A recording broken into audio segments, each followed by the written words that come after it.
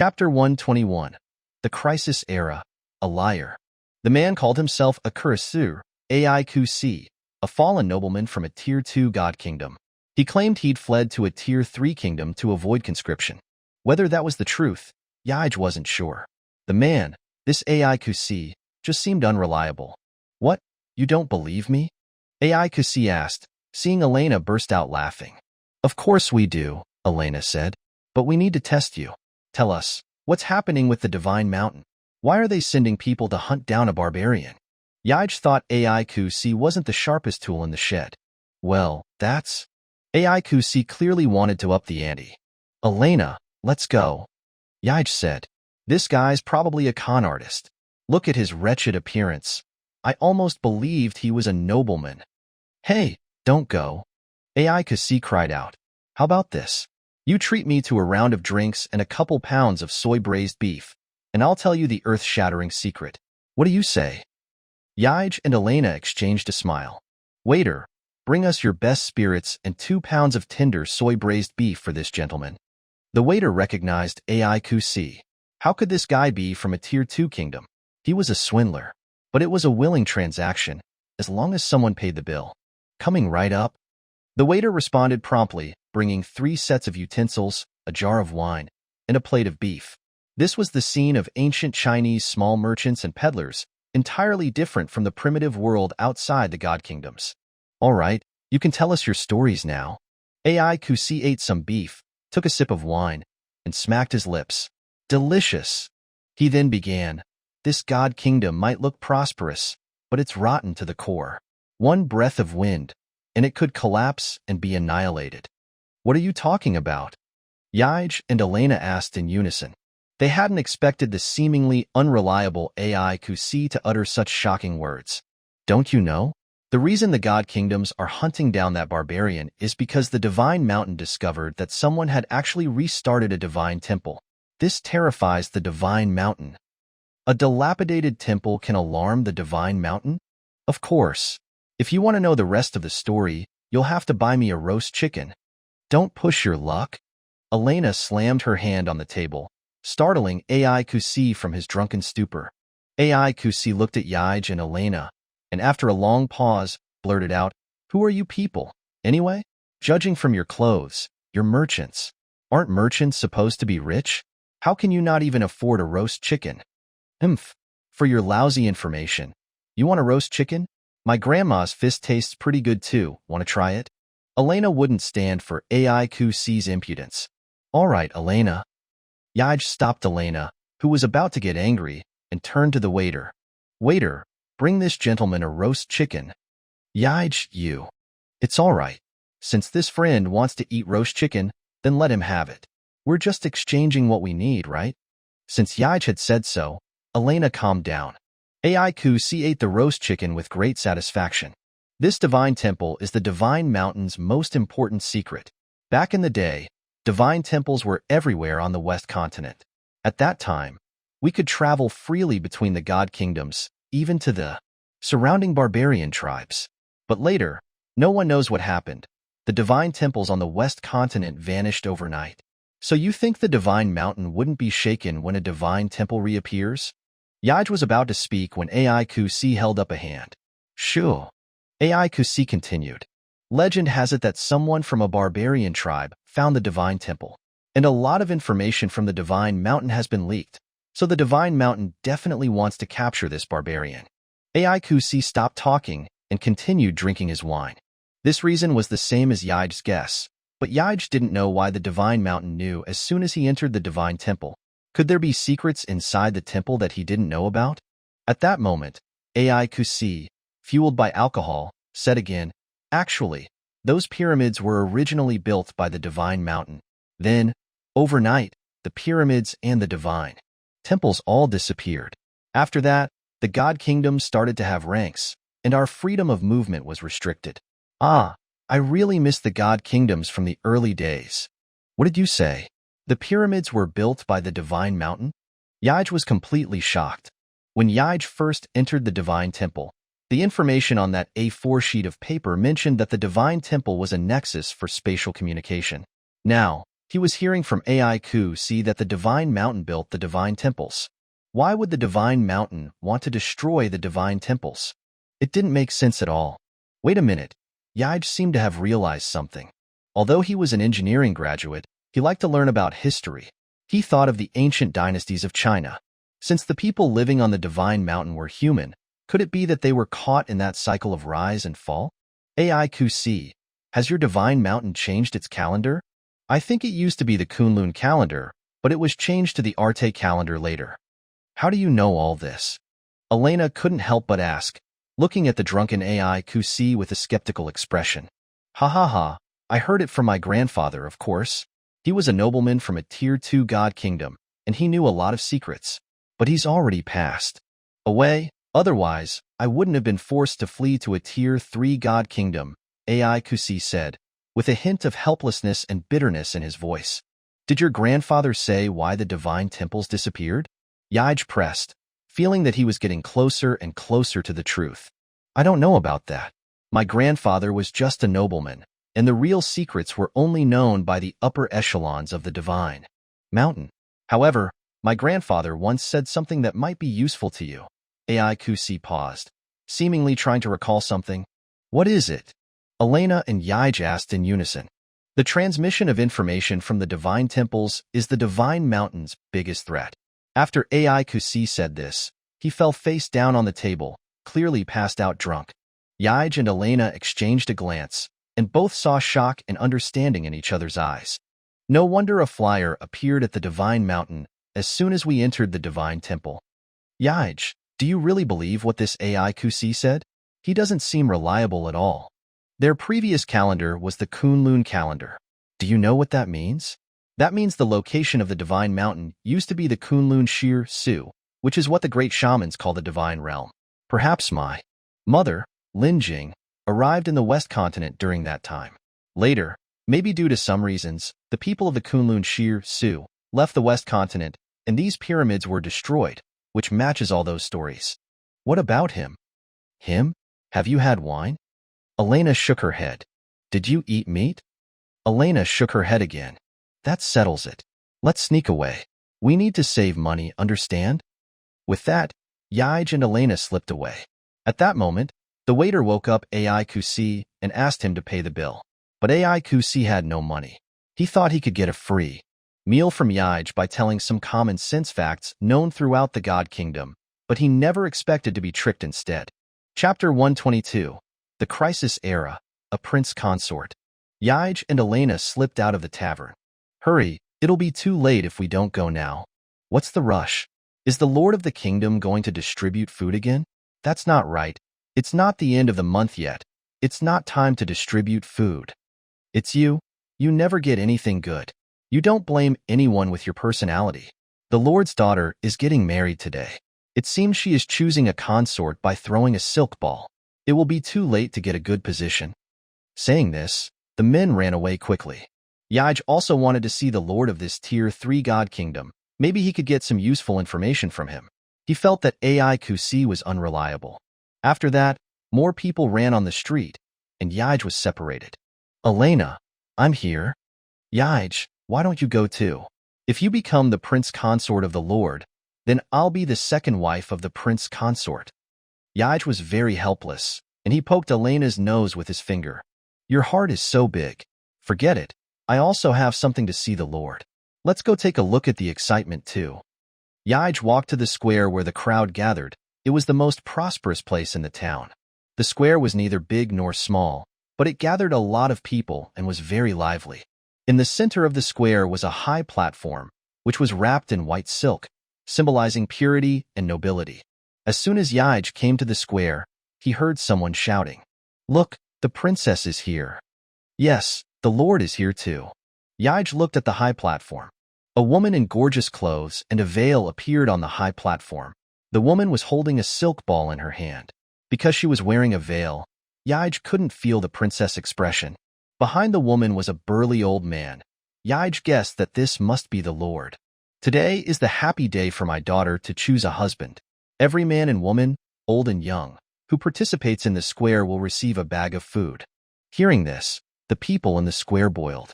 As long as they came today, they could receive a bag of food. Don't underestimate this bag of food. They could only get this bag of food for 3 days' hard work. So, some clever people sneaked away. They were not stupid, but too smart. These people went to call people, and it would be disrespectful to the Lord if they didn't call a few more people to receive the food. Some people even felt that their parents didn't have more children, and they couldn't have more children themselves. Unfortunately, it was too late. There was only one princess, and she would only get married once in her life if nothing unexpected happened. Yige had seen the Lord's methods. He easily mobilized people's emotions, and no matter who became the prince consort, these people would never have any complaints about the Lord. The Lord just did this with a little rice wine. Citizens, today is the happy day for my daughter to throw a silk ball to choose a consort. No matter whether you are of noble birth or not, as long as you are kind, talented, responsible, and of similar age to the princess, you can become the prince consort of my Dakian Tier 3 God Kingdom. I only have one daughter, and after I die, you will be the Lord. The heat wave was louder and louder, and the emotions reached the extreme. Okay, everyone, get ready. Let's start throwing the silk ball now. The Lord glanced at his daughter, and his daughter's eyes were always staring in one direction, which made everyone gather in that place. In this marriage with no love, only bread, everyone is willing to ask for it. Yige, do you know the princess? Where did this come from? Didn't you see the princess looking at your side all the time? Yige was too lazy to pay attention to Elena. This girl was getting more and more like to play pranks. No, to be exact, she was getting more and more like Mu Fei. Yige suddenly felt a pain in his heart. In fact, the princess was looking at the young man not far in front of Yige. Yige had noticed this a long time ago. Now it seemed that the two of them had known each other for a long time. But what reason hindered them from being together? Yige thought a lot of bloody plots in his heart. Of course, they were all learned in TV dramas, and he didn't expect to encounter such a situation in reality. Hurry up and grab it. The people in the square saw the princess throwing the silk ball and stared at the direction of the ball. Yige saw the princess putting her hands together and praying silently on the stage, and knew that his premonition was true. The silk ball drew a beautiful curve and fell into the crowd, and then flew up from the crowd. Everyone was excited, and everyone scrambled to grab the silk ball, which was what the Lord wanted to see. It seems that there is a conflict between the mother and daughter. Yige didn't mean to compete, but Elena didn't think so. So Yige, who had just squeezed out of the crowd and wanted to watch the excitement, saw a silk ball flying towards him. Yige, catch it. Yige saw the figure of the person clearly, and he couldn't find a second person without Elena, and Yige's hands honestly violated the brain's wishes. When Yige got the silk ball, the group of people swarmed again. Yige's legs instinctively made the action of running, and this group of people did not catch up with Yige at all. Good. As long as it was not the person his beloved daughter liked, he would be happy. The Lord waved his hand, and then there was a burst of drums on the stage. Everyone knew that the marriage selection was completely over. These people shook their heads and took a bag of food home. They could have a full meal tonight. The Lord let Yige come to the high platform. Yige was very restrained. He didn't mean to have this silk ball at all. The Lord saw that Yige's appearance was above average, and his conversation did not seem like that of a civilian, and he felt relieved in his heart. Although he was angry with his daughter, choosing a husband was not a trivial matter after all, and parents love their children, and the Lord's family was no exception. Yige's expression made the Lord realize that something was wrong. Okay, don't say anything first. Come on, my good son-in-law, let's go back to the Lord's mansion and discuss the wedding date. Yige was pulled back to the Lord's mansion by the Lord. The Lord's strength was great, and Yige gave up after struggling for a while. This was not a place to talk. Yige already knew the Lord's purpose. The Lord's mansion was a courtyard with 4 entrances and 4 exits, equivalent to the house of a wealthy gentleman in ancient China. Although it was called the Lord's mansion, it was no match for the palace. Although it was more prosperous than the tribes like the Sun Clan thousands of times, it was always a product of agricultural civilization, and they were only skilled in using iron production tools, so the Lord's mansion could not be very grand. Congratulations, you will be the prince consort of my Tier 3 God Kingdom, with supreme glory and wealth. Let's hold the wedding today, and you will have the wedding chamber tonight. Lord, you may have misunderstood me. I don't want to be the prince consort at all, and I have a wife. Saying this, Yige pulled Elena over. Yige, what are you doing? I really have no objection. As long as you are happy, it's okay for you to find a few wives. As long as you can give me a little spot. This made Yige completely speechless. And what made Elena even more speechless was that she actually took the princess' hand and started calling her sisters. You don't want to marry my daughter, then why did you grab the silk ball? I don't want to either. The silk ball came by itself. I don't care about this. You must have a wedding chamber with my daughter tonight. You are determined to get married. Yige was speechless when he met such an unreasonable person. He didn't want to. Why did he have to force himself to do these things? Chapter 123. The Crisis Era, Poison Wine. Yige did not succumb to the Lord. Lord, I have a wife. If you insist on me marrying the princess, is it fair to your daughter? Your wife is willing to take the initiative to give way, but you are obsessed. Let me guess why. Is my daughter not beautiful enough? Or is her figure not good enough? Or do you look down on these wealth? Yige shook his head. Then there is only one possibility. You are not a member of my Tier 3 God Kingdom. Otherwise, these things can definitely conquer you. Even if it can't, it will make you have a trace of ripples. But none of these have happened. Then there can only be one truth. That is, your identity is not simple. The Lord's voice was unquestionable. Tell me, what is your name? Yige. Nothing else? A person only has one name. Do I have other names? No, no, no. I don't mean that. You have to reveal other information. I said so much, and you only said 2 words. This is too disrespectful to my lord. Yige respectfully said, Lord, I really can't take this silk ball, and I don't want to get married. Moreover, your daughter doesn't like me. Why should I marry her? After Yige finished speaking, he felt a chill. What exactly are you? You know this. Lord, I am just an ordinary person. I want to follow the big river to find the end of this world. I didn't expect to encounter this recruitment, so I joined in the fun, but I didn't expect to delay the beauty. The Lord was also dubious, but his daughter did have someone she liked. But that person was just a wimp. How could he protect his daughter in the future and keep the family business of this Tier 3 God Kingdom? You say, will you marry him? This was what the Lord said to his daughter. The princess said, you know my heart. Okay, today I want to see what kind of hero is the one you chose, that is worth my daughter's reputation to follow. This makes me angry. The Lord waved his hand, and the guards brought in a handsome man. Although he was tied up, there was no trace of fear on his face. Yige recognized this man at a glance. It was the man in the square. The princess was full of anxiety. Yige whispered to Elena, and only the 2 of them could hear the voice. If you dare to play matchmaker for me again, see how I punish you. Elena made a face. The Lord saw all this in his eyes, and he thought that Yige was mocking him, and he was immediately full of anger, and he vented it all on the young man in front of him. Hit him for me. However, the man took a few whips without saying a word. Yige thought to himself that this man also had some backbone, and he thought it would be a good thing to complete this matter. But before he could take action, a beautiful figure pounced on the man, and the guards stopped the board in their hands. They couldn't hit it, and they couldn't not hit it. The Lord was even more embarrassed and angry. Yige took the opportunity to come forward. Lord, I won't marry the princess like this. I have a pot of wine here, enough to reassure people. If this strong man is willing to drink this wine, you will follow them? How about it? The Lord didn't know what kind of medicine Yige was selling in his gourd. Yige said loudly, this wine is poison wine. 1 cup will make people faint. 2 cups will make the soul disappear. 3 cups will not be saved, even by the divine mountain. As long as you drink these 3 cups of wine, I will let the Lord marry his daughter to you. How about it? Is what you said true? Of course, now the entire Dakian Tier 3 God Kingdom, who doesn't know that I am your future king, do you think what I said counts? Saying this, Yige saluted the Lord again. Lord, everyone is waiting for your word. At this time, the Lord was also riding a tiger, and it was difficult to get off, and at the same time, he wanted to sell Yige a favor. If this happened in the square, it would be a disgrace. At this moment, this was just a family scandal. Of course, this Lord allows it. Okay, I promise you.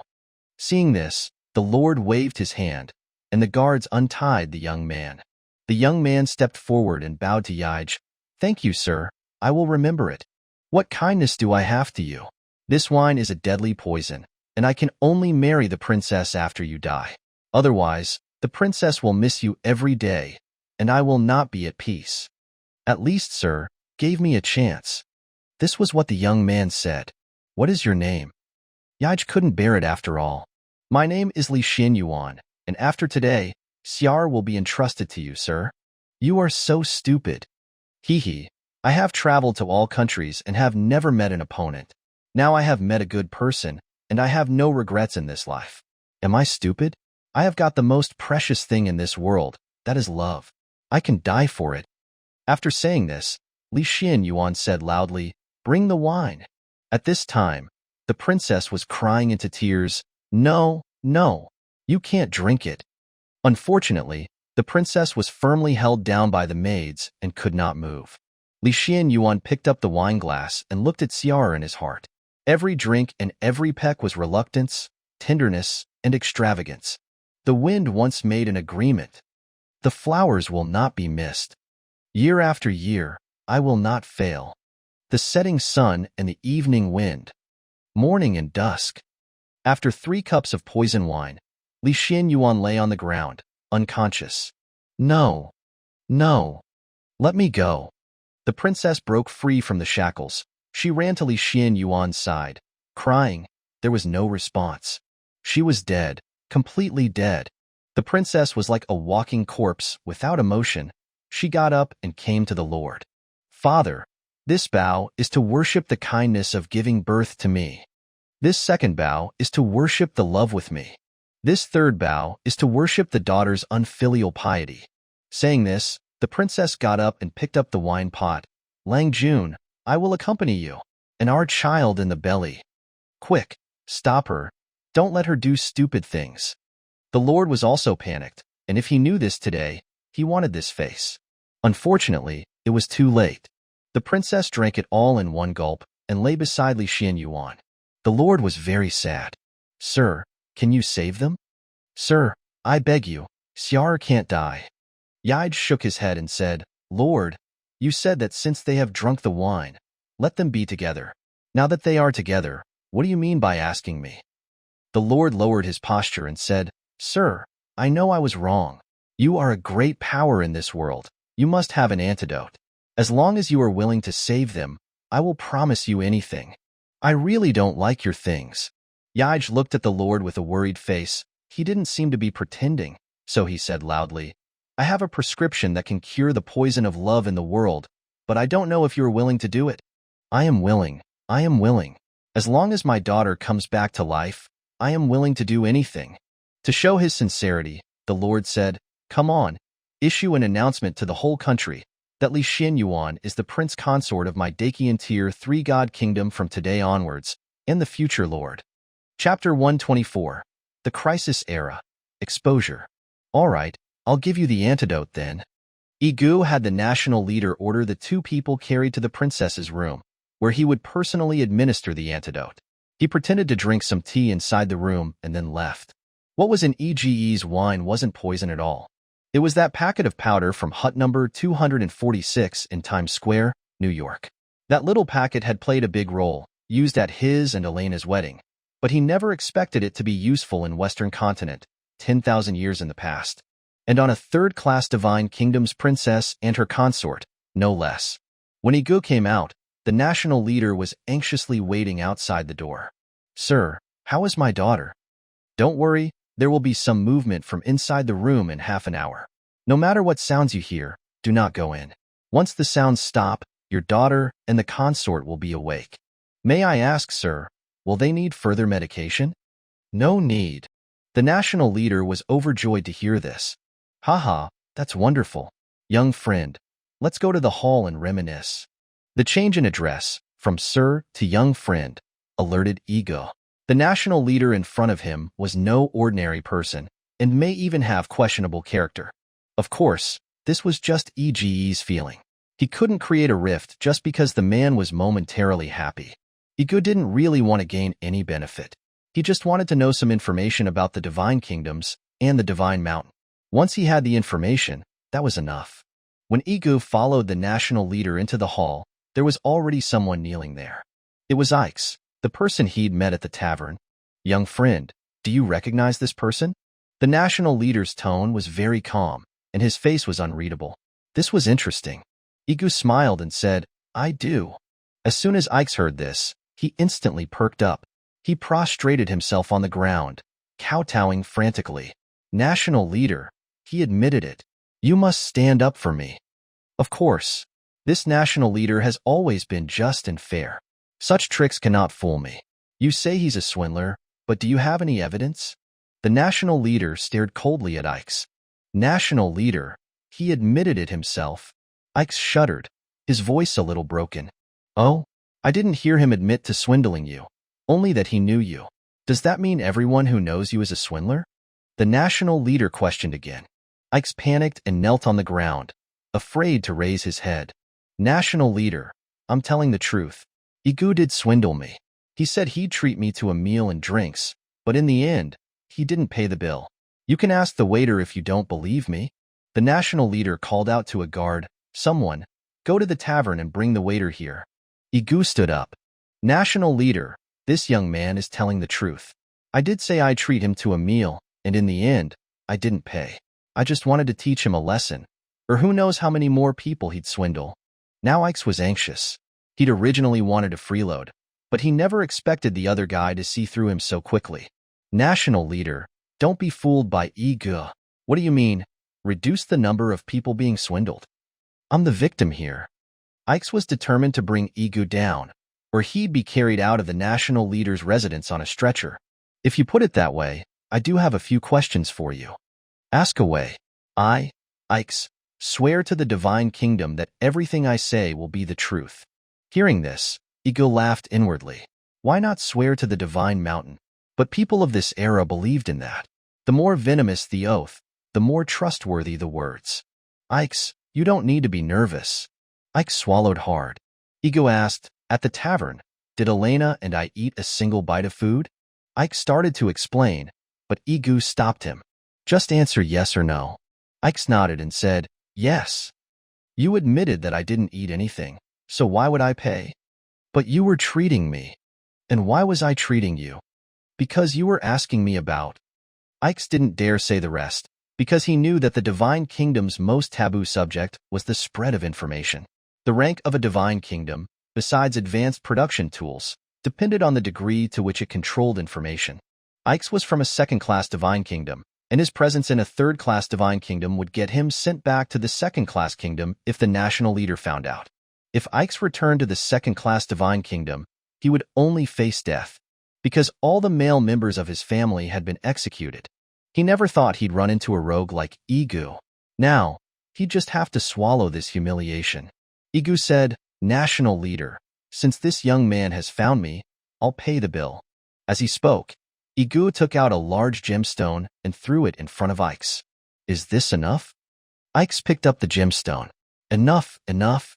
This gemstone was enough for him to eat and drink for a year. Ike was about to say goodbye and leave. Hold on. The national leader's head guard called out.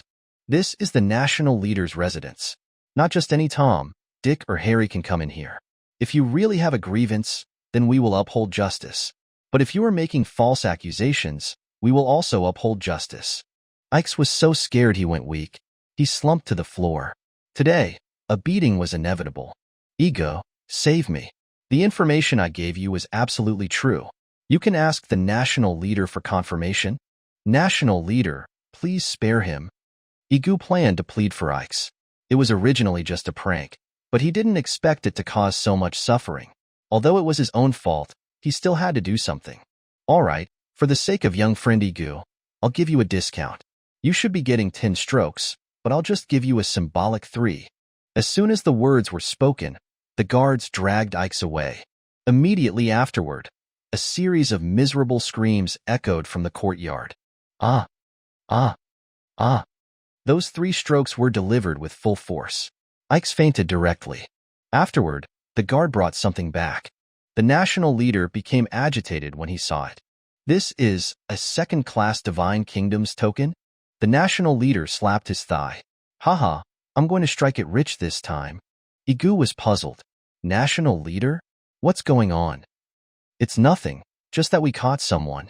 Sending him to the second-class divine kingdom can be exchanged for a large sum of money.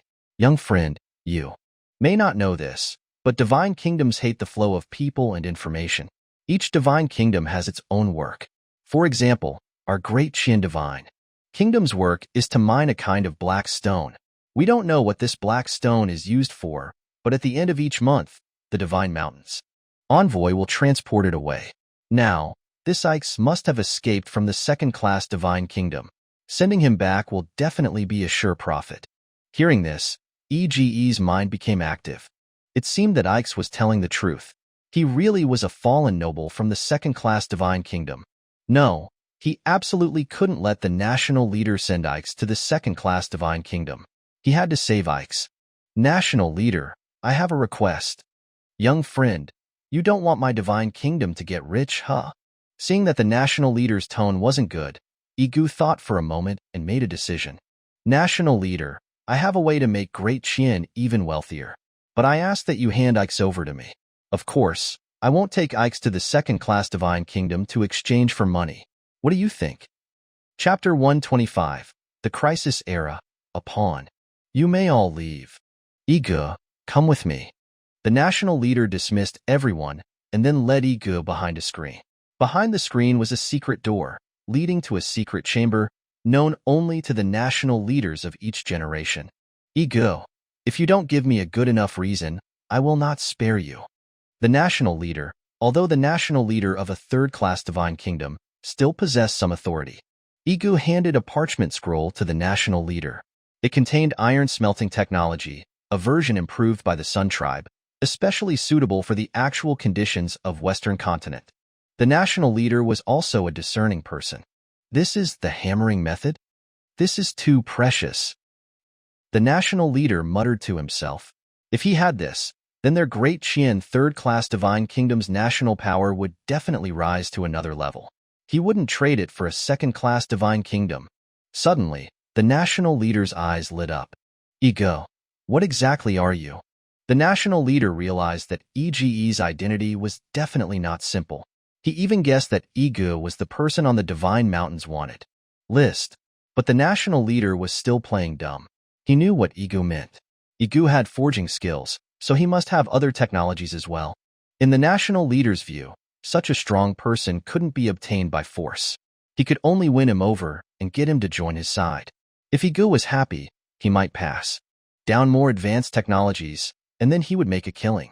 No, just relying on the current iron smelting technique, their Great Qian kingdom would become prosperous. So after asking the question, the national leader regretted it. He shouldn't have said that. I think you should know my identity, but you are smart and a very resourceful person. Of course, I also see your ambition. So, I can't tell you that I am the person you suspect. Yige was calm. On the contrary, the national leader stumbled backward and sat down in a chair. Are you afraid? Young friend, no sir. How could I be afraid? It's just that my body can't accept the fact that this news has been confirmed. Yige no longer pursued the national leader's address. All right, I need to ask you a few questions now. Answer what you know, and if you don't know, just say you don't know, understood? The national leader stood up and adjusted his clothes, respectfully standing to the side. Sit. Don't be so reserved. Besides, this is your territory.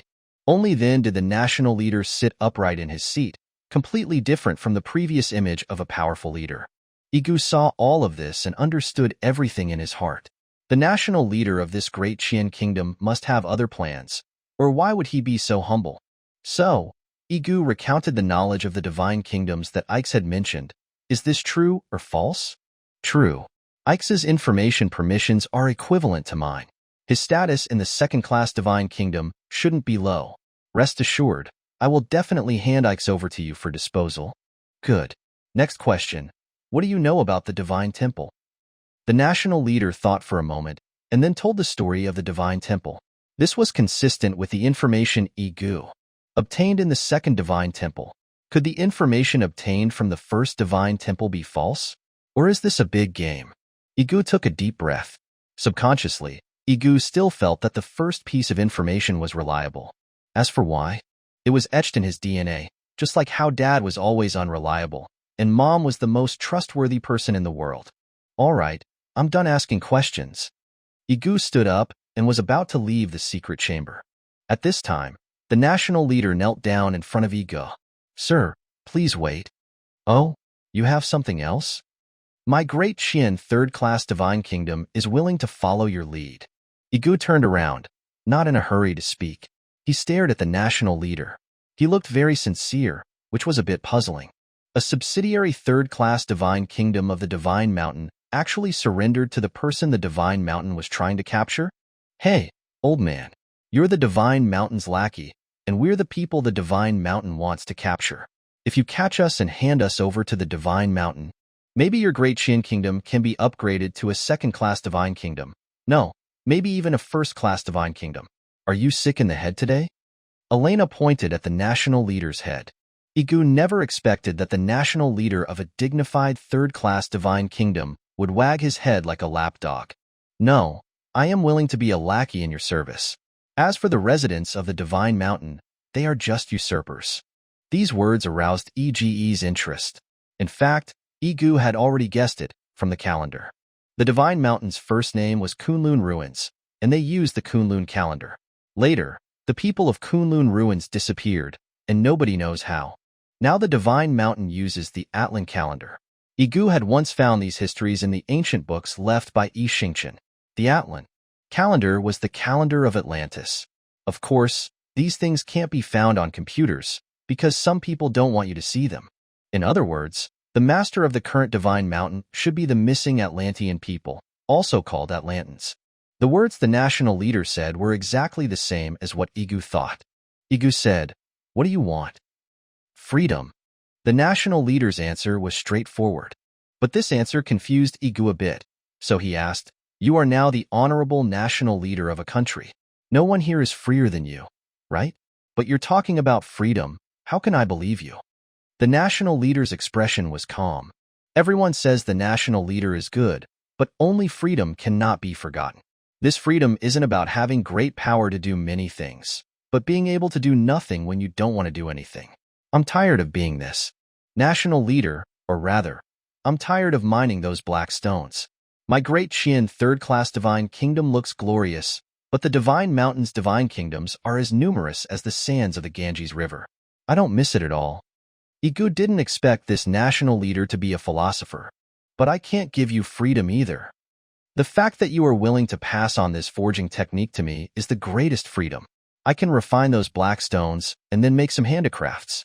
In this way, the overall spiritual life of our great Qian will be improved by several levels, instead of just living for 3 meals a day. What's the point of that? We'd be no different from livestock kept in a fence. You want more industrial technology? The national leader's eyes lit up, but there was no greed in his eyes, which was a bit strange. Just as Yige was wondering, the national leader suddenly said, "Sir, you are someone who does great things. I am truly willing to become a pawn you plant in the divine kingdoms. In fact, there is a secret gang inside our divine kingdoms called Queen Mother of the West. This gang hopes to overthrow the Divine Mountain's rule one day and revitalize the Divine Mountain in the divine kingdoms." Queen Mother of the West? Yige asked in confusion. The national leader said, "Because our ancestors of these divine kingdoms were once favored by her, they have survived to this day. Now I secretly worship this Queen Mother of the West, so our alliance is also called Queen Mother of the West." Yige didn't know why he suddenly became nervous. His voice trembled a little. "Can I see her portrait?" Chapter 126, The Crisis Era, Queen Mother of the West. It seemed that the national leader really regarded Yige as the leader. He led Yige deeper into the secret chamber. "Sir, I finally know why you looked so familiar when I saw you. Looking at you carefully, you do resemble that Queen Mother of the West a bit, but you also resemble the person on the Divine Mountain a bit. Please don't take it to heart. I am so excited to be a lackey in your service that I am starting to talk nonsense." Even though he said that, how could the words that entered the ears just be thrown away? Yige's heart was full of anticipation, and even his breathing became heavy. Creak. The door of a secret room was opened. "Sir, please go in. I will guard you here." Yige was about to step in, but Elena followed him in, but the national leader stopped her. "Sir, please go in alone." Yige nodded and walked into the secret room. Elena stared at the national leader with dead eyes. "If you dare to play any tricks, I will make you, your daughter, and your entire country pay." The national leader quickly stated his position. "I wouldn't dare. I said that I am a lackey in your service. The most important thing for a dog is loyalty. How could I possibly harm you?" As he spoke, the national leader sat down in his chair, closed his eyes, and waited for Yige to come out. Yige entered the secret room. It was a small room about 20 meters square. There was an altar table against the wall, with some fruit plates and 3 incense sticks on it. Above it was the portrait of the so-called Queen Mother of the West. The entire secret room was relatively tidy, indicating that the national leader often came to clean it. This made Yige very comfortable. At least the national leader's family knew how to be grateful. Yige stared at the Queen Mother of the West in the portrait. Her face was solemn and mysterious, as if it contained endless wisdom and power. He suddenly remembered seeing this portrait on the wall in the Divine Temple. The two had an amazing similarity. Yige shook his head secretly. When he stepped into the Divine Temple guarded by the Sun Tribe and Shadow Tribe for the second time, the walls were empty, which made people suspicious. "Perhaps someone is interfering with my path, just like numbers 2 and 3 back then," Yige murmured to himself. As soon as Yige's voice fell, he discovered that there was something behind the portrait. Yige flipped the portrait open, and there was another small black box inside. The box was covered with thick dust. What was puzzling was that this box was the same as the one in the Divine Temple. Yige's interest was immediately piqued. He wiped the black box clean and examined the patterns on it. This should be writing. Yes, it must be writing, the same ancient writing as the one found in the second Divine Temple. Then this box is likely left by Yige again. Yige really didn't know what his father wanted to do. Finally, Yige decided to open the box. The moment the box was opened, Yige was confused again. The contents inside were probably not left by Yige, because Yige had said that if he wanted to pass information to him, he would use handwritten letters. But inside this wooden box was a sheet of A4 paper. Yige now had too many questions, and even the direction of his efforts might be wrong. If so, he really didn't know if he could leave the Western continent world alive. No, he had to uncover this mystery. He had to leave Western continent. He had to find the node where Mu Fei survived. Yige's purpose for living was to revive Mu Fei. Yige picked up the A4 paper and carefully read the information on it.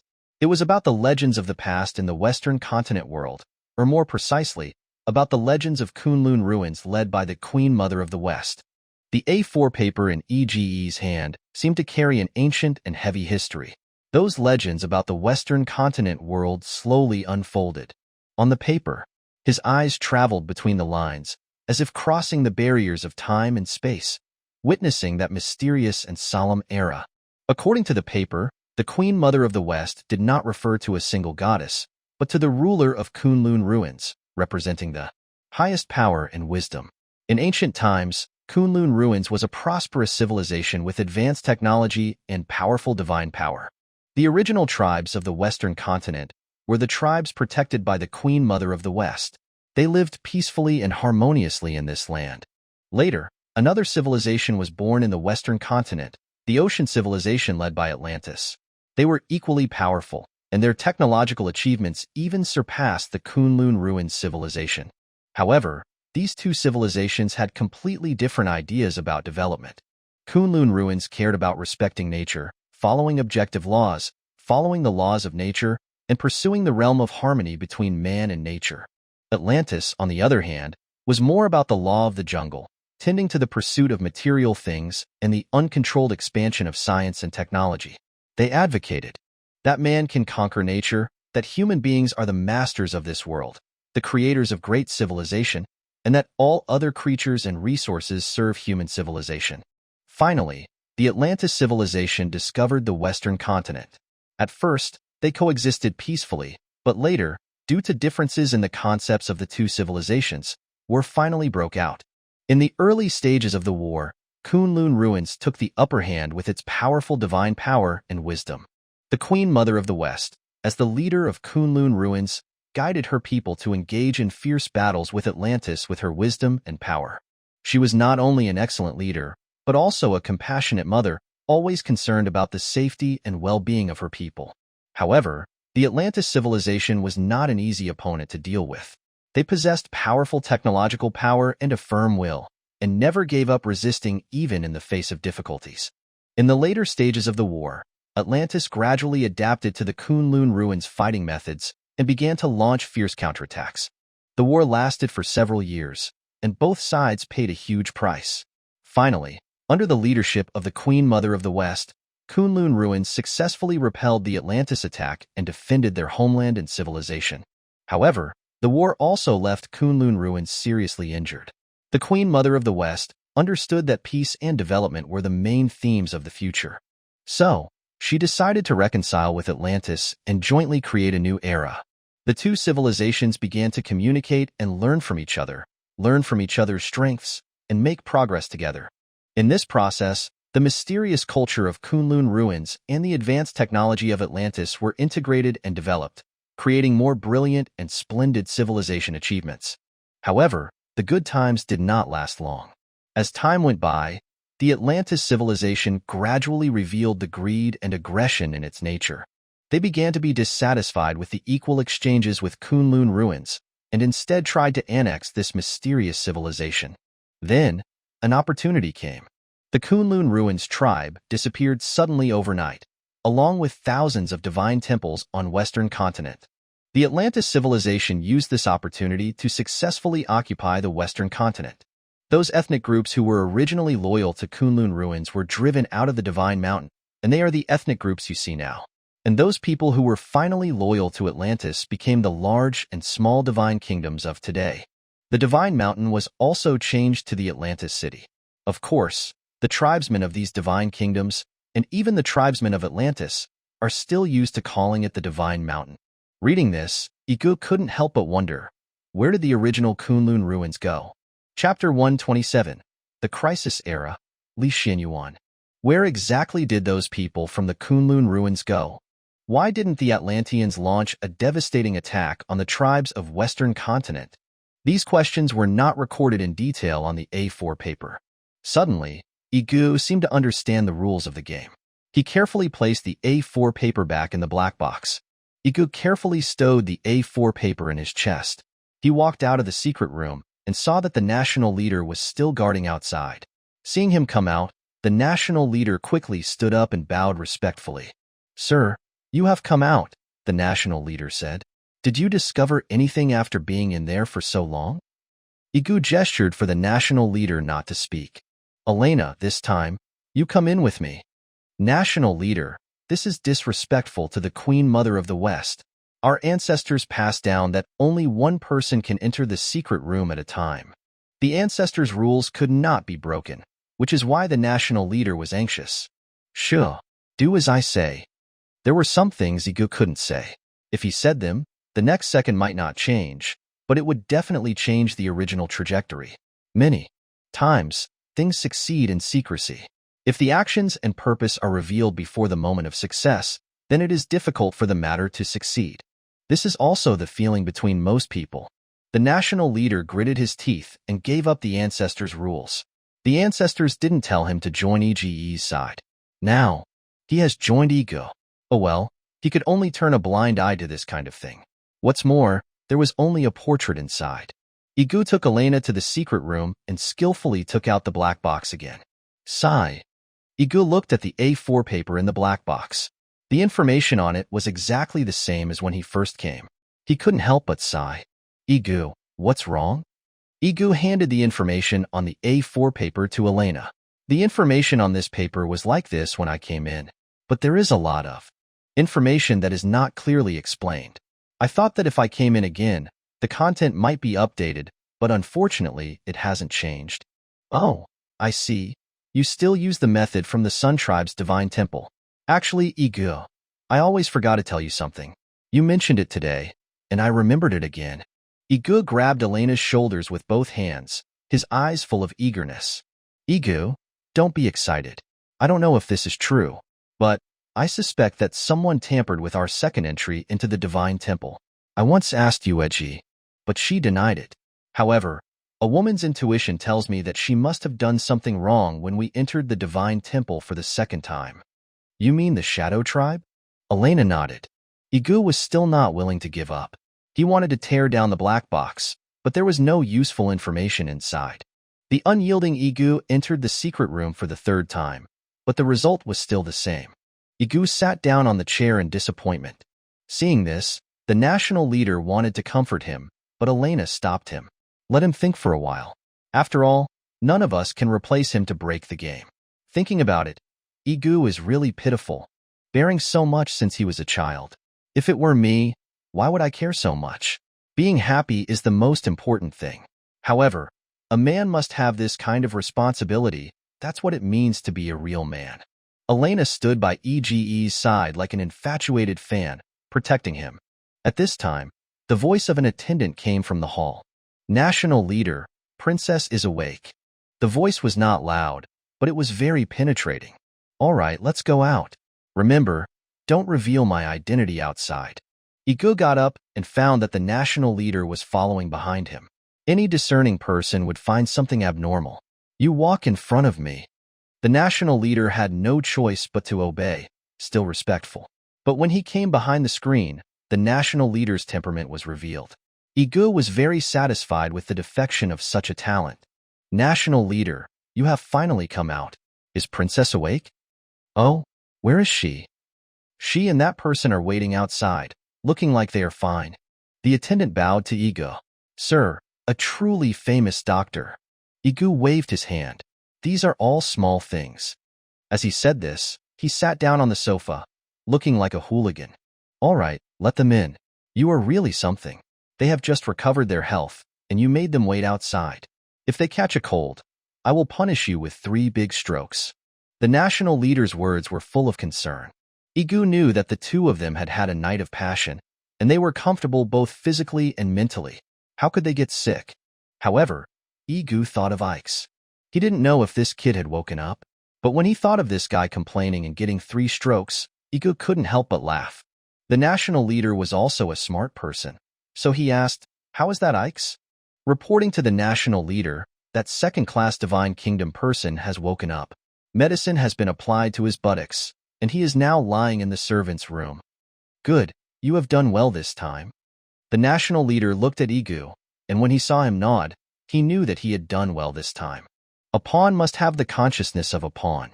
Soon, the princess and Li Xianyuan came in. Xiao, Li Xianyuan, it was Sir Yige who saved your lives. Why don't you kneel down and thank him for his life-saving grace? Li Xianyuan and the princess looked at each other. Their faces flushed, and they bowed to Yige. Yige stopped them. All right, you can be considered to have lovers finally getting married. You should thank your father for his generosity. It has nothing to do with me. These words made the princess even more shy. Thank you for your success, sir. As he said this, the princess knelt in front of the national leader. Father, Xianyuan and I are truly in love. I hope you will fulfill our wishes. The national leader's face was very solemn. Xiao, it's not that I am obstructing you, but I only have you as my daughter. I can't possibly let you marry someone who is unclear and of unknown origin, right? The national leader looked at Li Xianyuan. Tell me, who exactly are you? We, Great Xian, have no such person as you. Li Xianyuan looked embarrassed. National leader, it's not that I am unwilling to tell you. It's just that my identity is special. You can let the people around you leave, and I will definitely confess the truth. The national leader waved his hand, and the guards and attendants left. Yige and Elena were also about to get up, but the national leader hurriedly stopped them. Sir, you are their lifesaver. Why bother? I don't like to inquire about secrets the most in my life. Since the national leader has requested it so, then I will respectfully obey. Although Yige said this, his body was also honest. His buttocks had never left the chair. Li Xianyuan said, I don't belong to Western Continent, but I came here from the Far East. I accidentally stumbled upon Great Qian Divine Kingdom. Here, I met Xiao. This place will be my home from now on. The national leader looked puzzled. What nonsense are you talking about? This Western Continent is the world, and the world is the Western Continent. Where else is there a Far East? Are you talking about the primitive tribes east of Western Continent? Impossible. You kid is lying. Yige felt that the national leader was really angry, so he hurriedly stopped the national leader. Otherwise, if this knife was struck down, this Li Xianyuan would be dead. Don't be impatient. What he said is true. The national leader looked at Yige in disbelief, with the knife in his hand across Li Xianyuan's head. The princess hurriedly stepped forward and stopped the national leader. Dad, what are you doing? What Li Xianyuan said is true. He is also a prince. Prince? Him? Haha, a weak person is actually a prince? What nonsense are you talking about? The national leader's calmed mood became irritable again. Get up, let me chop him. Chapter 128. The Crisis Era, the Far East World.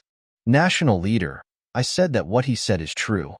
Sir, don't be blinded by this kid. Whether it was the Kunlun Ruins era or the current Divine Mountain, the entire world is only so big. To the north is the sea, to the east is the sea, to the south is the sea, and to the west is even more of the sea. Does this kid live in the sea? No, in the Far East, there is a vast continent, rich in resources, and a highly developed civilization. As for what stage it has reached now, I can't say. Let your precious son-in-law tell you.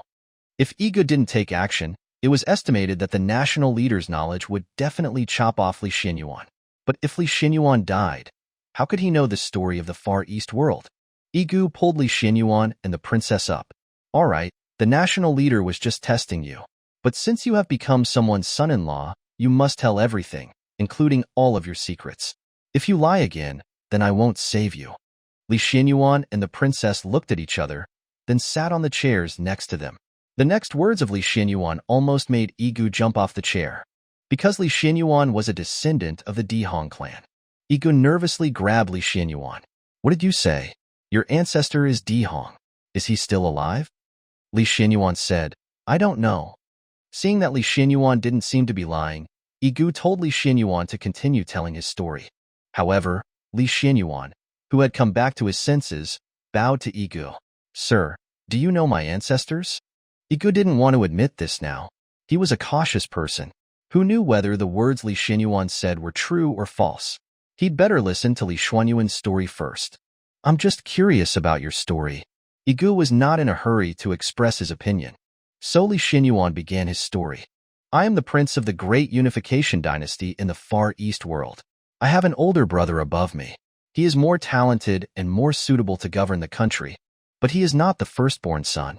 My father intends to pass the throne to me, the firstborn son, but I am not at all interested in governing the country. But my father, mother, clan, and ministers didn't think so. The throne must be given to me, just because I am the firstborn son. Moreover, they chose a woman for me to be a concubine, without my consent. Of course I didn't want to. So, on a dark and windy night, I ran out of the palace.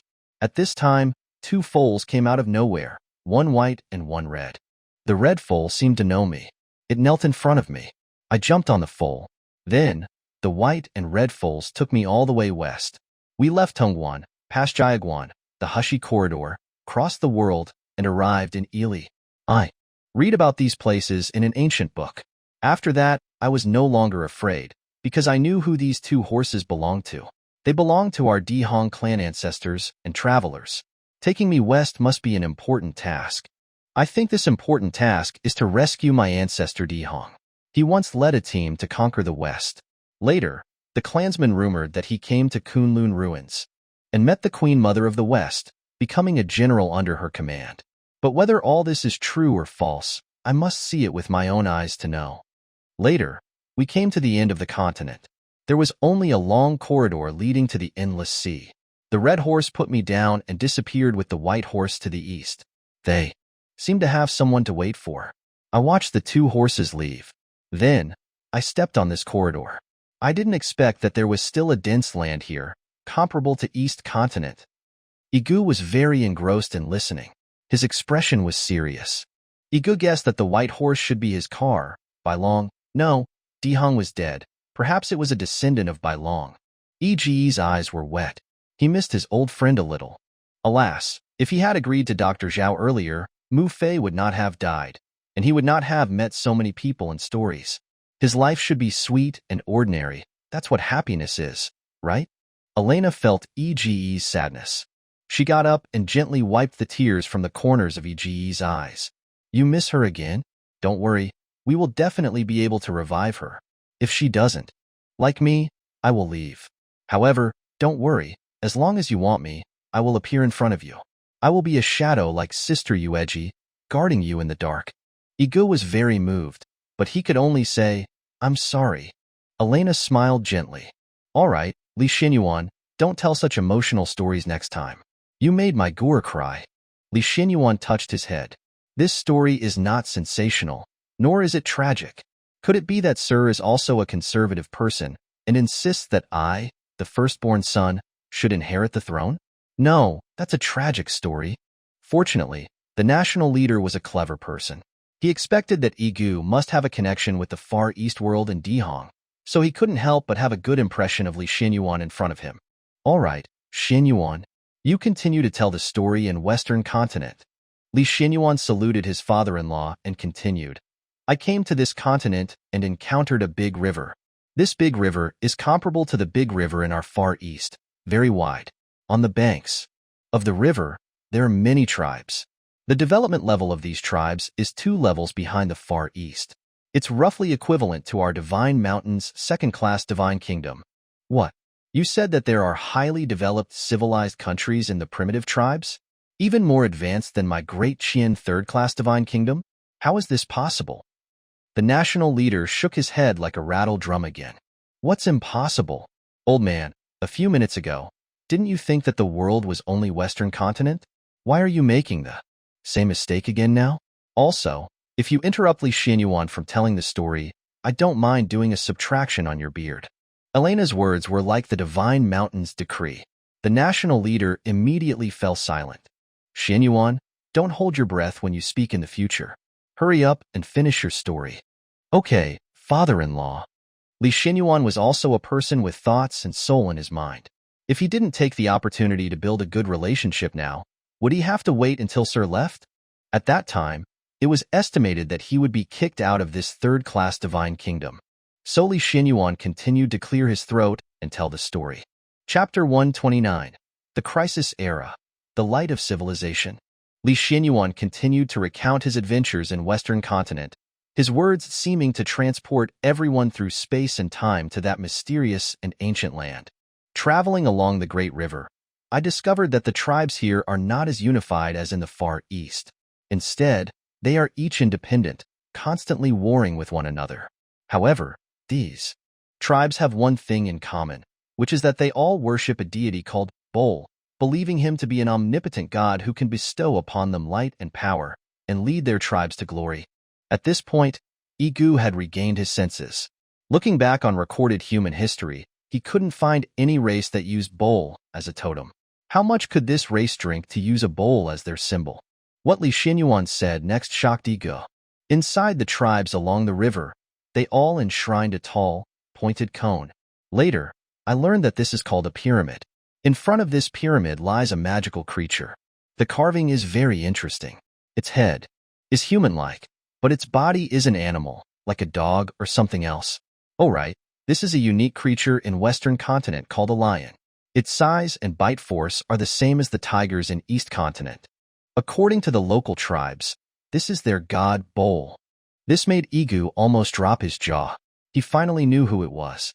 Only that person would create such a prank. Is the person's face you're talking about a rare beauty in the world? Yige asked. Li Xinyuan nodded in surprise. Has Sir been to that place too? That man is quite handsome except for the frame around his eyes. No, that's a place I want to go to. Yige had already received confirmation from Li Xinyuan's words. His guess was indeed correct. Bol? Wonder? This must be Dr. Zhao and that dead cat. They had passed through the Devil's Eye first and had even been to Western continent. Did the tribes say where Bol went? Yige asked, trying to control his excited heart so as not to reveal too much. They left. They left on the deity's carriage, Li Xinyuan said. Left? Yige seemed to be a few steps behind. Dr. Zhao and that dead cat had left Western continent? Could it be that they left with the group of the Queen Mother of the West? Does that mean the Kunlun ruins of the Queen Mother of the West also reached an unknown space through the AI body? If this was true, then everything Yige encountered in Western continent could be explained. Dihong led a team to Kunlun ruins, where he met the Queen Mother of the West. Kunlun ruins used the temples of Western continent to create a curved body, and using this curved body, they found an AI body, wormhole, similar to the Devil's Eye, and went to a certain world together. As for Dr. Zhao and Oenyar, they built a pyramid in a similar way and then left this world together? This sounded unreliable, even more legendary than myths and legends. But if he didn't explain it this way, everything was incomprehensible. Oh well, maybe he'll find the answer in the future. Sorry, I was a little distracted just now. Please continue telling the story. Li Xinyuan continued. Among these tribes, there is the most powerful kingdom, called Ancient Egypt. The rulers of this kingdom are called pharaohs, and they consider themselves to be the incarnation of gods, possessing supreme power. The people of ancient Egypt have great worship and awe for the pharaohs and gods. They believe that only the pharaohs and gods can lead them to prosperity. Li Xinyuan continued to describe what he saw and heard in ancient Egypt. He told of the pyramids, temples, hieroglyphs, and the mysterious sacrifices and rituals of ancient Egypt. He described a world full of mystery and legend, amazing everyone. In ancient Egypt, I also met a wise man. He told me that my ancestor Dihong had been here, exchanging wisdom and power with the pharaohs and gods of ancient Egypt. He also told me that my coming here was not accidental, but an arrangement of fate. I need to find the divine mountain to see my ancestor. So Dihong really went on a Western expedition to this place? Wait a minute. Yige remembered that the purpose of Dihong's Western expedition was to attack the Sirius tribe and avenge their imprisoned ancestors. Does that mean that there are people from the Sirius tribe in Western continent? Finding the divine mountain would allow him to see Dihong. So where is the divine mountain? The current divine mountain is occupied by Atlantis City. The 2 parchment scrolls in Yige's hand marked this location, but now was not the time to go to the divine mountain. The national leader was also equally shocked. Xinyuan, did your ancestors wear armor, ride tall warhorses, and carry incredibly sharp weapons? Li Xinyuan nodded. My ancestors have seen them. They were the most loyal subordinates of the Queen Mother of the West. You may not be able to find him, because he left Western continent with the Queen Mother of the West and Kunlun ruins. Regret was written all over Li Xinyuan's face. Phew. Yige breathed out a mouthful of turbid air, and then took out those rubbing papers. Do you recognize these carvings? I seem to have seen them before. Oh right, these are the words of ancient Egypt. No, they were seen in the murals of the Holy Land of ancient Egypt. This kind of writing is too primitive. Perhaps the pharaoh of Egypt would recognize it. Li Xinyuan's words made Yige wish he could go to ancient Egypt now. Sir, there is still a long way to go to ancient Egypt. It took me almost a year to get there, and I had to go through a second-class divine kingdom. That second-class divine kingdom is very depressing. Sir, you should be careful if you go. Yige didn't respond. Hearing this, the national leader got up and took out a piece of parchment. Xinyuan, where is that Egypt you mentioned? This parchment was rough, and the proportions were different. He didn't know who drew it, and it was not at all on par with the parchment scroll in Yige's hand. Li Xinyuan looked for a long time on this parchment, but couldn't find it. Have you ever been to ancient Egypt? I have been there. I came from there. Father-in-law, if I haven't been to that place, how could we describe these stories so realistically? Oh right, you may not be able to read this. Father-in-law, you underestimate me too much. I am a prince of the Great Unification Dynasty, that is, your divine mountain's young master. I knew how to recognize maps at the age of 3 or 5. It's just that your map is a bit. Li Xinyuan didn't say the rest of the words, but Yige laughed. Yige knew that Li Xinyuan was complaining that the map in the hands of his father-in-law, the national leader, was full of errors, but what Li Xinyuan didn't know was that this parchment scroll was the most confidential secret of the Great Qin third-class dynasty. All right, put away your parchment scroll. This thing is full of errors and omissions. I don't know how you got it. Yige said this, and the national leader's face flushed. This is a treasure that our Great Qin divine kingdom passed down with the imperial seal. Sir, you have laughed at me. Now you know what kind of freedom I want, right? In this divine kingdom, the transmission of news is really too closed. Alas, if our divine kingdom wants to achieve true civilization, it must break this state. All right, if I rub off a real map for you later, you won't be hiding it in your arms every day. With that, Yige took out the parchment scroll. Point out the location on this map. Li Xinyuan quickly found the location of ancient Egypt on the map. Yige said to the national leader, "What is the name of that Ix's second-class divine kingdom?" Red Maple's second-class divine kingdom. It is exactly in this position. The location pointed to by the national leader was exactly on Yige's way to ancient Egypt. Chapter 130. The Crisis Era. Peril in the Desert. In order to solve the mystery of the symbols on the rubbings, Yige decided to advance towards the civilization of ancient Egypt. Of course, the inevitable path was the Red Maple second-class divine kingdom. At the same time, Ix was brought to the door. National leader, Ix of the second-class divine kingdom is brought here. All right, bring him in. Ix was brought to the council hall. Knowing that his identity had been revealed, Ix was very careful at the moment, because he knew very well that the next fate would be to be sent back to the second-class divine kingdom, which for him was no less than a death sentence. Ix, are you a noble of the Red Maple second-class divine kingdom? Yes, my family was all slaughtered, so I escaped. I hope the national leader will take me in out of pity. Pity? This is not a good reason. There are many pitiful people in this world. Do I have to take in all those pitiful people? But the national leader didn't finish his words. He wanted to give Ix a chance.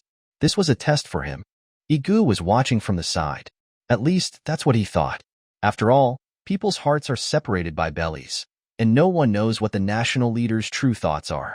Ix on the side was not a fool either. National leader, you can just say whatever you want me to do. As long as you give me a way to survive, I am willing to do anything. Do you want to go back to the Red Maple second-class divine kingdom? I certainly don't want to. National leader, since you don't want to give me a way to live, why play with me? I understand the rules. Sending me back to the Red Maple second-class divine kingdom, your great Qian will get a considerable income.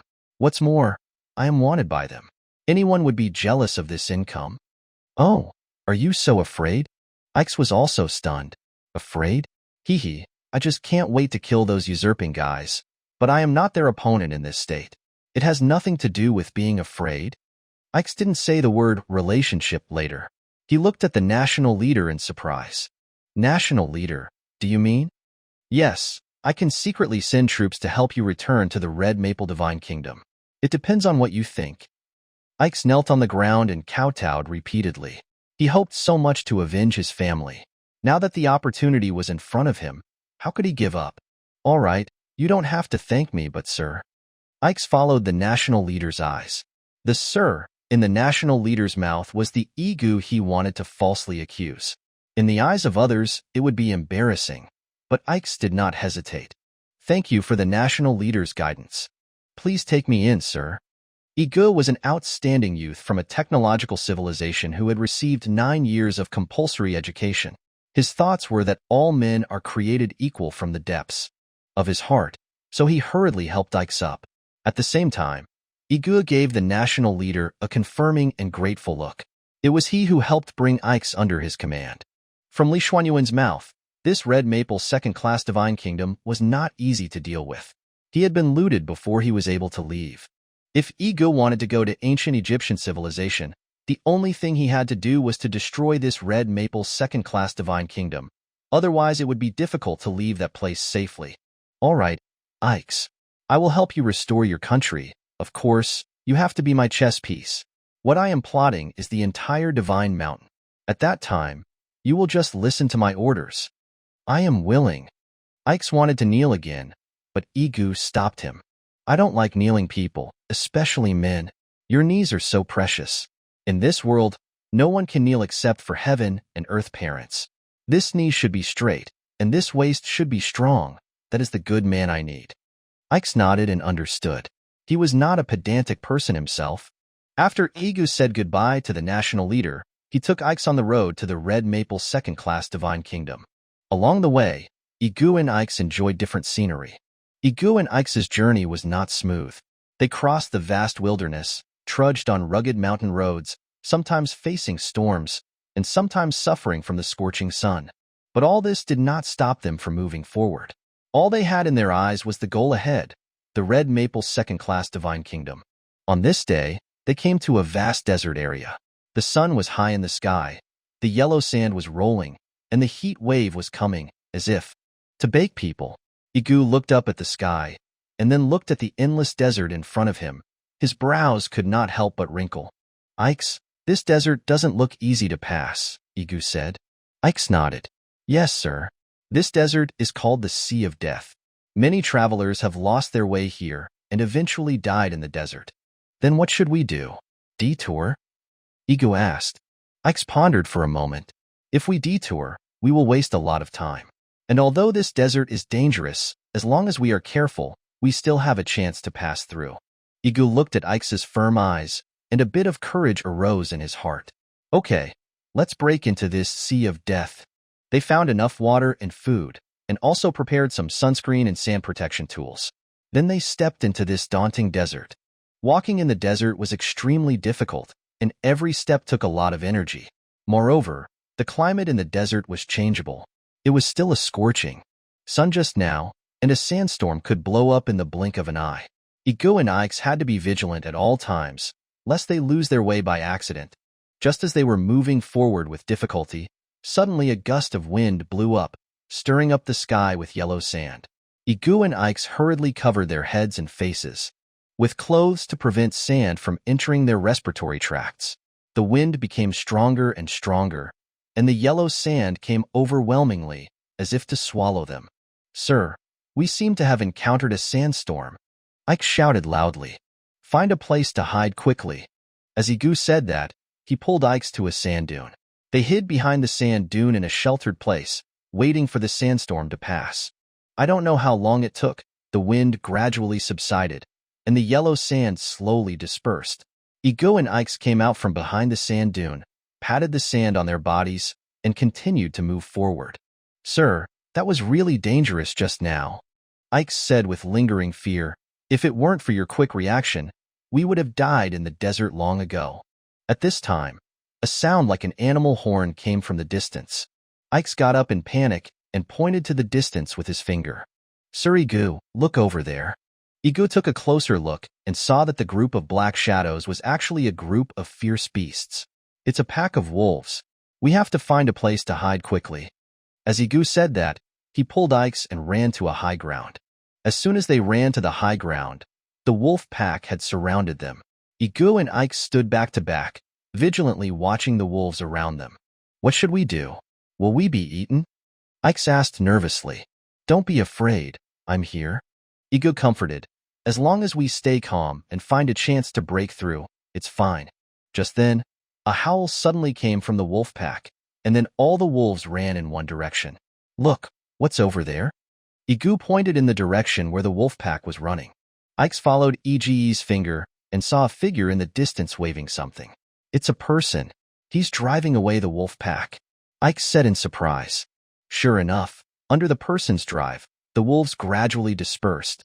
Yige and Ix also breathed a sigh of relief, walked down the high ground, and walked towards that person. When they got closer, they realized that the person was a young woman. She was wearing a green dress and was holding a long whip, looking at them warily. "Who are you? Why are you here?" the woman asked coldly. Chapter 131. The Crisis Era. Sandworms. "Who are you?" Elena stared at the beautiful woman, her eyes darting back and forth. Finally, she looked at Yige, then back at the woman. "Whatever. Doesn't matter who you are. See that guy over there? That's my husband. Though, I guess he's your husband now too." Yige, brushing sand off his clothes, hastily clamped a hand over Elena's mouth as soon as those wild words came out, fearing what other scandalous things she might say. Just then, X also got to his feet and came over. "What's wrong? You guys." X trailed off, unable to finish the sentence. He was too excited, even making Yige wonder if he should pinch him. The next moment, he was waving his arms around like a madman. At the woman, of course. The woman's name was Aya. She was once the princess of the Crimson Maple Divine Kingdom and X's former sweetheart. They were childhood sweethearts. But who could have foreseen a coup that forced both X and Aya to flee the Crimson Maple Divine Kingdom? Later, they were caught in a desert flood and separated. X had assumed Aya had passed away and drifted about like a living corpse, eventually ending up in the Great Qian third-rank divine kingdom. How could he not be thrilled to see her again? X, is that really you? At that moment, the woman recognized the person standing before her, the lover she had longed for. Since being separated by the flood, Aya hadn't left this place, firmly believing X was still alive and that he would return.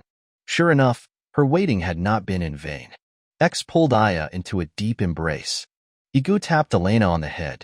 If you try to mess with people's relationships again, I'll spank you. Ah, Yige, so that's what you're into. It's okay, I don't mind. Yige often felt helpless around Elena, but also felt indebted to her, so he usually let her do as she pleased. All right, you lovebirds, how about not treating us like we're invisible? Elena jumped away from Yige, teasing the reunited couple. But at that very moment, another sandstorm began brewing in the desert. Crap, run. It's a sandworm storm. Aya's face was filled with terror. She grabbed X's hand and started running. Yige and Elena followed close behind. Yige glanced back at the storm once, then stopped running. He'd seen someone standing in the desert. The person was wearing a floral sundress streaked with blood. That figure, that beautiful face. It could only be Mu Fei, the woman he had been dreaming about. Yige was completely captivated. He turned around, ignoring everyone's shouts, and ran toward the sandworm storm. Mu Fei, is it really you? It's been so hard. I've missed you so much. Yige ran like the wind. Elena chased after him, shouting, No! Yige, that's a sandworm, not Mu Fei. Aya had been the one to identify the sandworm. Yige was running toward a gigantic creature, dozens of meters long, its entire body covered in tough armor plating. Its mouth was like a massive suction cup, capable of devouring anything that got too close. When the sandworm moved, it whipped up huge waves of sand in the desert. Don't go. Elena lunged forward and finally caught up to Yige. Elena, that's Mu Fei. Let go of me. I need to see Mu Fei. Elena couldn't explain. All she could do was hold on to Yige tightly. Yige was now completely lost in his illusion. There was no Mu Fei in front of him, only the gigantic sandworm. Its suction cup mouth had already opened wide, waiting for Yige to rush in, but Elena had ruined its meal, enraging it. It roared in fury. A wave of rancid stench washed over them. Then came a massive claw, slamming down. Elena grabbed Yige, dodging to the side. The two tumbled across the sand. The sandworm was now even more enraged. In its mind, these two-legged, upright walking creatures were always delicious. Now, one had slipped away. The sandworm chased after Yige again. Just then, X and Aya arrived. Hey, big guy, Grandpa's here. Come and get me. X threw the wooden stick he was carrying hard at the sandworm. The stick struck the sandworm on its back. The pain enraged the sandworm. It turned its head to look at X, then changed direction, charging towards him. Seeing that the sandworm had taken the bait, X grabbed Aya and ran in the opposite direction from Yige. Finding a moment to breathe, Elena held Yige tightly, trying to pull him out of his hallucination. If Yige couldn't snap out of it today, all four of them would become the sandworm's meal. Yige, look at me. It's Elena. That's not Mu Fei. It's a sandworm. Wake up. Elena shouted, shaking Yige's body with all her strength. Yige's eyes slowly focused, losing their dazed look. He saw Elena's anxious face, heard her shouts.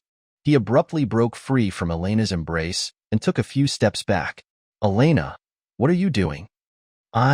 What happened to me? Yige asked, dazed. You were hallucinating.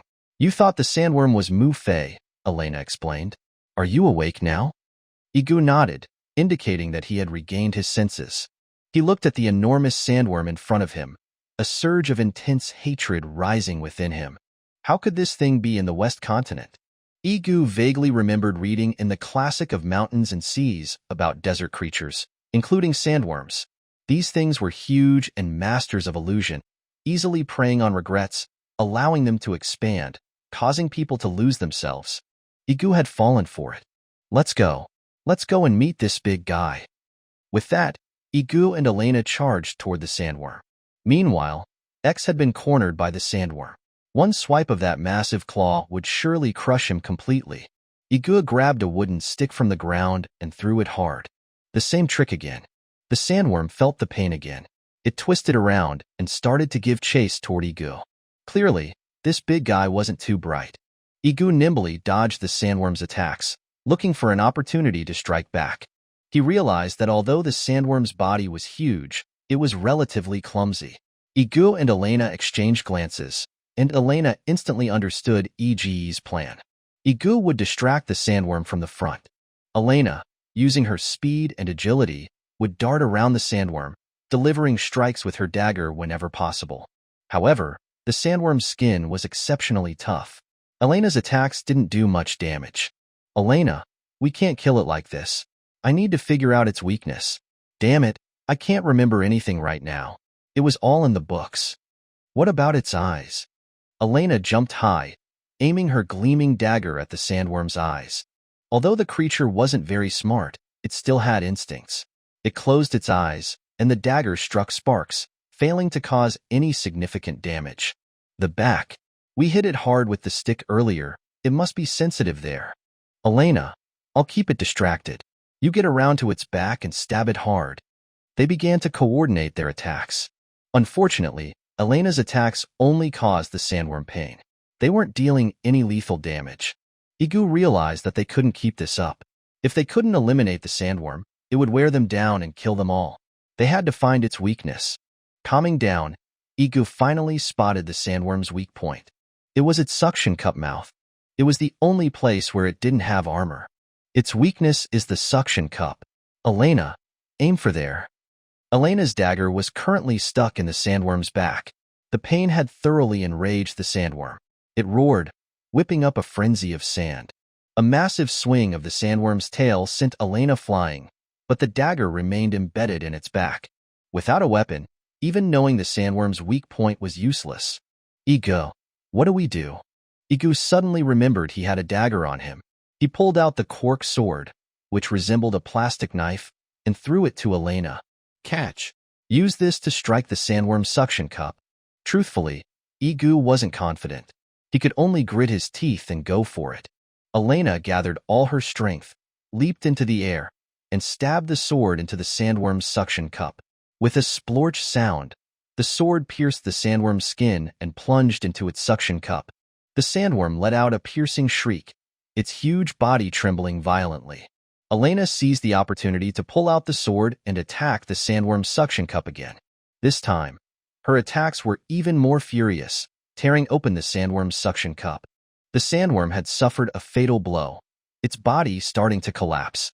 Finally, under Elena's relentless attacks, the sandworm fell to the ground.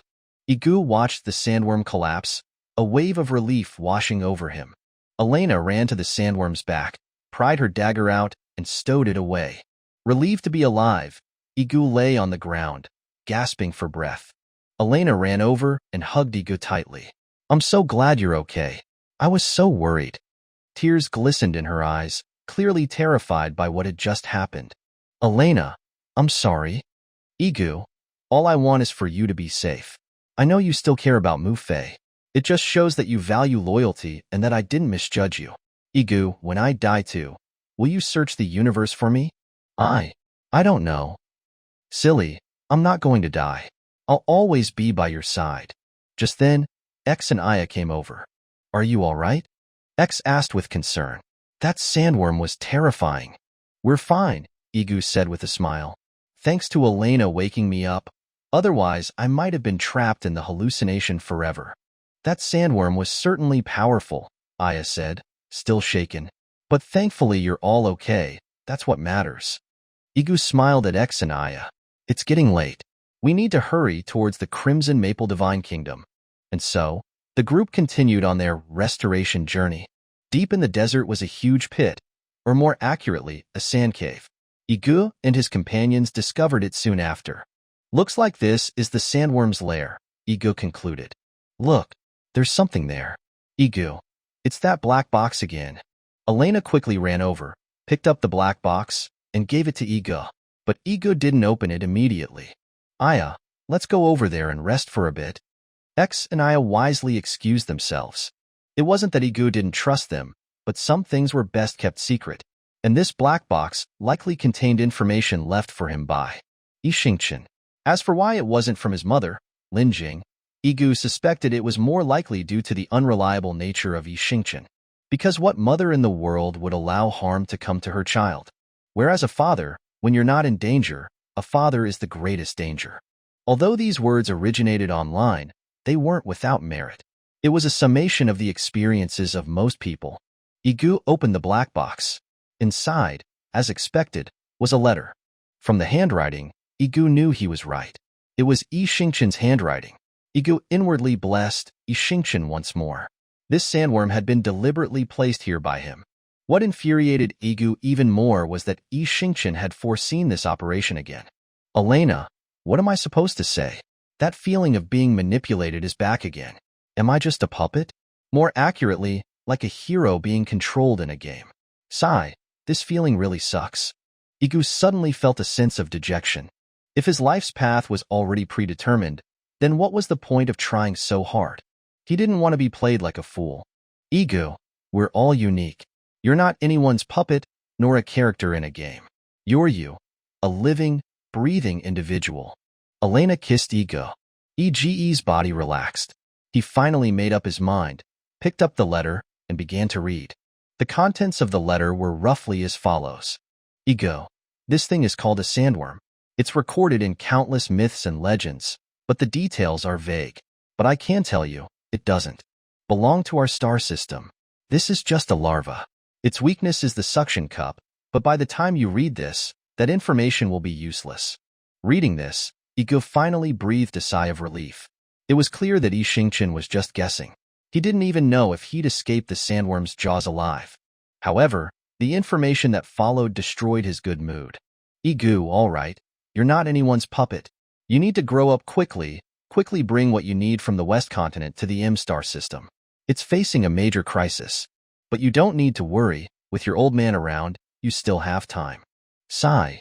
If I'd known I'd have a kid like you, I would have regretted getting married in the first place. Forget it.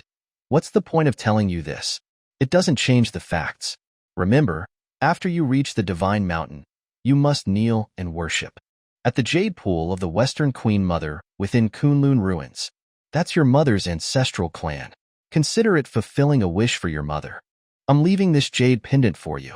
You can use it when you reach the Crimson Maple Divine Kingdom in the ancient Egyptian civilization. Oh, and you might meet Dr. Zhao. Give that old geezer a lesson for me. The content of the letter was long and rambling. Although the handwriting was the same, Yige felt that the style was different from the previous letters. Between the lines, he could see Yixingchen's concern for him. Suddenly, Yige thought of something. When Dean Suing was recalling the past, Yixingchen came and went several times.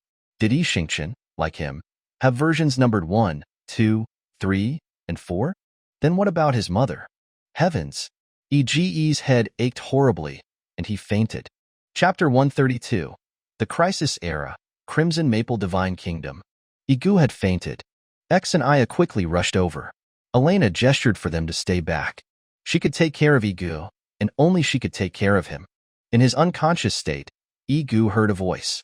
You finally reached this stage. Be careful, Yixingchen will kill you. But he's my father. Father? Then why are you version 4? All of this is Yixingchen's fault. Version 4? Don't be deluded anymore. I'm version 4? Then what version are you? And me? You can't know right now. Then you're definitely not version 1, 2, or 3. So you must be a sequence number after me. So, I'm already dead? And your mission hasn't started yet. Is that right? Asterisk. There was no sound in his mind. Answer me. Yige suddenly woke up, greedily gulping in air. The dry air choked his throat, and he coughed repeatedly. Yige, are you all right? I'm okay. Just had a nightmare. I'll be fine. Oh, were you being interfered with again? Hearing this, Yige raised his head. His eyes filled with disbelief. Yige, don't overthink it. I'm just guessing. You've been too tired lately. Promise me you'll rest well, okay? All right, we'll rest in this sand cave for tonight, and hit the road early tomorrow. That night, the entire desert was enveloped in cold. Under the starry sky, only nocturnal animals roamed, making various roars, but none dared approach the cave. Yige scattered the sandworm's corpse around the sand cave. and the stench of decay filled the air, further deterring animals from getting close, even scavengers. It showed just how powerful the sandworm had been. Under the cloak of night, none of them could sleep. Yige added firewood to the fire and said to X and Aya, "Tell me about your Crimson Maple second-rank divine kingdom." "All right, I'll start," X said, looking at Yige. He was the son of a great general and had been studying military strategy since he was young. He aspired to become a commander who could strategize within the command tent and win battles 1,000 miles away. But then a rebellion broke out in the Crimson Maple Divine Kingdom. The rebels were his father's subordinates. The ruler of the Crimson Maple Divine Kingdom and X's father had grown distant, but X's father had no intention of rebelling. He vowed to the ruler that he would persuade the rebel army to surrender and offered his only child, X, as collateral. But X's father was too naive. Loyalty was insignificant in the face of absolute profit. The generals first offered to surrender, luring the great general into their camp. After that, X's father died. As for how he died, no one knew the details. In X's words, those who knew the details were either dead or occupied the Crimson Maple Divine Kingdom. And then what? Yige asked quickly when X stopped talking. And then? Then our Crimson Maple Divine Kingdom changed hands. Aya's father was also killed by these people, and her mother was defiled and died. Those people are crazy.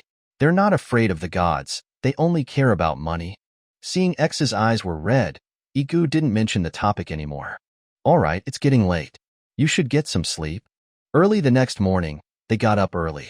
After eating something, they continued their journey. In the desert, there was nothing but sand.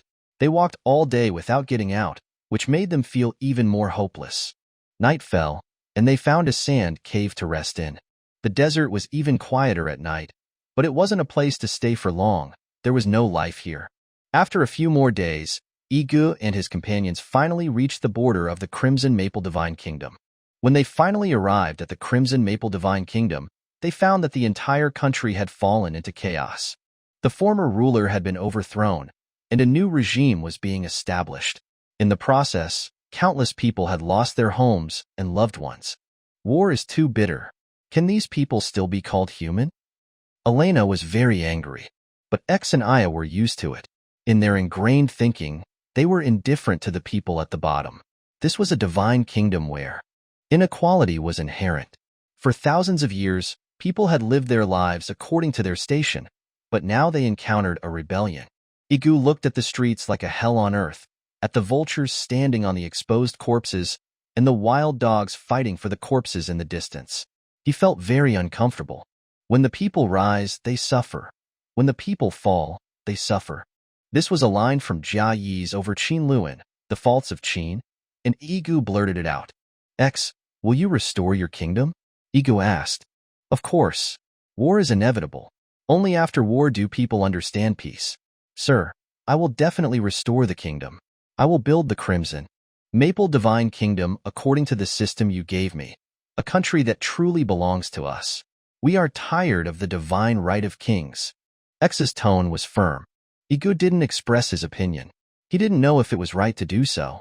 He was just an ordinary person who had embarked on the road to saving all human civilization.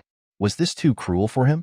Yige didn't expect that as soon as they entered the city, they would see a burly, ugly man come before them. The guards quickly surrounded Yige and his party. "Princess Aya, you've finally returned." The man's voice was cold and dignified. "However, do you think you can escape my grasp? And you, X, a wanted traitor, how dare you appear here?" When Fonya and X saw this man, their faces changed. They knew him. He was the leader of the new regime in the Crimson Maple Divine Kingdom, Silas. But this was a small border town. How could Silas be here? Before they could react, Silas revealed his ugliness. "Silas, what do you want?" Aya fearlessly met Silas's gaze. "This is my country. I am the princess of the Crimson Maple Divine Kingdom. You have no right to point fingers at me." "Princess? Humph. Do you think you're still the princess you once were?" Silas sneered. "The Crimson Maple Divine Kingdom now is no longer the Crimson Maple Divine Kingdom it used to be. Now it's my Silas's world. You're back just in time. Marry me. I'll report it to the Divine Mountain. Then I'll be the legitimate heir to the Crimson Maple second-rank Divine Kingdom. Don't even think about it." X stepped forward to protect Fonya. Silas, your ambitions will not succeed. The people of the Crimson Maple Divine Kingdom will not submit to your tyranny. Is that so? Then let me see how capable you are. Silas waved his hand, and another group of soldiers immediately surrounded them. Arrest them all. Faced with the sudden change, everyone panicked for a moment. Yige, who had quickly calmed down, was determined to rush out. According to the original plan, X and Aya would enter the city first and subdue the guards here. After all, the guards here had helped them when they left. But who would have thought that they would meet the big boss Silas as soon as they entered the city? Facing the encirclement of the soldiers, Yige and his companions fought desperately. The battle was exceptionally fierce. Both sides tried their best to defeat each other. However, because Silas brought a large number of soldiers who were well-trained, they quickly gained the upper hand. What to do, Yige? We can't get out of the city gate. We can only rush into the city. We can escape by using the alleys. Elena, we'll attack in the northwest direction. Let's go. Yige shouted, and with Elena's cover, the four ran in that direction. The unlucky soldiers fell one after another under Elena's cold light, and gaps quickly appeared. This was thanks to Silas's layout. He expected Yige to run towards the city gate, so he laid an ambush there. But he didn't expect Yige to run into the city, which was interesting. You can't escape, Silas said coldly, looking at the backs of the three men fleeing. I'll let you know the consequences of opposing me. Silas roared. He had just captured this city today, but then he met Princess Aya. In a hurry, he could only set up this trap, but he didn't expect it to be seen through so quickly. Humph, chase after them. They've run into the town, so let's catch them in a jar. You order all the troops outside the city to enter the city and surround this city. I want to play with these four rats myself. Silas was conceited. Of course, he had the capital to be conceited now, because the last rebellion in the Crimson Maple Divine Kingdom had finally been judged by him. As long as he married the princess, the whole thing would become legal. Because Princess Aya was the only child of the old ruler, and also the ruler's first-in-line successor. That was how the old man had set it up for himself. Yige and his companions hid in a courtyard. They heard footsteps behind them, and Yige and his companions instantly tensed up. Elena took out her dagger and came to the door, waiting to stab the soldiers in the back when they broke in. However, the footsteps stopped. Knock, knock, knock. There was a knock on the door. Elena looked back at Yige. Yige thought that if it was the enemy, they would kick the door open. After all, those ruffians were not so civilized.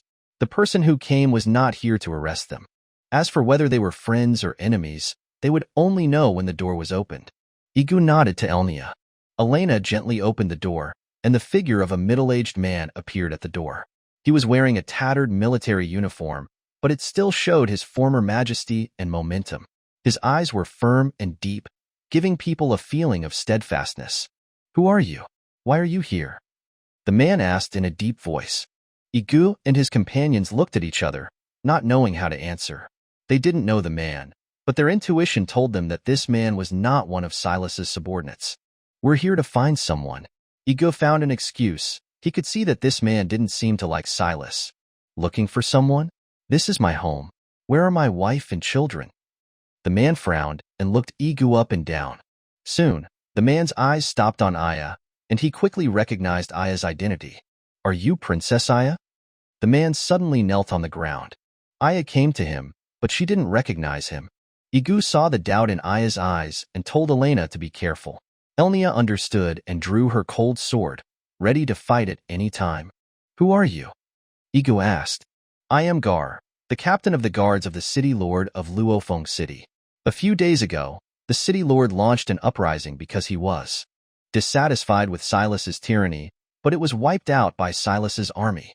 We are not submit to Silas, so we hid and planned to avenge the city lord. Yige could see sincerity, determination, and hatred in Gar's eyes, but he still didn't dare to be careless. Then you know Aya? Of course, Princess Aya and the son of the great general escaped from Luofeng City, and I was the one guarding the city gate. I wanted to send Princess Aya out of the city, but the princess refused. Hearing this, Yige looked at Aya. Aya nodded to Yige. Okay, Gar, we believe you. Gar said to Aya, Princess, The entire Crimson Maple Divine Kingdom is in chaos. People all over the world are raising troops and hope you can come out to take charge of the overall situation, lead us to resist Silas's rule, and let our Crimson Maple Divine Kingdom return to the right track. Thank you, Lord Gar. Princess Aya came forward and said gratefully, "We will remember your kindness, and we will reward you handsomely when we restore the kingdom." Gar smiled slightly and shook his head. "Your Highness is too polite. I am doing all this for the Crimson Maple Divine Kingdom and its people, not for any reward. You rest here for a while, and I will arrange it, and then we will find a way to leave here." Leave here?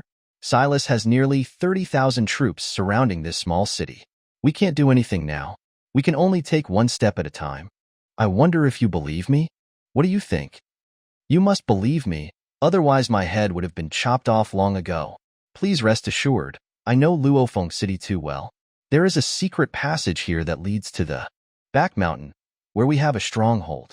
We will definitely arrive safely, because the Crimson Maple Divine Kingdom can be without me, Gar, but it can't be without Princess Aya.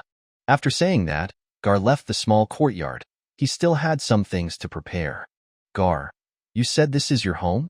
You came back to find your wife and children? This is my home, but my wife and children are long dead. Silas's hands are stained with their blood, and I must avenge this. I'm sorry, I was suspicious of you at first. I didn't know who you were, so I made up a lie. Yige felt that Gar was a talent. There was a reason why he was still alive. Someone as cautious and not reckless as him might be able to lead them out of here. Although Luofeng City wasn't big, it was larger than the capital of the Great Qian third-rank Divine Kingdom. Moreover, the layout here was not regular, making it troublesome to search. The group rested silently in the house, while Silas's army was searching outside. Silas probably didn't know about carpet searches, so he wasted a lot of time.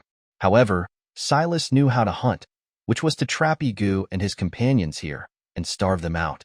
Unfortunately, Gar's appearance thwarted Silas's plan. Soon after, Gar returned with some food and water, as well as some clothes. He told Yige and his companions that they could leave after dark. Night fell, and the entire city was shrouded in darkness. Yige and his companions quietly left the room with Gar and came to a remote corner. You can reach the stronghold by passing through here. Someone will receive you there. Yige and his companions nodded and were about to drill into the dead alley when they heard shouts behind them. Catch them. They're here. Someone come. Hearing this, Gar's expression changed drastically. They had been discovered. Go run. Silas found us. With that, Gar led the four of them toward the dead end.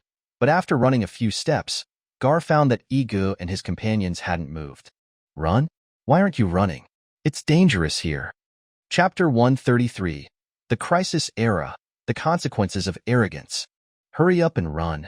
Gar's voice rang out again, but Yige and his companions still didn't move. You? Confusion flickered in Gar's eyes. If they didn't run now, they certainly wouldn't be able to later. Gar, you go first. We've been exposed now. It'll be too difficult for you to leave with us.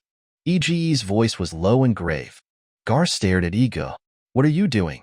No, I can't abandon you. We go together, or we die together.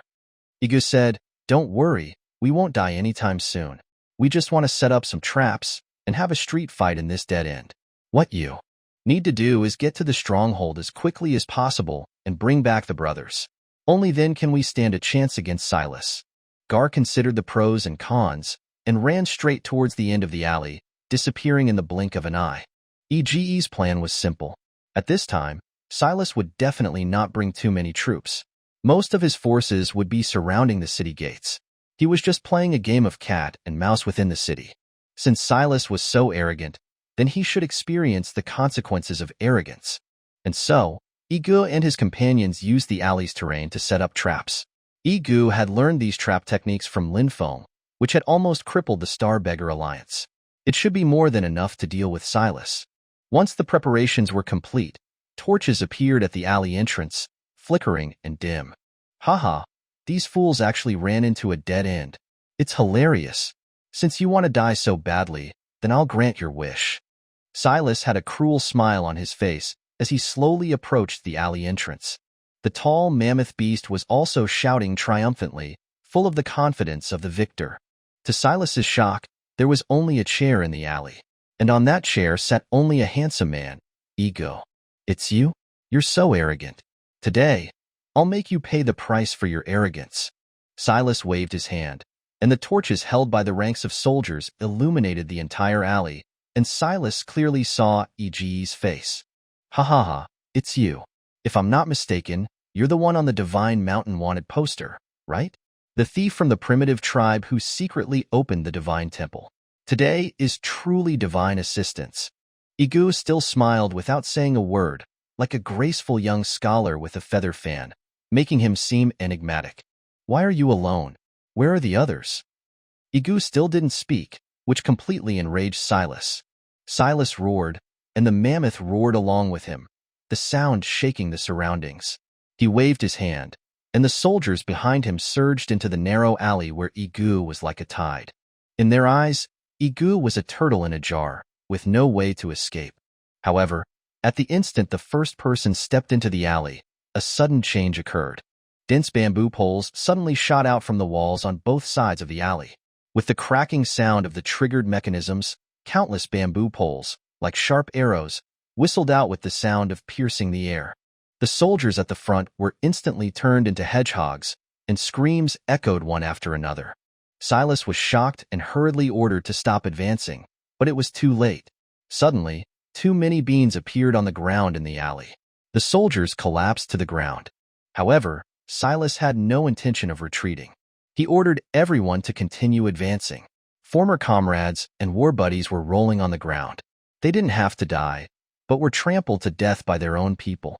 Then, several huge stone slabs popped out of the walls on both sides of the alley, sealing it off. The trapped soldiers panicked and tried to escape this death trap, but there was nowhere to run. Silas's eyes were tearing apart. He waved the long sword in his hand, trying to split open the stone slabs blocking the way. However, these stone slabs were as solid as a rock, and no matter how hard he tried, he couldn't shake them. At that moment, the mammoth suddenly let out a shrill scream. Silas turned back and saw that the mammoth had been firmly locked by several thick iron chains and could not move. These iron chains were extending from the walls on both sides of the alley. Silas was shocked. He knew he had fallen into Yige's trap. There was no time like the present to leave. He turned around and wanted to flee this terrible place. However, at the moment he turned around, a cold light flashed, and a sharp pain suddenly came from his left arm. Looking down, he saw that his left arm had been cut open, and blood was gushing out. Silas was in so much pain that he almost fainted. He knew he had been seriously injured. If he didn't get treatment in time, his life would be in danger. At this time, Gar had arrived from the secret stronghold with reinforcements. Seeing that Silas's army had suffered heavy casualties and was in disarray, they immediately launched an attack. You finally appeared. I thought you would hide forever. Gar, you dare to betray me, and you dare to come out now? I'll cut you to death, Silas said fiercely. The more he said that, the more blood he lost. Silas's army was already panicked and demoralized. Under Gar's fierce attack, they soon collapsed and scattered. Under the protection of his guards, Silas barely managed to fight his way out of the alley, but his army had suffered heavy losses and his vitality was severely damaged. He knew he was no longer able to fight, so he could only retreat with his remaining soldiers to the city wall. Yige and his companions walked out of the alley at a leisurely pace, their faces full of victorious smiles. They knew that although this battle was won somewhat luckily, it was also the result of their careful planning. Soon, the people chased after Silas. Silas was able to launch such a coup. He was not just any fool. Silas reorganized the counterattack. The battle was exceptionally fierce, with both sides doing their best. Silas's strength was very strong, and each of his attacks put everyone in danger. However, Yige and his companions were not to be trifled with. With their tacit cooperation and firm beliefs, they resisted Silas's attacks time and time again. However, the disparity in strength between the two sides was too great. As time went by, Yige and his companions gradually felt overwhelmed. Silas's attacks became more and more violent, and their defense became more and more difficult. Just at that moment, a beam of dazzling light descended from the sky, illuminating the entire battlefield. Everyone looked up and saw a mysterious figure standing on the city wall. This person was wearing a white robe and a white crown. Whether it was his hair, beard, or the mount under him, everything was white. He looked like Gandalf. Divine Mountain? You're from the Divine Mountain? Seeing that this person was extraordinary, Silas guessed that he was from the Divine Mountain, which was his greatest reliance at the moment. Divine Envoy. He is the person the Divine Mountain wants to arrest. His name is Yige, and he opened the Divine Temple. The hearts of Yige and his companions were also raised to their throats, because no less than 1,000 people dressed like this had appeared on the Luofeng city wall. Were they really here for them? Chapter 134. The Crisis Era, Remnants of Kunlun Ruins. Yige's worries were unnecessary. Those people didn't rush to take action. Above the city wall, the white-robed people stood quietly, their gazes seemingly piercing through time and space, focusing on Yige. The entire Luofeng city seemed to freeze at this moment. Only the wind gently blew the corners of the white robes, bringing a touch of mystery and solemnity. However, someone at this time was blind. Silas pointed at Yige, his voice filled with flattery and anticipation. Divine Envoy, our Crimson Maple Divine Kingdom spent a lot of effort to lure Yige out. Now we'll hand him over to you to deal with. As for the reward, we don't want a single cent. We'll dedicate it all to the Divine Envoy. We hope the Divine Envoy will say a few good words for us in front of Divine Mountain and let me inherit the position of ruler of the Crimson Maple Divine Kingdom. However, the white-robed people didn't immediately arrest Yige as Silas wished. Instead, their eyes lingered on Yige for a long time, as if searching for something. Suddenly, the old man's eyes lit up, as if sensing something, and walked straight towards Yige. The Silas was completely crazy. Yige, today is your death. Haha, you dare to offend Divine Mountain. You're looking for death. You don't even know what Divine Mountain means, do you? Divine Mountain is the master of this planet. All living beings must submit to Divine Mountain. If it wants you to live, you live. If it wants you to die, you die.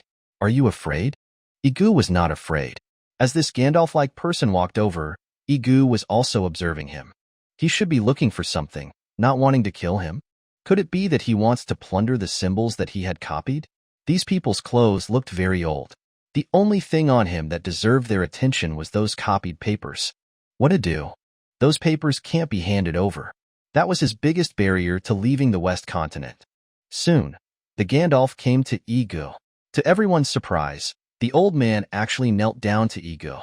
Young master. Heavens, what was going on? Everyone, including Yige, was shocked. Before Yige could react, the old man continued, "Can I see the token?" At this moment, Yige finally understood what the old man wanted. As long as it wasn't those copied papers, everything else was useless. As for the parchment scroll, Yige believed these people had it on them. How could they have lived in the West Continent for so long without a map? The token was obtained in the black box after Yige killed the sandworm. It wasn't a big secret for Yige, so he took it out. You want this? The white-robed man took the token and examined it up and down. Yige really wasn't used to letting such an old man kneel. He stepped forward and helped him up. The old man suddenly held the token above his head, muttered words in his mouth, and the white-robed people on the city wall dismounted one after another. They all knelt on one knee and saluted Yige. "Greetings, young master." Silas was completely dumbfounded. He's a wanted criminal from your Divine Mountain. How can he be your young master? Are you mistaken? Silas panicked. Until this moment, he still thought these people were from Divine Mountain. Yige shouted, "Okay, I'm not your young master. Get up, we're not used to it. Also, if you want to show your loyalty, tie up Silas for me." Yes. The people were unified, and Silas and his 10,000-strong army had no room to react. They were tied up. The hero of yesterday was like a lamb today.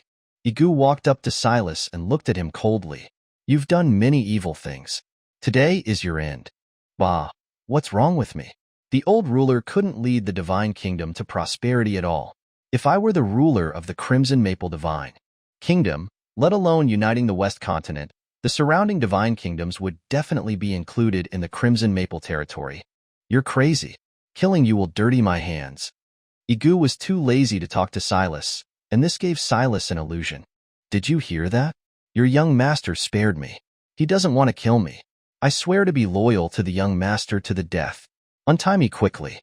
From now on, we're brothers in the same trench." The people looked at Silas as if he was an idiot. After Yige finished speaking, X and Aya came to Silas with their long knives. "Okay, he killed your parents and humiliated your family. Leave this dirty person's life to the two of you." Yige's voice came. Silas didn't believe this was true until his head landed on the ground. When Silas's head rolled to the ground, the entire Luofeng city fell silent again. Everyone stared at this scene in disbelief, as if not daring to believe their eyes. Yige stood there quietly, with no expression on his face, as if all of this was within his expectation. X and Aya's long knives were still dripping with blood. They looked at Silas's corpse, their eyes filled with the satisfaction of revenge. Then, they turned around and saluted Yige. "Thank you, sir." "All right, leave those soldiers to you." After Yige finished speaking, he ignored X's next actions. He believed that X would soon be able to subdue the soldiers. As for the restoration of the Crimson Maple Divine Kingdom, Yige thought it would be troublesome. He didn't expect these white-robed people to solve all the troubles as soon as they appeared. Yige's attention was now focused on these white-robed people. He walked up to the old man and asked, "Who are you? Why do you call me young master?" The old man raised his head, looked at Yige's eyes, and said slowly, "We are the remnants of Kunlun ruins. We belong to the high branch of the star chain. 12 earthly branches. We have been waiting for someone with a token to appear and lead us back to Kunlun ruins. Then we can return to the star chain." "Star chain? What's that?" After asking this question, Yige felt that he had said something useless, because when he was on Earth, Yixingchen created the Star Alliance. Now this star chain was likely created by him. As for Yixingchen's purpose, Yige couldn't guess it at all. Although Yixingchen claimed to be a hero on the paper, how could a hero dig pits for his children and bigger than the last? One mistake would lead to death. Even old farmers who grow land don't dig pits for their children. Yige continued to ask, "Is it Yixingchen? Where is he now?" The white-robed old man said, "Yes, the star chain was created by Yixingchen. As for where he went, I think he should not be in this time and space." From the mouth of the white-robed Gandalf, Yige learned about the star chain. The star chain was set up by Yixingchen based on the heavenly stems and earthly branches. There were a total of 22 teams. The 10 heavenly stems include Jia, Yi, Bing, Ding, Wu, Ji, Gung, Xian, Run, Gue, and the 12 earthly branches are Zi, Chou Yin, Mao, Chun, Si, Wu, Wei, Shun, Yu, Su, Hai. Among these 22 teams, they are also divided into Yin and Yang. Among the 10 heavenly stems, Jia, Bing, Wu, Gung, and Ren are Yang stems, while Yi, Ding, Ji, Xian, and Gue are Yin stems. Among the 12 earthly branches, Zi, Yin, Qian, Wu, Shun, and Su are Yang branches, while Chou, Mao, Si, Wei, Yu, and Hai are Yin branches. The white-robed old man belonged to the Yin branch in the earthly branches. Yixingchen left this time and space. How did he leave? Yige asked. The white-robed old man said, he left with the Western Queen Mother clan. As for the specific method, you should have found it by the time you got here. Young master, we have violated the rules by moving out today and have changed your life trajectory, so we can't stay any longer. With that, these white-robed people disappeared. Yige knew that what the white-robed people said had changed him, probably interfered with the restoration of the Crimson Maple Divine Kingdom. Now it seems that his actions were advanced. At this time, Elena leaned over. Yige, I miss you tonight. Chapter 135. The Crisis Era, Going to Ancient Egypt. Yige, I miss you. Then, a soft feeling was transmitted. Yige looked at Elena. He could feel the desire in her eyes and her deep feelings for him. But he already had Mu Fei in his heart. Although he had married Elena, he still couldn't accept Elena. You could say he was a scumbag, but Yige really didn't want to hurt Elena again. Yige sighed softly, got up, and walked towards the city wall. Elena, I'm going to see X. I'm worried that he can't handle it alone. Yige didn't know how to face Elena. He just made an excuse to calm the chaos in his heart. Yige came to this era through the eye of the devil tens of thousands of years ago. At this time, the main task of women was to reproduce the clan, so men generally had wives and concubines. But Yige's environment from childhood was a highly developed technological civilization. He was still very loyal to his feelings. Sorry, Elena. If there was no Mu Fei, I would definitely have fallen in love with you, watched the sunrise and sunset with you, and done some of the things that couples should do, but I can't now. The starry night was very cold, and Yige's heart was in a mess. Elena couldn't help but feel lost. Her life only had Yige. She could do anything for Yige, protect Yige without thinking, although she knew that Mu Fei was the love of Yige's life. But even if she had 1% of his heart, it would be a happiness. This feeling of unrequited love made her feel a little sad. She decided to use that potion again. At least she could spend some time with Yige and receive his caress. She quietly took out the bottle of potion and sprinkled it lightly in the air. Yige didn't notice all of this. He just felt that the scene in front of him gradually blurred, and a strong feeling of sleepiness came over him. Under the influence of the potion, Yige and Elena fell into a deep dream. Yige and Elena were under an endless starry sky. The stars were shining, as if they could be touched. They seemed to have crossed the barriers of time and space, embracing each other tightly. Elena's enthusiasm was like fire. Her kisses came like a tide, making Yige unable to resist. They intertwined, their love lingering, as if they wanted to melt each other into their bodies. They embraced each other tightly, feeling their heartbeats and breathing. Her hands tightly wrapped around Yige's waist. Yige could no longer resist Elena's enthusiasm. Their bodies were tightly attached to each other. Their love lingered. He felt Elena's softness and warmth, and the chaos in his heart gradually calmed down. He knew that at this moment, he belonged to Elena. He was willing to accompany her in the dream and give her all his love and tenderness. They danced in the starry sky, as if the whole world was only left with the two of them. Elena's face was filled with a happy smile. She snuggled tightly in Yige's arms, feeling the warmth that was hard to come by. Just as they were immersed in this dream, a white light flashed. The white-robed old man appeared in front of them again, with a smile on his face, watching them embrace each other tightly. Oh, how embarrassing. The white-robed old man put the two into a huge coffin. I always feel uneasy after going back. Now that the trajectory has been changed, I'll give you a ride. I think when you get to the Eastern world, those people will be the same as me. After all, we want to leave here too much. With that, the white-robed old man, who looked like Gandalf, waved his hand and disappeared into the night with Yige and Elena. If the rules didn't allow it, this person couldn't wait to send Yige to Divine Mountain now, and then turn on the AI body and leave this time and space. Their star chain was just to die on the front line. Yige and Elena felt a dizzy spell. When they opened their eyes again, they were on a ship to ancient Egypt.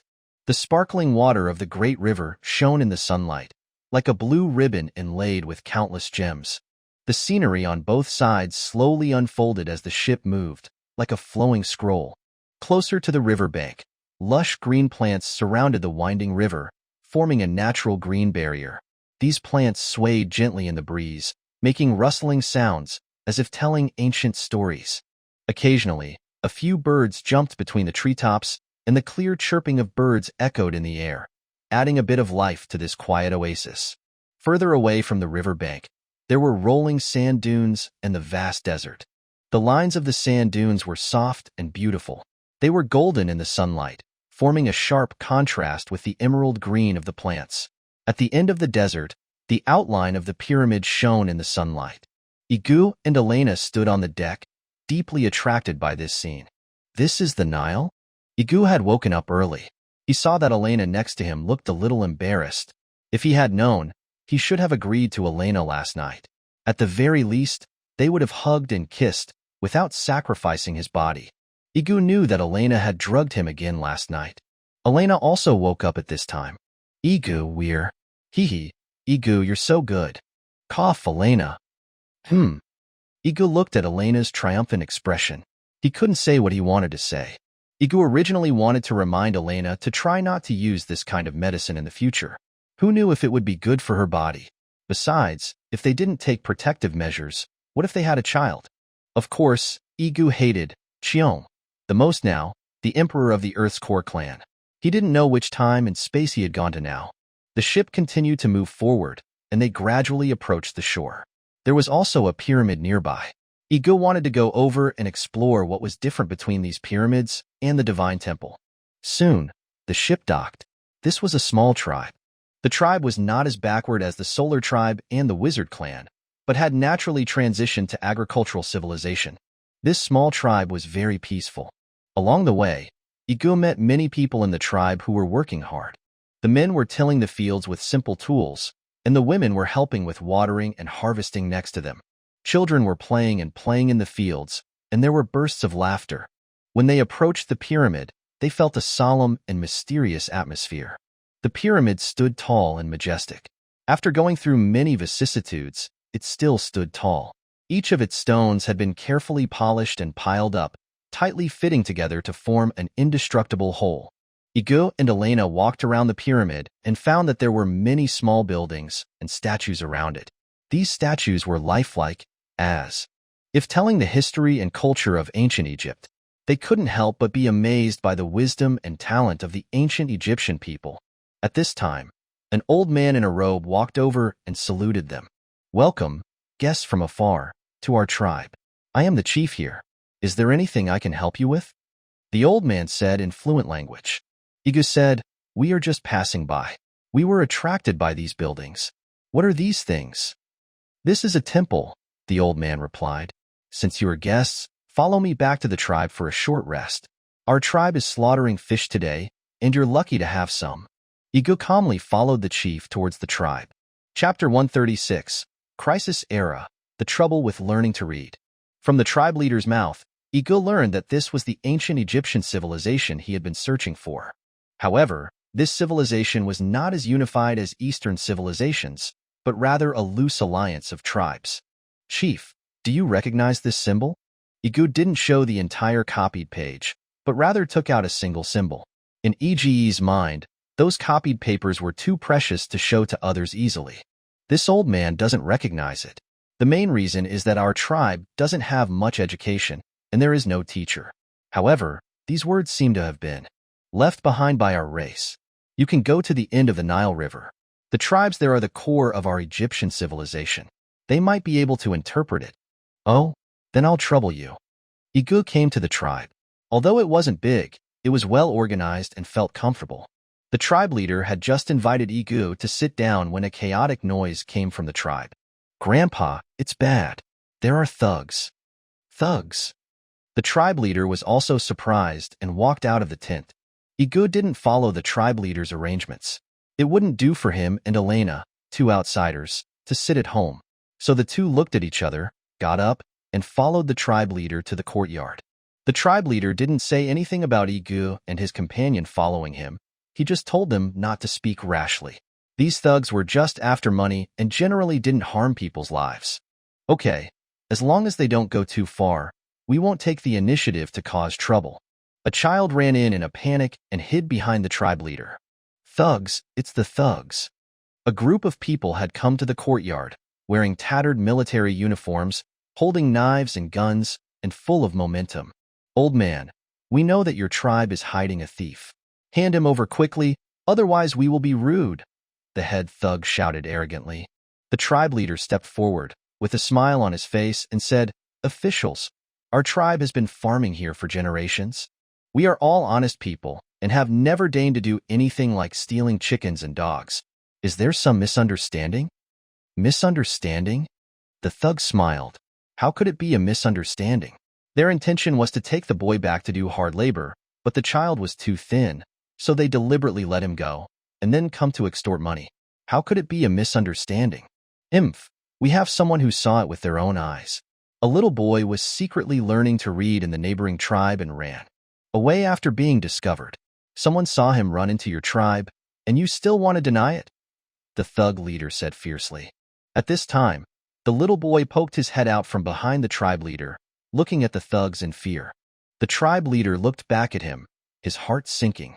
He knew this matter could not be resolved peacefully. "Officials, how about this? We'll give you some money, and you can pretend you weren't here. What do you think?" The tribe leader tried to please him. This was originally the purpose of the thugs, but now he didn't just want money. However, he still understood that you had to eat one bite at a time. Otherwise, you couldn't become fat. "Okay, you're sensible." With that, The thug stretched out his hand. The movement was very skilled. They might not have done this for the first time. The tribe leader took a bag of shells and placed it in the thug's hand, looking him up and down. "Old man, are you sending away a beggar? We soldiers are not here for money, but to protect the well-being of the people.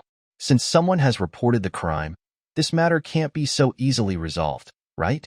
The thug looked at Elena behind the tribe leader, his eyes almost popping out.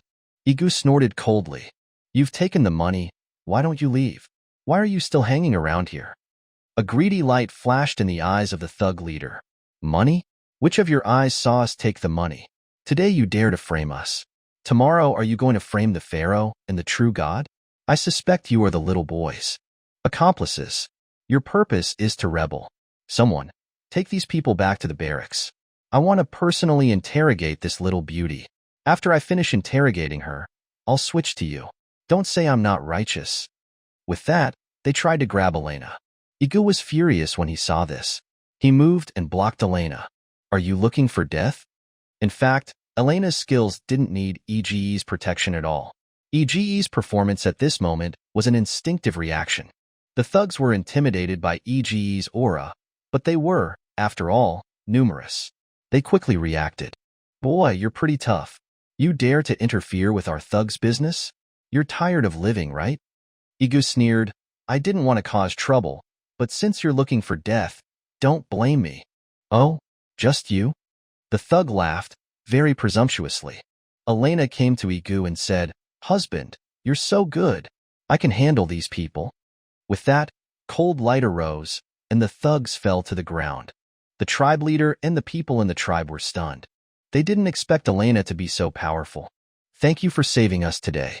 Otherwise, this matter would have been difficult to resolve." The tribe leader stepped forward and said gratefully, "Take your friend and leave quickly. These thugs are government people. They won't let this go." Yige saw that the tribe leader looked embarrassed. "We killed these people. What will happen to you if we run?"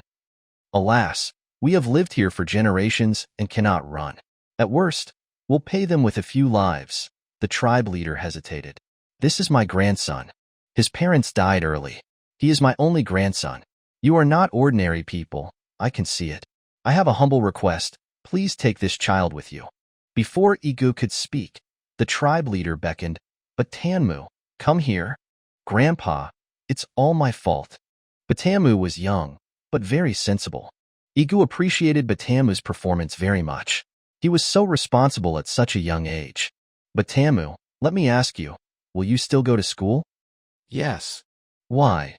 "Because our tribe has no teacher. We are alive as if we are in the dark. There is no hope at all. Only studying is our hope." This moved Yige very much. It didn't sound like something a 7 or 8-year-old child could say. After all, children of this age like to sleep in. Study? That was impossible. Yige said to the tribe leader, "Chief, if we leave at this time, what would be the difference between us and deserters? Besides, we would be looked down upon by Batanmu." The tribe leader was very helpless. He knew that Yige was not an ordinary person, but he didn't know about the retaliatory nature of these thugs. If they were angered, they would have their skin peeled off, let alone killing them. Alas, there's no other way. We can only go to that place to hide for a while. With that, the tribe leader gathered all the tribe members. Before the other thugs arrived, they had to hide in that place as soon as possible. Chapter 137. The Crisis Era. Hidden Murals. "Chief, this is..." Yige followed the chief. "We're going to the temple. Outsiders can't open that temple at all. Only the chief of our clan can open it. It's definitely safe there." "Okay, to repay you, I can teach the people in your clan to read." Yige followed the tribe leader towards the temple. In fact, Yige wanted to set up some traps, but the tribe leader persuaded him to give up. It wasn't that the tribe leader was afraid of those thugs, but that those people couldn't be killed completely. They were like flies. Once you were targeted, it was difficult to shake them off, and more importantly, it was very disgusting. "Chief, I was not thinking clearly." "Yige, it can't be blamed on you. These people can't be satisfied. If they just want some money, that's fine. Now they're even targeting women. We can only fight them to the death. Even if you don't kill them, we'll kill them sooner or later when we can't stand it anymore. It's just that it hasn't reached that point yet." Yige understood the tribe leader's meaning. They lived here. Perhaps their ancestors had lived here for generations. What is enshrined in that temple? Well, you should go see it yourself. According to the rules, you can't enter the temple, but you saved my grandson. So our clan allows you to enter the temple. But we still can't tell you the secrets of the temple. Please forgive us. Yige nodded to show his understanding and followed the tribe leader into the temple. The temple here was different from the temple Yige saw when he first arrived in the West Continent. Its interior was very winding. Without the tribe leader's guidance, it was impossible to move forward. You could only turn around in the same place. After walking 4 or 5 floors like this, Yige's vision finally widened, and the air here was also very fresh. The tribe leader came to a wall and turned on a switch similar to a mirror. Then the whole space lit up. This was the wisdom of the ancients. They used the principle of light refraction. Yige, let's rest here. With that, the tribe leader led the tribesmen to the room on the top floor. Yige was first led by the tribe leader to a room. He didn't expect there to be light here. He couldn't help but marvel at the wisdom of these ancient people. After the tribe leader settled Yige and Elena, he left the room. Elena leaned on Yige. Yige, I miss you. Elena, don't mess around. Now is not the time. Also, you can't use medicine randomly. I see there are some murals downstairs. I'll go take a look first. Yige was really afraid of Elena. Elena said, I'll go with you. The space on the 6th floor was very spacious, and the walls were covered with murals. Yige held Elena's hand and stood in front of the murals. The reason why he did this was that he didn't want to be drugged by Elena again. He was really scared. The content on the mural surprised Yige even more. Yige's first impression was that the content on the mural was the goddess Medusa from Greek mythology. But Medusa was a figure in ancient Greek legends, and this was ancient Egyptian civilization. These were 2 different civilizations. How is it possible? Is it possible that this person is not Medusa? Yige looked at Elena, unable to speak for a long time. Yige stared at the mural again. If it wasn't Medusa, who could it be?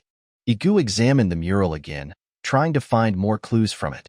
He found that although the woman in the mural had the features of Medusa's human face and snake body, there were some differences in the details. For example, her eyes revealed a kind of kindness and gentleness, which was very different from Medusa's cold and ruthless image in the legend. Moreover, she was holding a disc similar to the sun, which didn't match Medusa's image of holding a magic mirror or snake hair.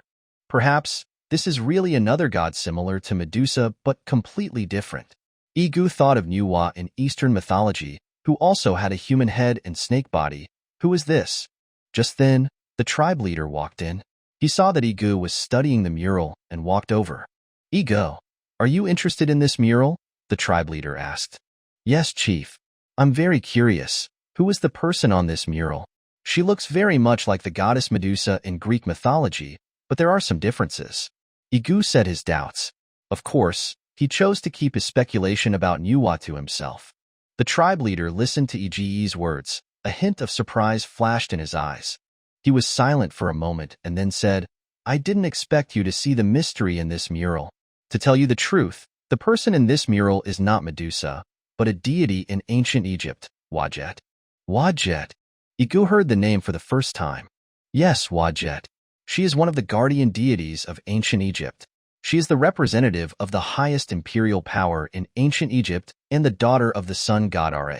Her image is a human face and snake body, holding a sun disk in her hand, symbolizing light and warmth. She has a deep relationship with our nation, so we enshrine her mural in the temple, the tribe leader explained. Yige understood the doubts in his heart when he heard the tribe leader's explanation.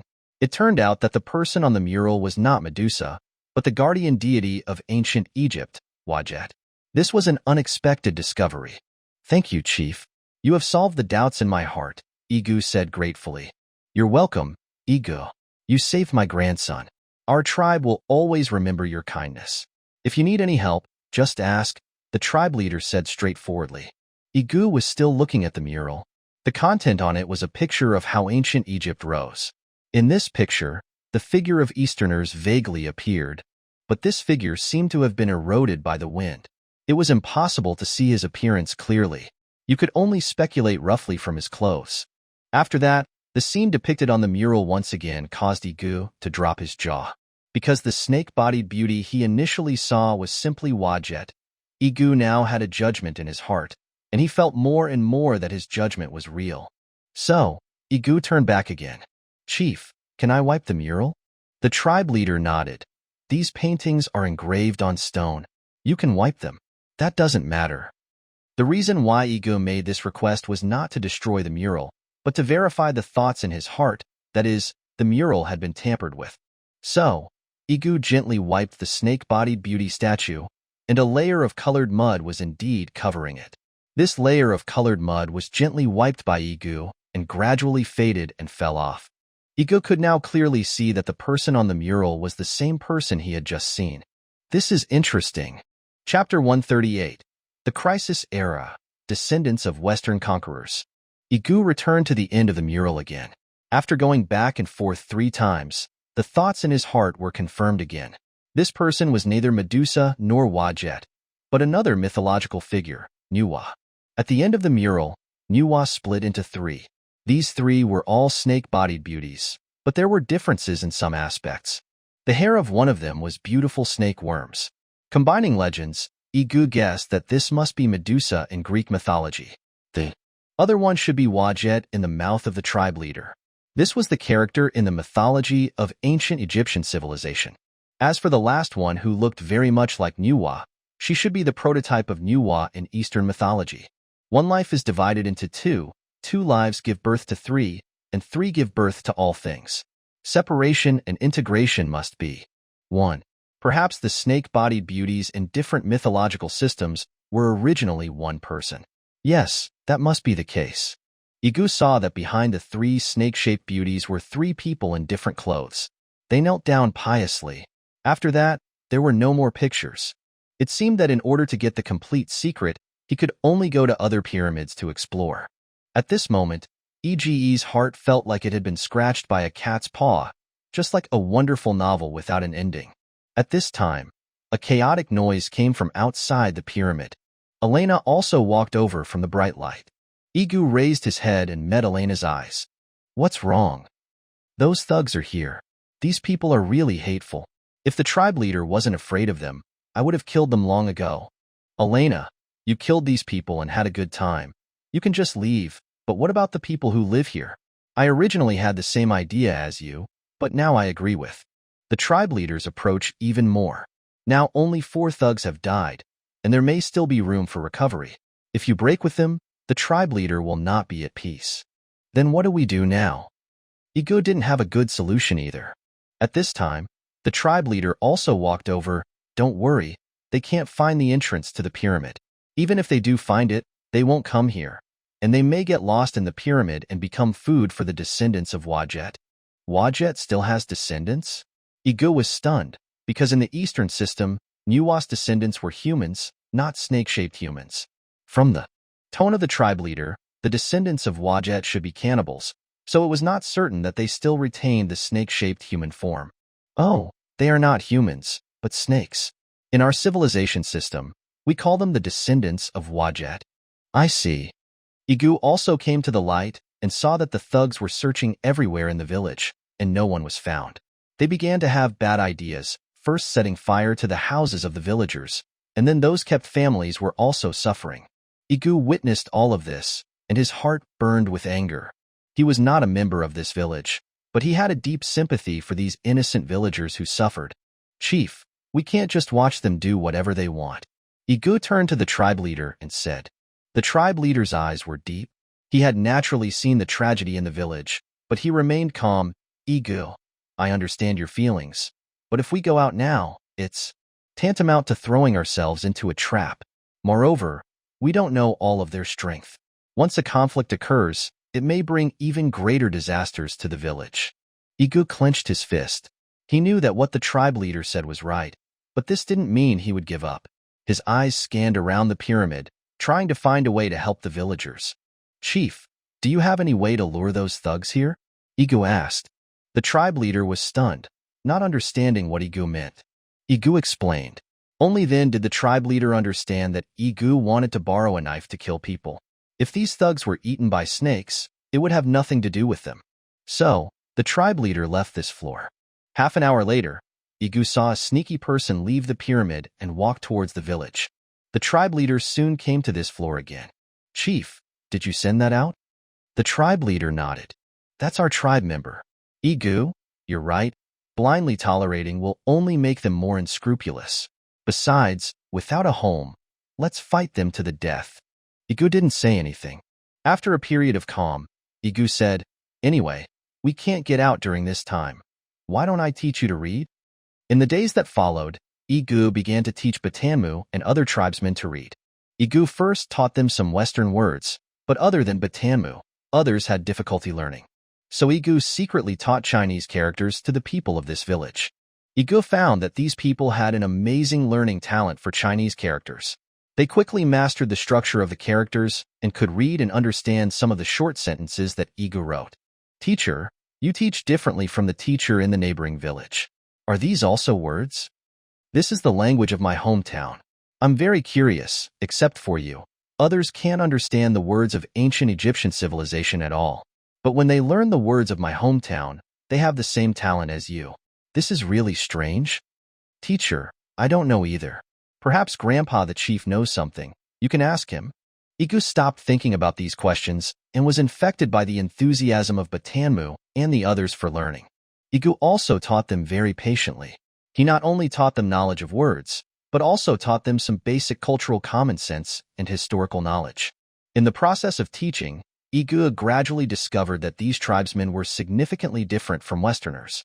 Their way of thinking, values, and social customs were all very different from the Westerners Yige had encountered. The tribe leader was very pleased to see that Yige was teaching the tribesmen so carefully. One night, after teaching them to read, the tribe leader invited Yige to his room to talk. He took out a tattered book and said to Yige, Yige, this is a book left by our ancestors. It records the history and traditions of our tribe. However, we have never been able to understand the words on it. Yige took the book and carefully flipped through it. He found that these words were indeed very old and complex, but he could feel a familiar aura from them. After thinking for a moment, he said, Chief, this is a book passed down from our ancestors. We can't understand these words. They are different from what the teacher in the surrounding villages teaches, so no one knows what is written in it, the tribe leader continued. These words are similar to what the teacher teaches. If the teacher understands it, can you read it to us? Yige nodded and began to read the book. Chapter 139, Crisis Era, Retribution. Chief, are there any legends in your clan about where you came from? No. The reason why our clan is bullied is that we can't integrate into the surrounding villages. Fortunately, we are united, so we can survive. Sir, is this book about our origins? Yige nodded. It was a local history-like book, recording the origin of the tribe. It turned out that they were related to Li Xinyuan, because these people were descendants of the wounded soldiers during Di Hong's 7th Western Expedition. Accurately speaking, the blood of Di Hong's clan flowed in their veins. Yige told the tribe leader the content of the book. The tribe leader was in tears. It turned out that they also had roots, and their roots were in the east. Sir, I have a request. You want to migrate? Yes, but before that, we want to wipe out those thugs. They are too deceiving.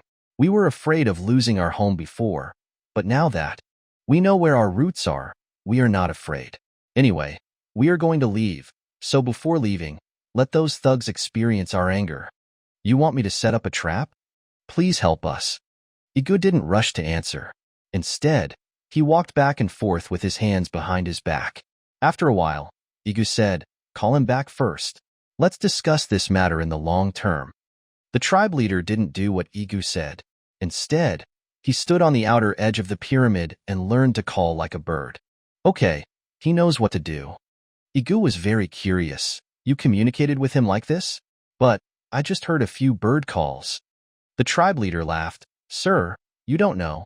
This is what we use in our clan to pass on messages. The meaning of the few sounds just now was to let him lure all the thugs over, and then wipe them all out. Please help me design the trap.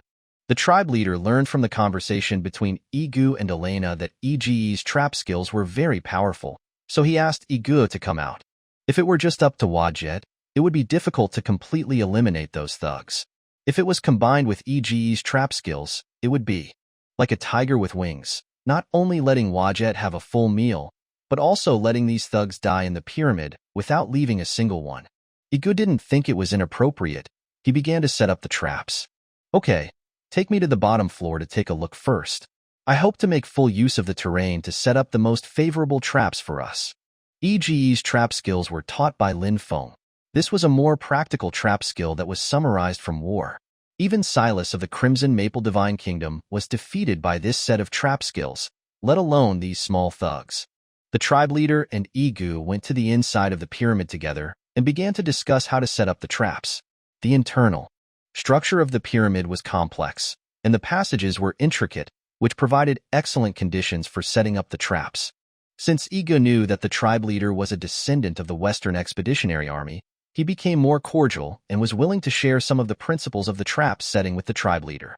Chief, look, we can use these passages to set traps. Yige pointed to a passage and said, we can dig a deep pit here and then cover it with wooden boards. When they walk here, they will fall into the pit. The tribe leader nodded. This is a good idea, but how do we kill them? Yige smiled. It's simple. We can insert spikes at the bottom of the pit so that they will be pierced when they fall.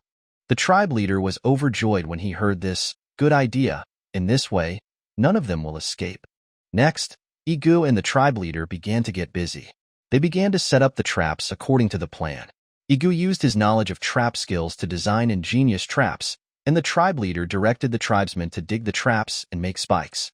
A few days later, the traps were set up, waiting for those thugs to throw themselves into the net. On this day, the sky was clear and cloudless. The thugs came to the village as usual. This time they were almost out in full force. This was thanks to the warrior sent out by the tribe leader.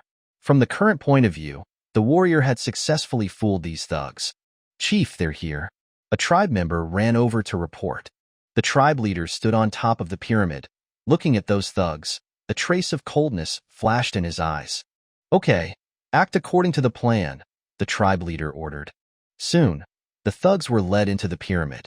Haha, you did a good job. I'll kill your tribe leader later and reward all the women of the clan to you, and also the woman from outside that you mentioned. Thank you, Lord Soldier. These thugs swaggered into the pyramid, not taking these country bumpkins seriously at all. They were all triumphant, unaware that danger was approaching. Yige didn't set up any traps on the bottom floor. The purpose was to let these thugs go as deep as possible. Commander, it's so dark here. I always have a bad feeling. Himph, who doesn't know that I am that person who is called Bohu in this Nile River basin? Commander, it's Dr. Adult. Bah, I need you to remind me. Of course I know it's Dr. Adult. Did you communicate with Dr. Adult behind my back? You want to replace me? Go to your big dream. The commander kicked a flattering thug in the stomach. You're not a good person at first glance. The commander turned back and said to the soldiers, and you, don't get any bad ideas. Only I can communicate with Dr. Adult, understand? This voice was very majestic, and the thugs immediately responded, understood. You light the torch and walk in the first. The commander ordered the flattering thug to walk at the front. This was the retribution for his disloyalty, so that no one would dare to have any different ideas. The others looked at each other. No one dared to come forward to plead. At this time, a bird call came from inside the pyramid again. The warrior immediately understood that the tribe leader's meaning was to let them enter the second floor quickly, and then let him hide. The traps had been set up there, waiting for these people to take the bait. Commander, don't embarrass him. I'm familiar with this place. I'll lead the way in front, so you can rest assured. The warrior picked up the torch and walked forward. The commander ordered the soldiers to follow the warrior closely. The warrior was walking in front with the torch, constantly avoiding the set traps with the bird calls. In this way, they smoothly entered the second floor. As soon as they entered the second floor, a gust of wind blew and extinguished all the torches. The warrior took the opportunity to hide and also learned to make a few bird calls. After getting a response, he took out some stone powder and sprinkled it around and on his body. Yige was particularly afraid of this stone powder, so that he wouldn't be affected when they came out to eat later. The thugs were in chaos. The commander called out the warrior's name, but there was no response. He knew he had been betrayed, and he scolded the warrior for being unkind. He regarded him as a brother, but he still betrayed him. Of course, The commander himself didn't believe these words. He was just venting his anger. At this time, someone triggered the trap. The stones on the ground suddenly collapsed, and many people fell into the pit, which was filled with sharpened branches. The sound of zizi, the sound of piercing flesh came, followed by wailing. "Ah, help!" The thug screamed, but it was too late. "Ah, what is that?" Chapter 140, Crisis Era, Take You Home. What is this? Ah, why is it so soft? These soldiers were frightened by the poisonous snakes in the pyramid. Of course, the end waiting for them was also tragic. Most of them became the bones in Wajet's stomach. To the tribe leader's surprise, there were still some thugs outside the pyramid. These people had fallen behind during the march, and now they happened to hear the tragic screams from the tower. For a moment, they stood there dumbfounded as if they had lost their souls. The wind in the West Continent was kind, and these people's nature to escape was also awakened. Yige stood on the edge of the pyramid, watching the smoke left by those people, and he couldn't do anything. Because the current Wajet was enjoying the feast, it was impossible to distinguish between friend and foe at this time. And there was only one ending for a rash attack. That was the same as these thugs. But Yige's heart could not be calm for a long time. Doctor? In a society more than 10,000 years ago, this title might exist in the East, but those were the honorifics of great Confucian scholars. But this was the West Continent. Then there was only one possibility left. Dr. Zhao, we finally met again. Let's settle the old and new scores together. Yige blew the wind for a while and walked to his room. But there was an extra thing on the bed, which was a black wooden box. Without guessing, it must have been done by his sun-pitting old man. Yige was now used to this feeling, so he wasn't surprised. Yige opened the black box, and another piece of paper appeared inside. Yige was very familiar with the handwriting on the paper. Who else would write a letter besides Yi Xingqian? The content on the letter was roughly about the origin of the tribe, which was similar to what was recorded in the ancient book. They were indeed descendants of the Western Expeditionary Army, but not descendants of wounded soldiers, but family members of the army. At the end of the letter, Yi Xingqian said in a very stern tone, "Yige, no matter what, you have to take them back to the east. That's where their roots are." Of course, as a reward, Yige got a map of the ancient Egyptian civilization tribe and pointed out one thing. That was, if he wanted to unlock the secrets on the copied paper, he had to go to this tribe. Yige put the black box back under the bed and was about to rest when Elena came in. "Hemph, bad gooer, you don't keep your word." In front of Yige, Elena always looked shy. At this moment, she was inexplicably angry. Of course, this was Yige's feeling. "Okay, don't be angry." "Hemph." Elena turned her head to the side, sat on the chair, with her cheeks bulging out, just like you had angered your girlfriend. "Gooer, I miss you." With that, Elena plunged into Yige's arms. Elena's hair fragrance and warm body temperature made Yige feel huanghu for a moment, but he quickly came back to his senses, gently pushed Elena away, and said softly, "Elena, I know you're good to me, but my heart is really on now. Give me some time, okay?" Elena was pushed away by Yige. A trace of loss flashed in her eyes, but she still nodded obediently. "Okay, I'll wait for you." After saying that, she quietly left the room. Yige looked at Elena's back. His heart was complicated. He knew Elena was a good girl, but he only had Mu Fei in his heart, the girl he owed in this life, even at all costs to revive her girl. Yige sighed. This was life, love but not dirt, but don't know how to cherish the people in front of you. Yige didn't sleep all night. He didn't dare to sleep, for fear that Elena would come to give him medicine again. But what Yige didn't know was that Elena cried all night. Elena stood by the wall, looking up at the moon in the sky. A sense of grievance came over her, and her eyes shed tears unwillingly. "Yige, I like you so much, I don't ask for anything. Now Mu Fei is not by your side. Is it wrong for me to take care of you? Woo. Why is this?" "Sister, you like Mr. so much, he will definitely be moved." At this time, Batamu came to Elena's side. "You little kid, what do you understand?" Elena laughed through tears, and at this moment she also put down her grudges. "Of course I understand. I'm 9 years old now, not a 1 or 2-year-old kid anymore. I also have a girl I like, but she was taken away by the thugs." Batamu looked sad. "Then didn't you go to find her?" Grandpa didn't let me go. Maybe she has been tortured out of shape.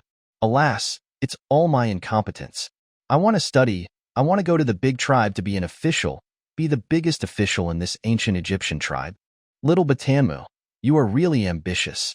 Can you tell me what her name is? Can you tell me about your story? Elena's words made Batanmu fall into deep memories. His eyes flashed with firm light, as if he saw the girl he missed. Her name is Amina. She is the most beautiful girl in our tribe. She has long black hair, bright eyes, and a smile as warm as the sun. We grew up together, played together, and shared happiness and sadness. I remember once, I accidentally broke my leg, and Amina stayed by my side, taking care of me and encouraging me.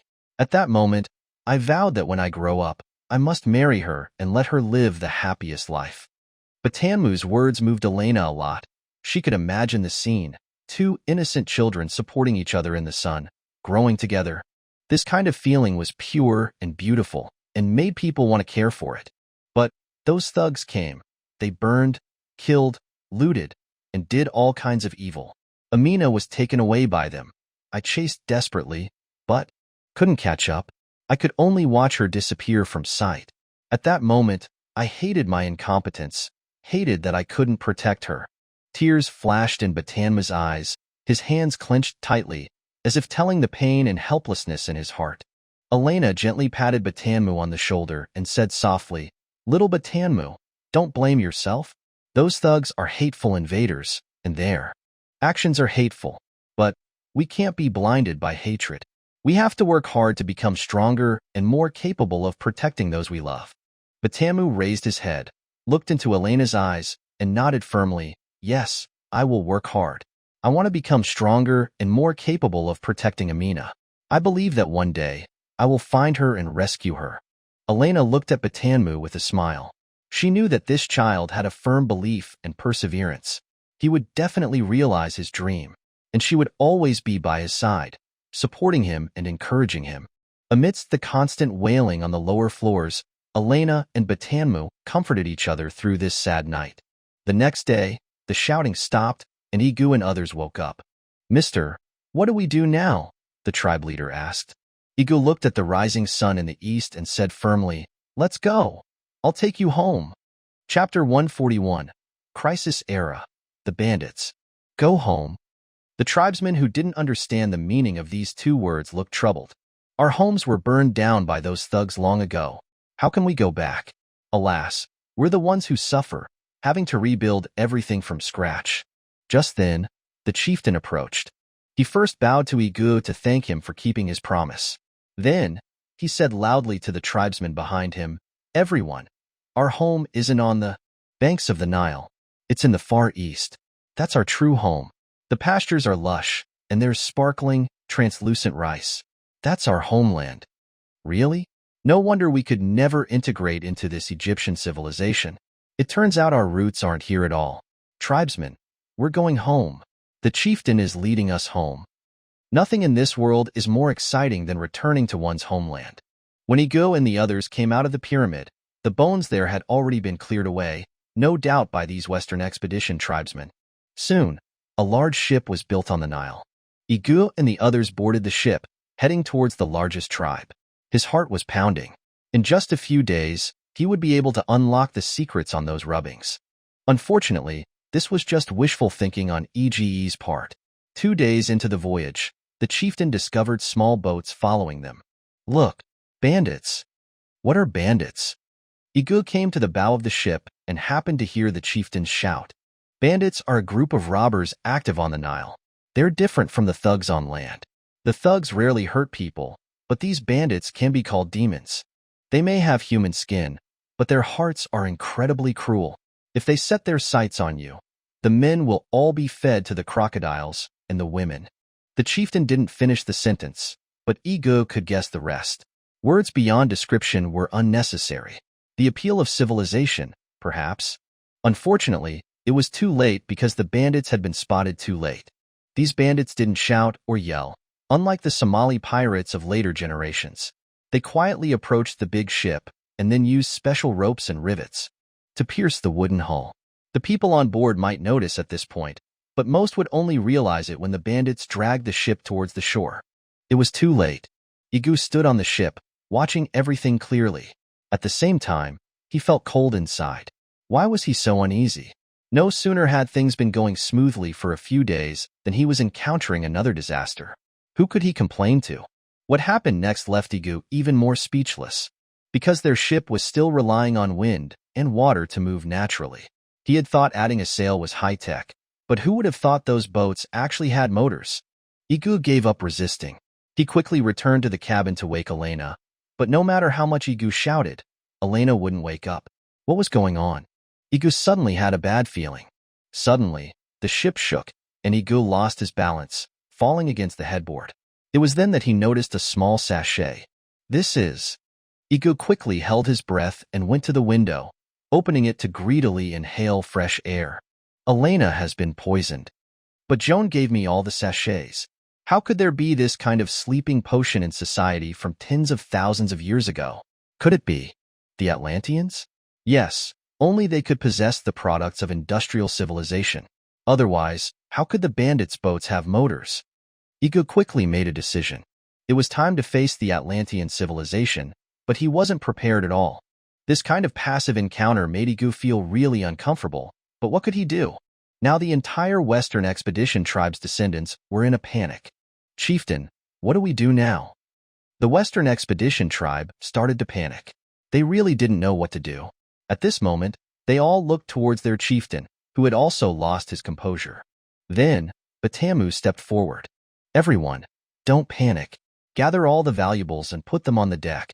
Men, protect the women in the middle. Women, smear mud on your faces and try to make yourselves smell bad. As soon as Batamu finished speaking, a chorus of panicked voices rose from the ship. This child is right. At this time, that's all we can do. Everyone, don't panic.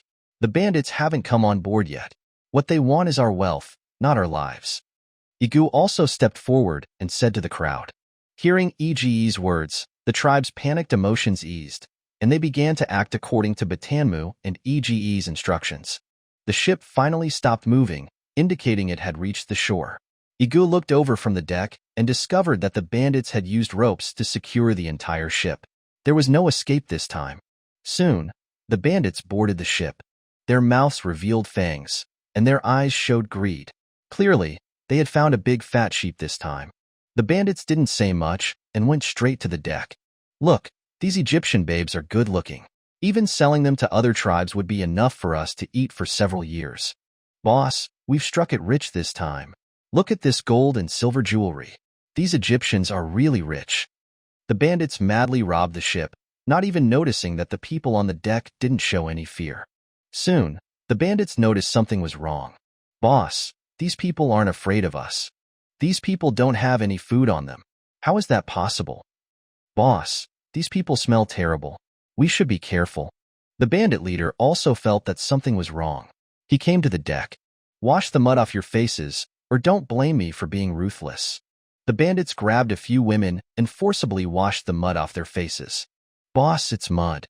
This mud is different from our tribe's. Our tribe's mud is yellow, but this mud is black. The mud dried quickly in the sun, and the bandits realized something was wrong.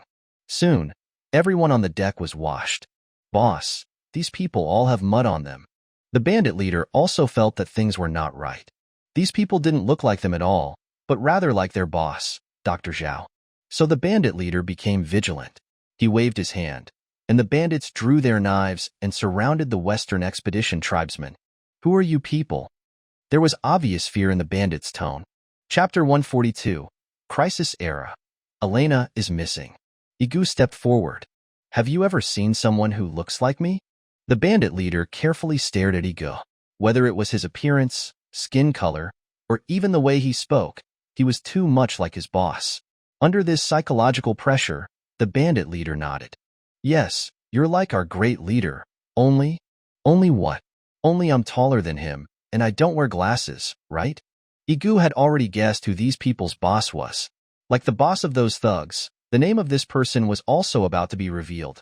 Yige's old acquaintance, Dr. Zhao. How did you know? Of course I know. How about this? You take me to see him. He'll definitely be happy to see me. Maybe he'll give you a reward when he's happy. Yige showed a harmless expression, but the bandit leader shivered at the smile. I can take you to see the boss, but we can't waste so much effort for nothing, right? The bandit leader looked at the gold and silver jewelry on the deck with a greedy look in his eyes. Yige saw all of this. You can take all of these things, but don't have any dirty thoughts about these people. Besides, what can't you buy with money? Okay, we promise you. Saying that, the bandits took the money and went down the ship. I'll only give you half an hour. If it takes too long, I'll go back on my word. You all know that's how we do things in this line of work. Don't keep us grandpas waiting too long. Despite the words, the bandits' faces were obviously uneasy. Yige knew that this was because they hadn't figured out what kind of person he was.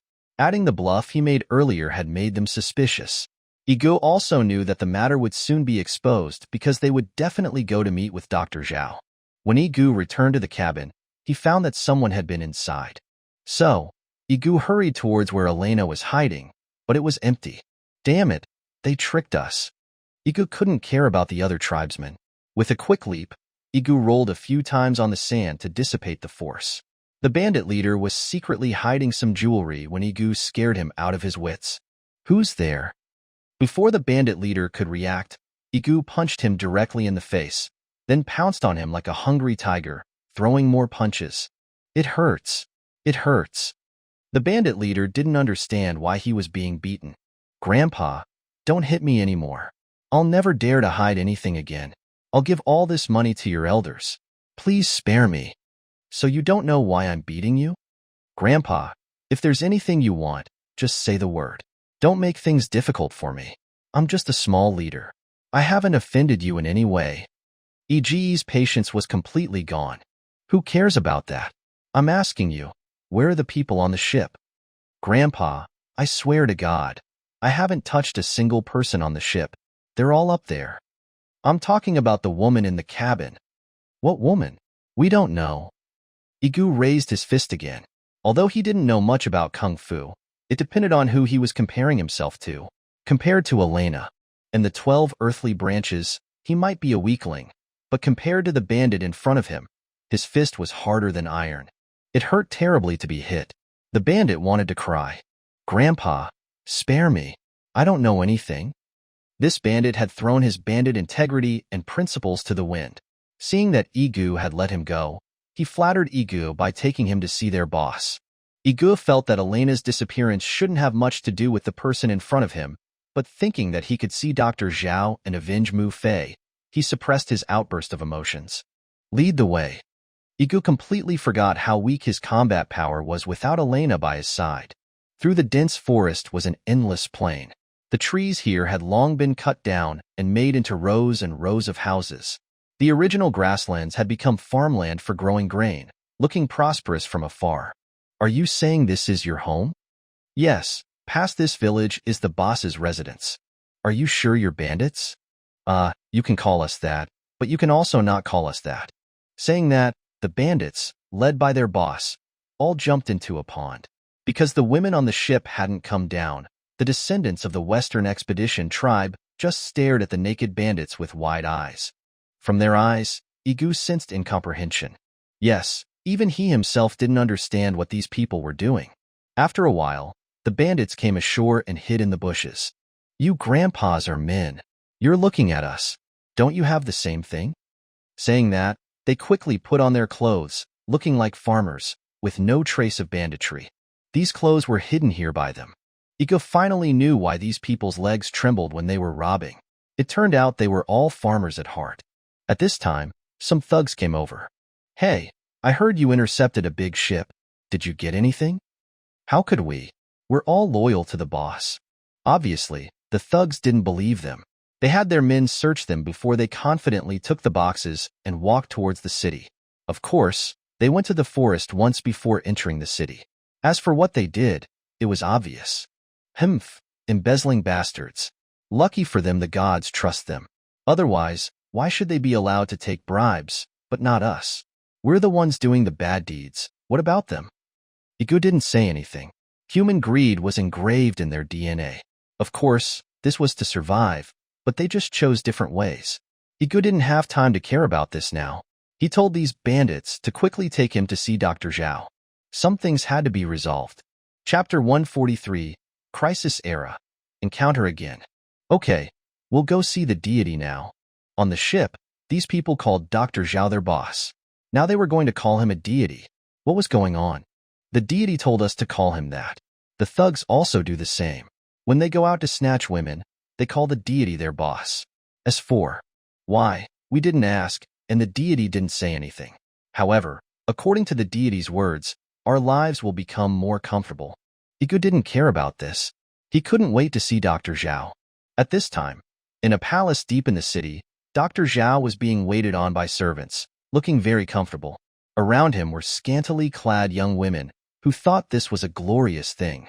Of course, Dr. Zhao's desires didn't stop there. He did things that some adults like to do.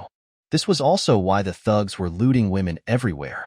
They didn't think it was wrong because their deity had given such instructions, so that's what they should do. Soon, Yige was taken into the city, passing through a narrow and then wider corridor, and then through a peach forest. Yige finally arrived at the inner city. As soon as he entered the inner city, Yige was stunned by the scene in front of him. What kind of civilization span was this? If the tribes like the Sun Tribe and Shadow Tribe on the Western continent belonged to the second-tier civilization, then the third-ranked Divine Kingdom belonged to the third-tier civilization. The second-ranked Divine Kingdom and the tribe in front of him belonged to the fourth-tier civilization, but this inner city shouldn't simply be described as the fifth-tier civilization. Or had this reached a wall-breaking civilization? It seemed Dr. Zhao had really achieved his dream.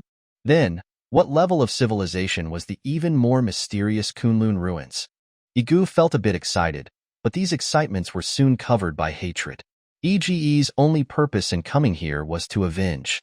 However, before killing Dr. Zhao, Yige had to confirm whether Elena had been captured by Dr. Zhao here. Yige quickened his pace unconsciously. They stepped onto hovering scooters, and in a short while, they arrived at the central square of the inner city. To the north of the central square stood a palace, obviously where Dr. Zhao lived. Yige arrived at the door, but was stopped by a team of soldiers. The deity is resting. Pious believers are not allowed to be received at this time. Before Yige could speak, the bandit leader hurried forward. Yige saw him take out something from his arms and stuff it into the guard's hands, and then whispered something. The guards occasionally looked towards Yige's side. Hey, go in. Remember, the deity is resting right now, so don't make any loud noises. If anyone finds out, I won't admit you entered from my door. Yige nodded and followed the former bandit inside. Why did you do that? Didn't you say you're friends with the deity? I want to get a reward from the deity. This sounded insincere no matter how you heard it. Yige certainly couldn't believe it. He stopped and stared at the bandit's figure. I think we need to get to know each other again, and I want to know your real purpose. Before I figure out the truth, I won't let you use me easily. Hearing this, the bandit leader wasn't angry. Instead, he invited Yige to sit down to the side. My name is Seiru, and I'm a native of this tribe. Originally, we should be very happy, but more than 100 years ago, Dr. Zhao came here. He claimed to be a deity and showed us many miracles, so most of the villagers treated him as a deity. What's more, the leader of the great Egyptian tribe accompanied him to this place, so we respected him even more. Without waiting for Yige to ask, Seiru, the bandit leader, spoke on his own. At this time, Seiru looked up at Yige. You and the deity aren't friends, are you? You're enemies. Yige unconsciously gripped the dagger on his body, his eyes filled with sharpness. He didn't like the feeling of being seen through. Actually, I also have a grudge against that doctor. Hearing this, Yige didn't give up his vigilance. A person's eyes won't deceive. When you heard Dr. Zhao's name, a hint of trepidation flashed in your eyes. That feeling of hatred is very similar to mine, so I chose to bring you to see him. What kind of hatred do you have? The hatred of stealing my wife. The reason why I know this person is not a deity is because he's too indulgent in pleasure. Deities are all high above. How could they be? Obsessed with mortal women? So, he must be a fake deity. If the leader of the great Egyptian tribe also thinks this person is a deity, then there's no deity in this whole world. You're also a pitiful person. Saying that, Yige got up. Seiru followed behind Yige and soon took him to a great hall. Usually, the deity shows miracles and accepts the worship of pious believers in this place. Right now, I don't know which room he's having fun in. Seraph knew Dr. Zhao's habits very well, but this made Yige uneasy. Was the deity here really Dr. Zhao? In Yige's impression, Dr. Zhao was obsessed with scientific research and didn't touch women at all. But in Seiru's mouth, this person was clearly a pervert. In this way, Yige followed behind Seiru, touring the palace. About an hour passed before it was time to show the miracles. Whether it was Elena or Mu Fei, Yige was very worried, but there was no need to rush now. Through conversation, Yige learned that this deity had a special pihal, that is, he wouldn't touch the women he had just looted. These women had to stay in the palace for a month or so before this deity would favor her. If Dr. Zhao really snatched Elena, she should be safe now. But what if he didn't? So Yige had to personally verify it. Soon, Yige followed Seiru to the original palace, which was already filled with pious believers. Seiru pulled Yige to a corner. Later, see if there's any way to attack, and then I'll go out and call my brothers. Recently, the number of thugs under the deity has been sharply reduced. I don't know where they've gone, so we have to be careful. Oh, they're all dead. Dead. Yes, they were all eaten by the Wadjet. Seiru looked at Yige in surprise, not expecting him to be able to control the Wadjet. You know, the fear of snakes was forever engraved in their DNA. Of course, since most of the thugs were dead, Seiru's thoughts became active. Soon, the people in the hall knelt piously on the ground. This place was very hidden, so he and Seiru sat on the ground like this. He wanted to see who was making the miracles. It really is you. When Dr. Zhao appeared, Yige recognized him at a glance. At this time, Dr. Zhao was performing miracles. Yige almost laughed. This was no miracle. It was simply a chemistry experiment class for junior high school students. Could it be that the doctor's academic level has deteriorated so quickly? No, this person isn't the doctor. Then who is he? Yige was getting more and more confused now. There were too many people now, so he would check it out after these believers left. Chapter 144, Crisis Era. He is Ryan. Why was Yige so sure that the person in front of him wasn't Dr. Zhao? Because Dr. Zhao had a signature gesture. He liked to push up his glasses when he was excited. Besides, there was a significant difference in height between this person and the doctor. So, Yige was certain that this wasn't the Dr. Zhao he remembered. Old Sai, is this disheveled old man the deity you guys are talking about?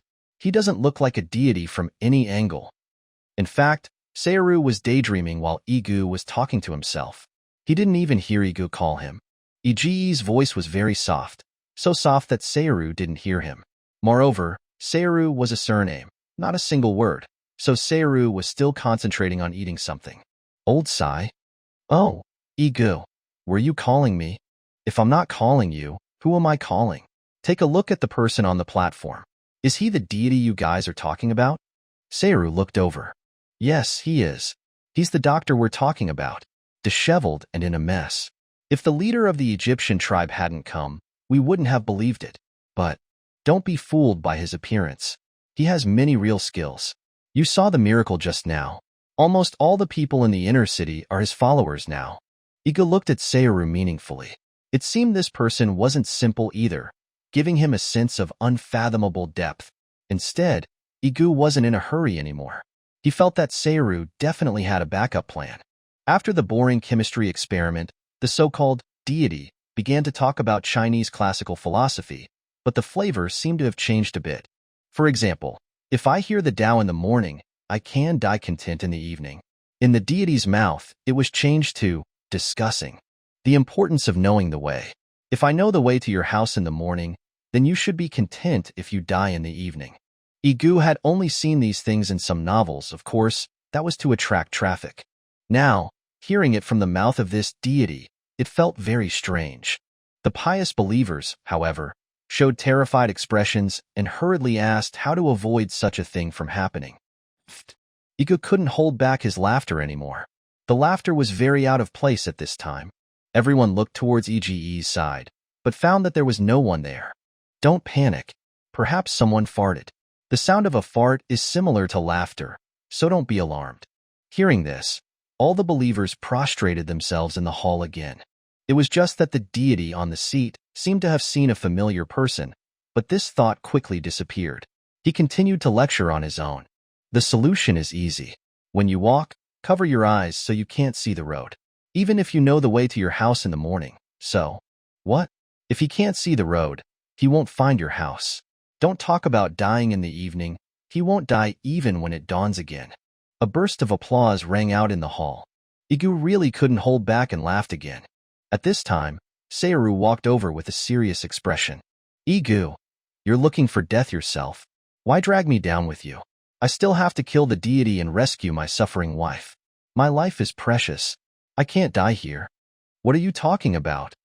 The smile was still on Yige's face. Seeing that Sayuru didn't seem to be joking, he put away his smile. Sayuru, I'm sorry. I couldn't hold back just now.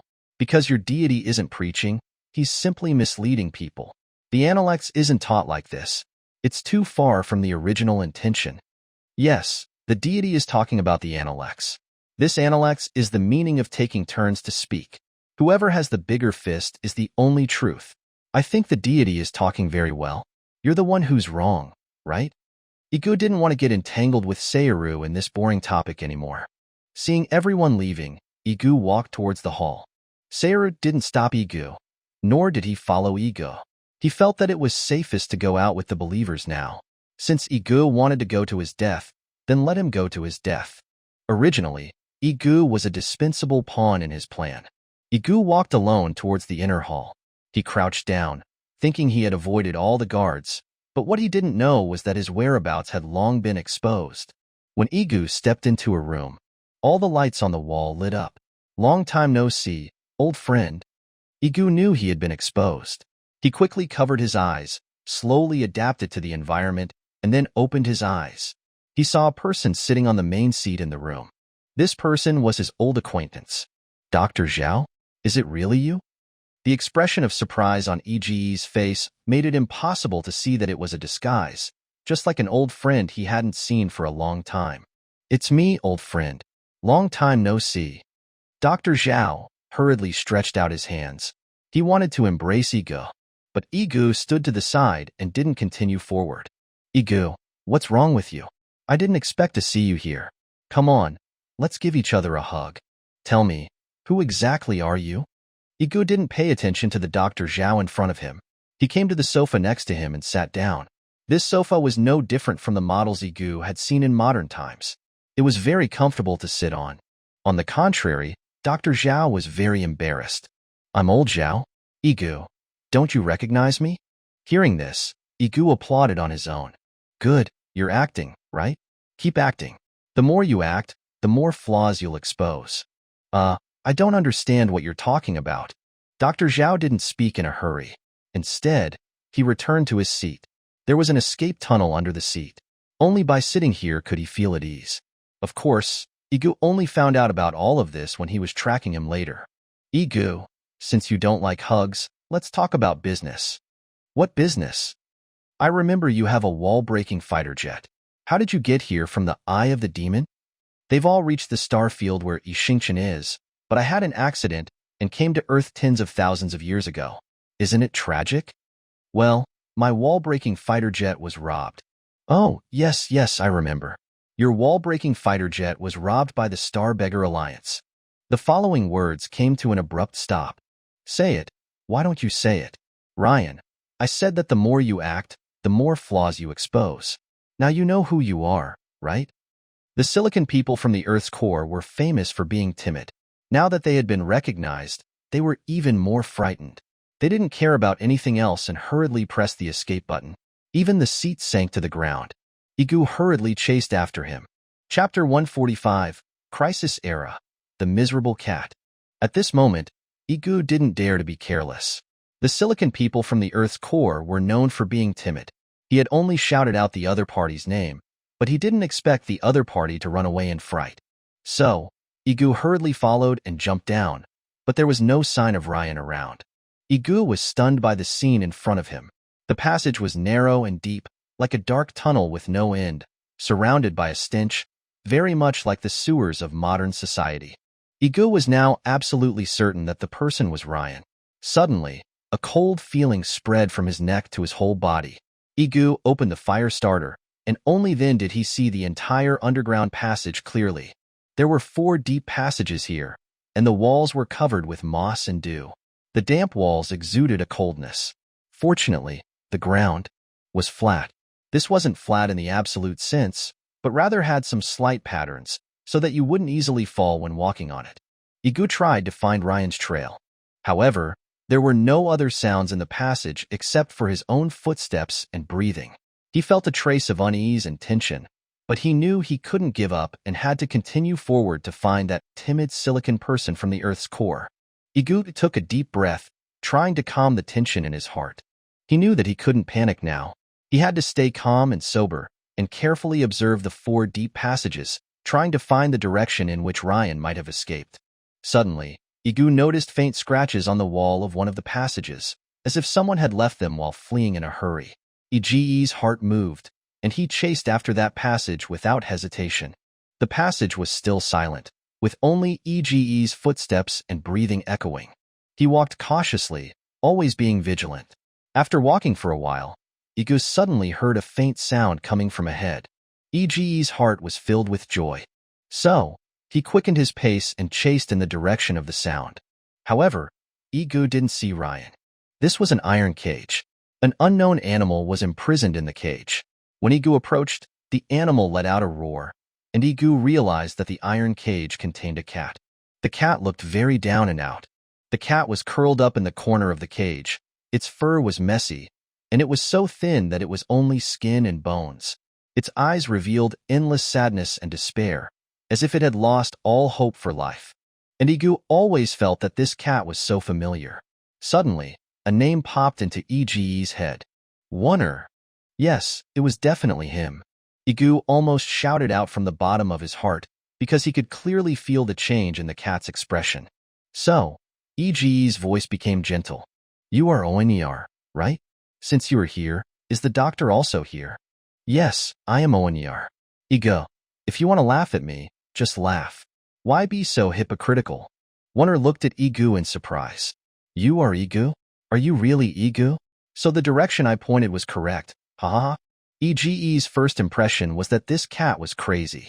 Where is the doctor? Dr. Zhao? Yes, where is he now? Wonner showed a lost expression. He didn't know where the doctor was either. I don't know. You don't know? Didn't Dr. Zhao come to this world? Or did he throw you here midway? Yige now wanted to know the story of Dr. Zhao after he left the Eye of the Demon. Yige looked at the down-and-out cat in front of him, and he couldn't help but feel a ripple in his heart. He once had a very deep story with Dr. Zhao and Oenyar.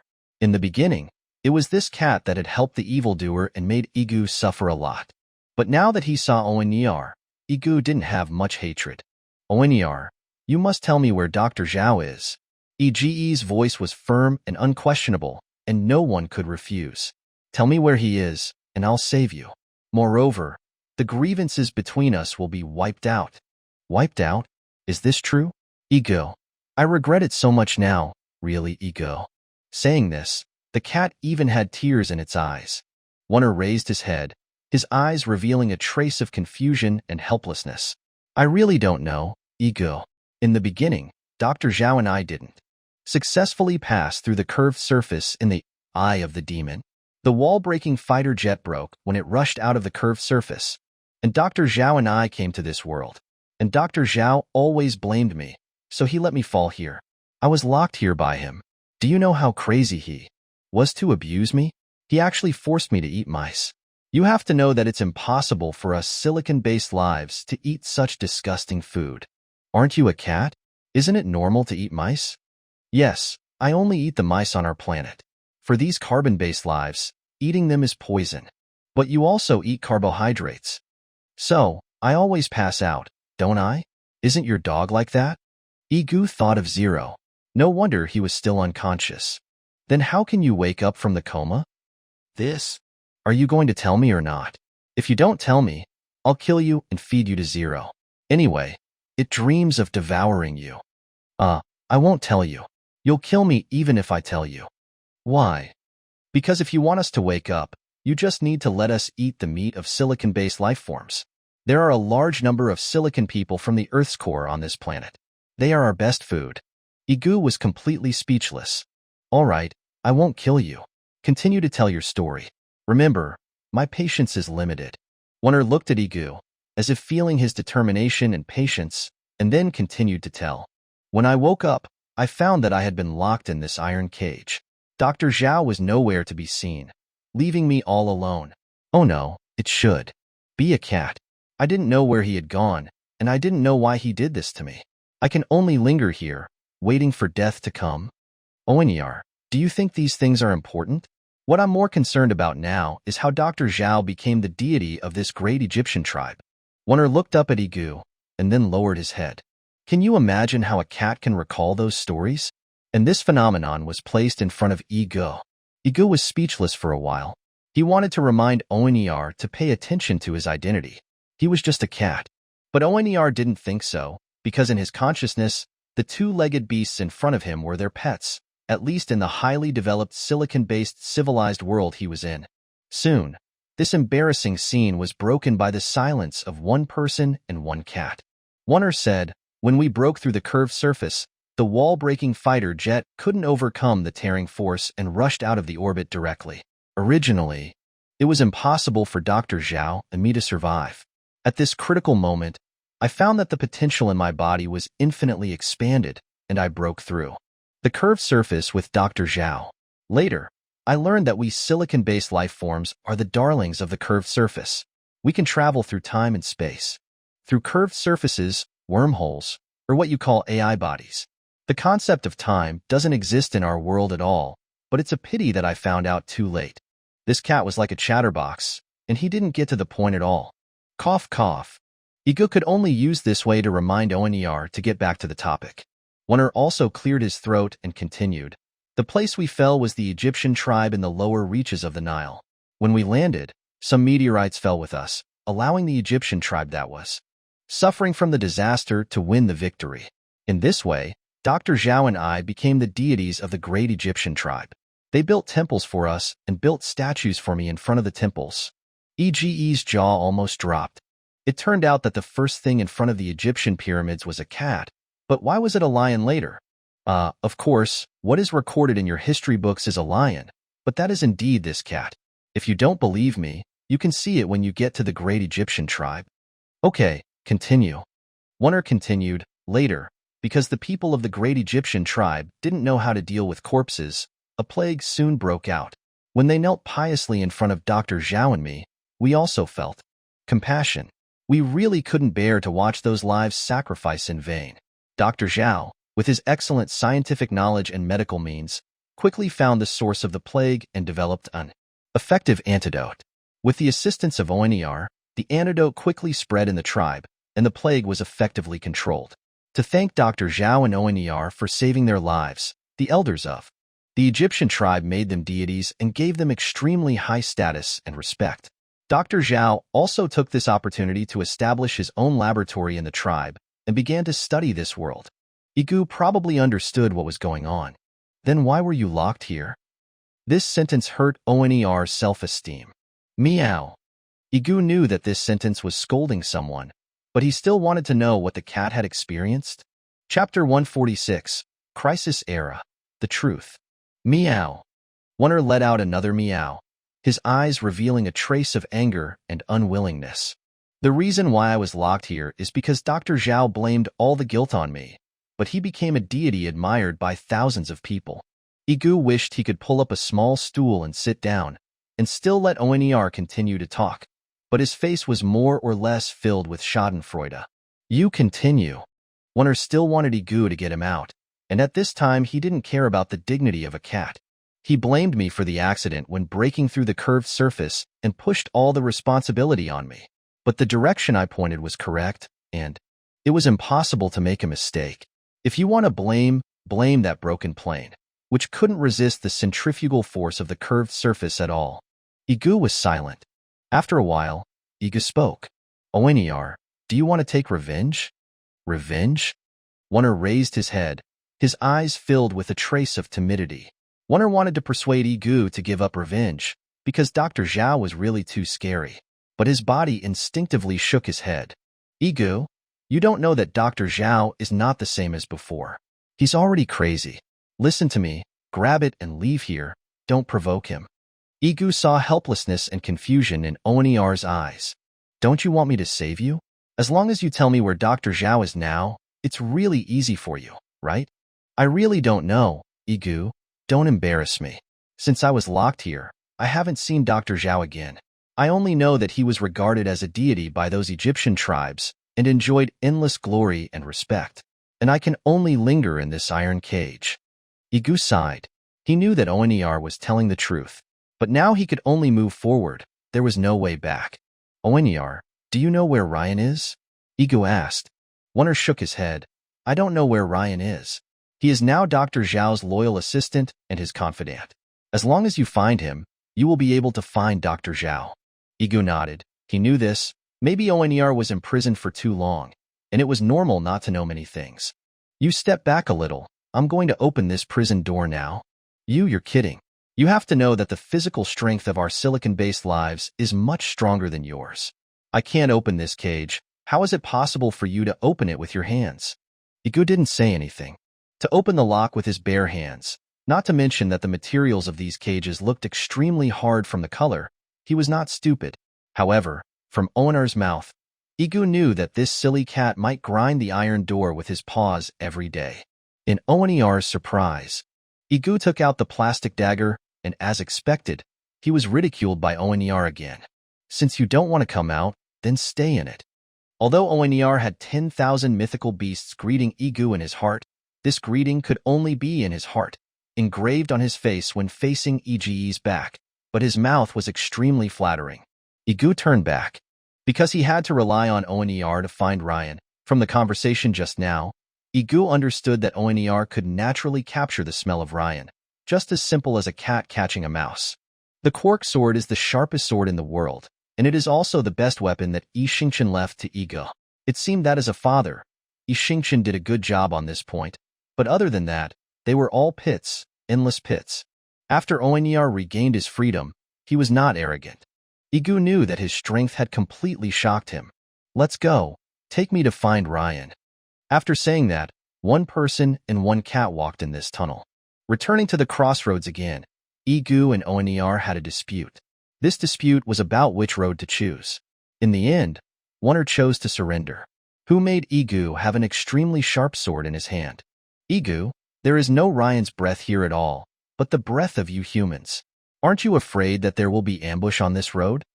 Well, have you seen anyone set up an ambush on their escape route? Let's go. I believe my feeling, and there must be someone I want to see here. Walk along the passage to the end. The dimness, humidity, and the smell of human feces made it almost suffocating. At this moment, Yige didn't want to stay here for a moment. Oner ran to the side and kept vomiting, and even ran away. If it wasn't for the iron cage in front of him, Yige would also want to run away, but he couldn't do that, because the people locked in the iron cage made Yige very surprised. Well, damn it. What do you want to humiliate us today? I tell you, it's impossible for us to tell you the secret. You should just kill us. You demon. When I get out, I will never let you have a good time. Although these words are tough, they are really not very smart. At least Yige thought so. Who would make wild remarks when they are at a disadvantage? As long as they are not fools, they will definitely not add an enemy to themselves for nothing. Of course, people will also do this when they are oppressed for a long time. It will feel better to vent their emotions. As for the result, there is only one, death. Since the destinations are the same, why make yourself feel wronged? Yige stood there. This person looked a little familiar to him. But the madman stopped talking, trembling all over. He stared at Yige. Do you know me? Yige asked. The man stopped talking. He turned around and stopped staring at Yige, looking very afraid of being recognized. So you know me. Yige's tone was very calm, but it made the madman in the cage feel like a bolt from the blue. No, I don't know you, really. Please leave. Yige's heart was even more puzzled. Who they were was unknown, and why they were locked here was also unknown. Could it be that they were also a pit that Yige left for him? However, Yige still felt ripples. These people had suffered all kinds of torture, which could not help but make people pity them. If you tell me who you are, I will help you unlock the cage. If you don't believe me, look at that cat. It's the one I rescued from the cage. When Yige turned his head, Wonner had disappeared, but the constant vomiting made Yige feel a trace of relief. At least this cat was still conscientious and didn't leave him alone. The madman was still unmoved. Did he want to go out? Of course, who would want to stay in such a dirty place and suffer? But what was he afraid of? Yige could only wait quietly. There's more than you hear, you don't want to say it, but it doesn't mean they don't want to say it, does it? After Yige finished speaking, the madman was indeed crazy. None of you can speak. Those who were hiding in the corner were ready to move, but after being scolded by this madman, they immediately became quiet. This kind of strong pressure emotion is only temporary. After all, people have a strong desire to survive. Soon a short child stood up, and the madman stabbed the child with a wooden stick. No! A scream came. Yige felt that this voice was very familiar, but he couldn't remember it. But the madman in front of him didn't stop. At the critical moment, a wisp of zither music came, and the madman collapsed there, covering his head with both hands, rolling on the ground, and calmed down after a while. And this piece of zither music was too familiar to Yige. This is Din Su Ying's Zhi Shang. Yige grew up listening to this piece. Yige had also heard this piece in the prison world and the New Earth world. But hearing this piece again now, Yige felt that it was different from before. Because this piece was played by the Dean herself. Dean? Is that you? Yige didn't recognize these people, but he heard the taste of this piece. Then the madman just now was General Lin Feng. Is it you? Yige's voice suddenly became cold. He stared at everyone in the cage. His heart was filled with mixed feelings. Facing the traitors, he should be angry and hate them. That's right, Yige's voice just sold him out. Although it was cold, it carried a trace of concern. Now Yige wanted to know an answer. Did you have any unspeakable secrets when you did that? Yige's words made the air in the cage seem to freeze. After being recognized, Lin Feng collapsed on the ground, holding his head in his hands. He didn't dare to face Yige at all. At this time, Su Ying slowly came to Yige from the darkness. Din Su Ying's current appearance made Yige's heart feel sour. She used to be so elegant and noble, but now she was haggard and her clothes were tattered. But even so, her eyes still sparkled with firm light, as if that fire had never been extinguished. But Su Ying's words made Yige crazy again. Unspeakable secrets? Our unspeakable secrets are just to leave Earth and gain new life. So, we are not as noble as you think. Yige, we have received the punishment we deserve. You should be happy, right? No? You lied to me, didn't you? Yige gripped the iron bars of the cage tightly. He didn't believe these were true at all. You must have unspeakable secrets, right? Yige asked again. This time his voice had begun to tremble. From childhood to adulthood, Din Su Ying had never told a lie in front of Yige. This time, Yige hoped so much that what the Dean said was a lie. Yige, be more mature. What unspeakable secrets can we have? Hee, it seems that you still haven't learned your lesson after stabbing you in the back in the Earth's core world. How crazy this world is. We used you. But you are here to give your enemies unspeakable secrets. Do I have to make up a lie to continue to deceive you? Yes, Yige. You are still too naive. Don't you hate us? Come on, kill us. At this time, Lin Feng also interjected. No, I don't want to. Yige couldn't accept this result for a while. He ran away holding his head, and what he didn't know was that the wiretap on his body had fallen to the ground. This was what the heavenly stems and earthly branches had left for Yige at that time, and the purpose was to protect Yige's safety. And information can be received through the token. The principle is the same as radio. They must be lying to me. They must have unspeakable secrets. Yige's hand slammed wildly on the wall. Meow. At this time, Wonner came to Yige's side. Yige, keep your voice down. I seem to hear some sounds coming from your arms. Saying that, Wonner jumped into Yige's arms and listened carefully. Yige, come and listen. Yige took out the token that made the sound from his arms. This was the token that burst out after killing the sandworm. It was the token left by his unlucky father. Yige, he's grown up. Alas, are we doing the right thing by doing this? This is too unfair to Yige. But we still failed. Maybe we can't escape Yi Xingqian's calculations at all. Suing, I'm sorry, I dragged you into this. What's so bad about this? To avenge Lin Jing, I'm willing to die. It's just a pity for that child, Yige. It's okay. He'll always understand. Yige put the token back in his pocket. He clearly understood the whole story.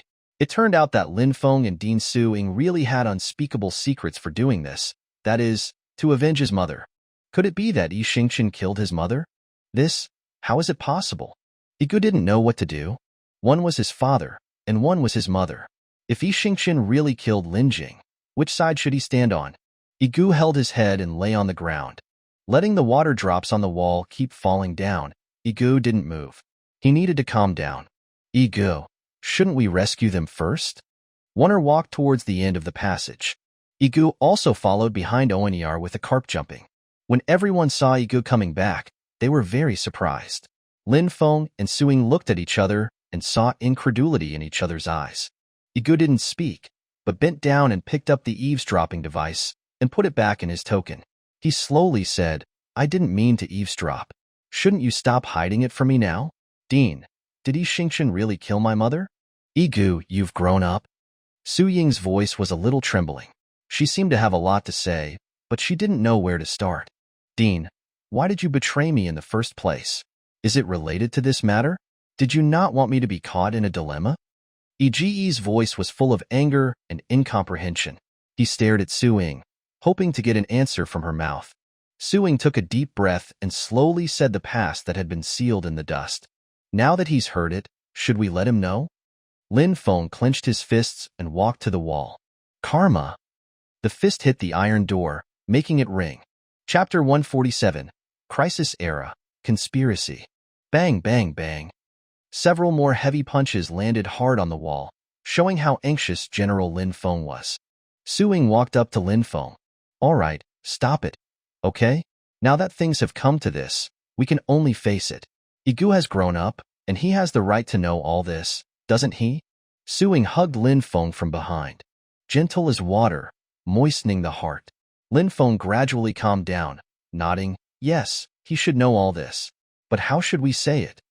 Dean Suing didn't answer, because she didn't know how to start this either. Sizzle. A sound came, and in the instant that Su Ying and Lin Feng turned their heads, they saw the scene of the cage being cut off. How is this possible? Su Ying and Lin Feng looked at each other, seeing shock and disbelief in each other's eyes. All right, let's go out first. Yige greeted the children. Their expressions were still so innocent, surrounding Yige and chirping nonstop, as if they had forgotten the years of imprisonment.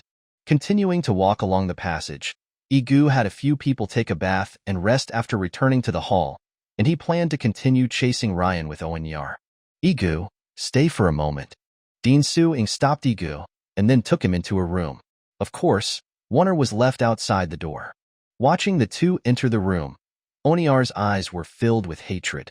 He put his ear to the door, wanting to hear what they were talking about. Unfortunately, he didn't hear anything. At this time, Lin Feng finished washing and just happened to come over. He discovered Oeniar's abnormality and sneaked up behind him. When Oeniar discovered it, his tail had already been grabbed by Lin Feng, and he couldn't move. What are you doing sneaking around? I'm worried about Yige's safety. After all, you've killed him once, and I can't let him be hurt again this time. Oeniar's eyes rolled around, and he quickly came up with this righteous idea, but Lin Feng didn't buy it at all. Really? This smile made Oeniar tremble all over. Inside the hall, as the door opened, Yige and Su Ying's eyes also gathered there. Lin Feng walked in, dragging Oeniar. Before anyone could speak, Wonner took the lead and shouted, Run! They're going to kill you. If he didn't already know the truth, Yige might have believed it at this moment, because Oeniar's acting skills were really too high. Unfortunately, Yige already knew what had happened, and this Oeniar was a pawn that Dr. Zhao had buried. Yige, don't listen to their nonsense. They've already defected to Dr. Zhao, and their purpose is to kill you. Think about it again. This voice was shouted out. Wonner shouted again, Yige, you're confused. Think about it. Why hasn't a guard team come to trouble you yet? Doesn't this explain the problem? This was the deity's private space.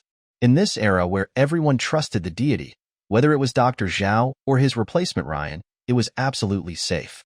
So there were no guards protecting this place at all, and this was exactly what ONER had used. Yige looked at Dean Suing in surprise. Dean, is what he said true? What do you think? I don't know. Yige was completely shaken. Lin Feng was about to say something, but suddenly felt pain in his arm. Taking advantage of Lin Feng's distraction, Wonder bit his forearm hard, and then ran away arrogantly. Haha, Yige, just wait to die. You and you, none of you can escape. Wonder's voice had hatred, and in more detail, his anger value was full. He had already taken Yige down, but the fat meat that reached his mouth ran away like this. If he had known, he shouldn't have let Yige rescue these people. The most needed thing in this world is regret medicine.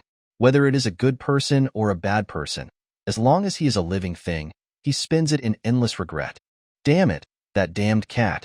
It must have gone to call people. We must leave here, otherwise we will definitely be caught by that demon Dr. Zhao. Where can we go? Go to that escape tunnel. Why? There's no time to explain. Lin Feng and Suing spoke to each other in one sentence and one word. Their movements were quick, but Yige was stunned on the side. Yige, let's go? Yeah, Yige, what's wrong with you? Yige stared at the two people with puzzled faces. After a while, he said, It's okay. I was just scared by that cat. Oh, then you prepare. I'll go call the children.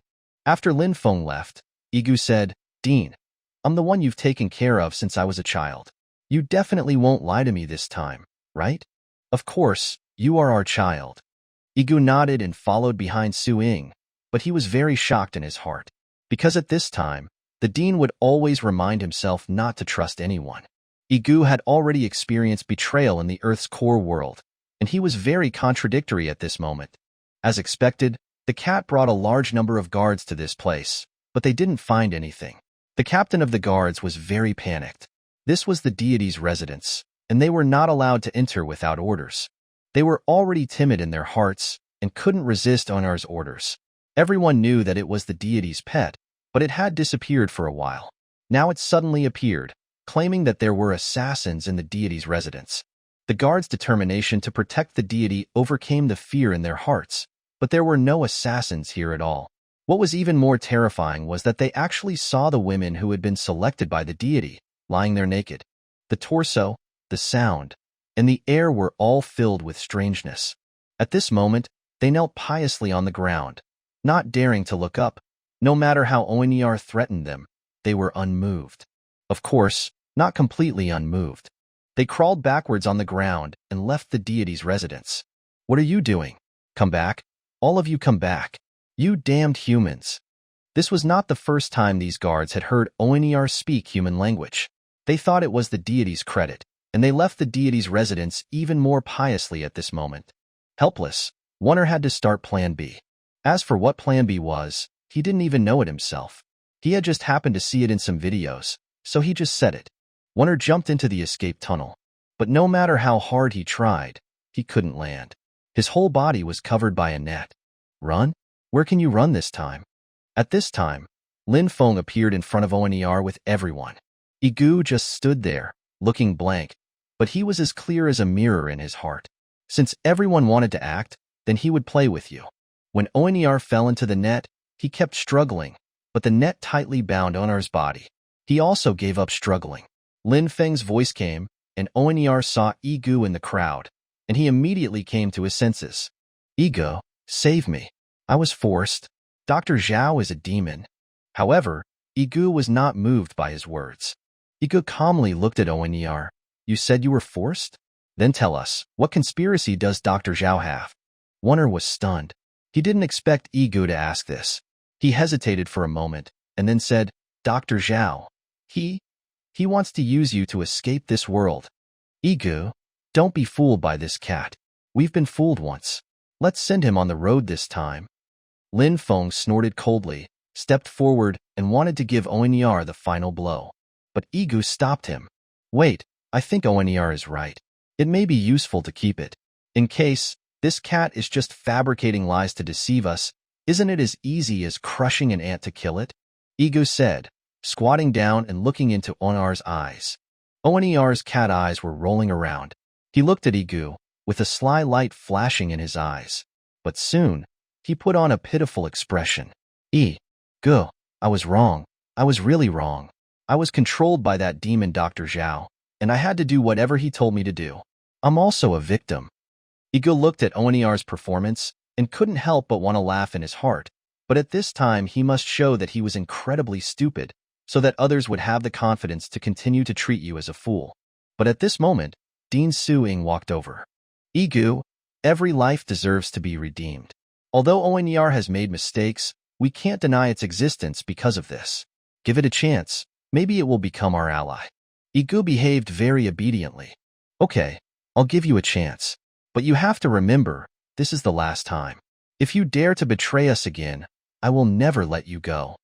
Oner heard Yige's words, and a trace of gratitude flashed in his eyes. I will never betray you again.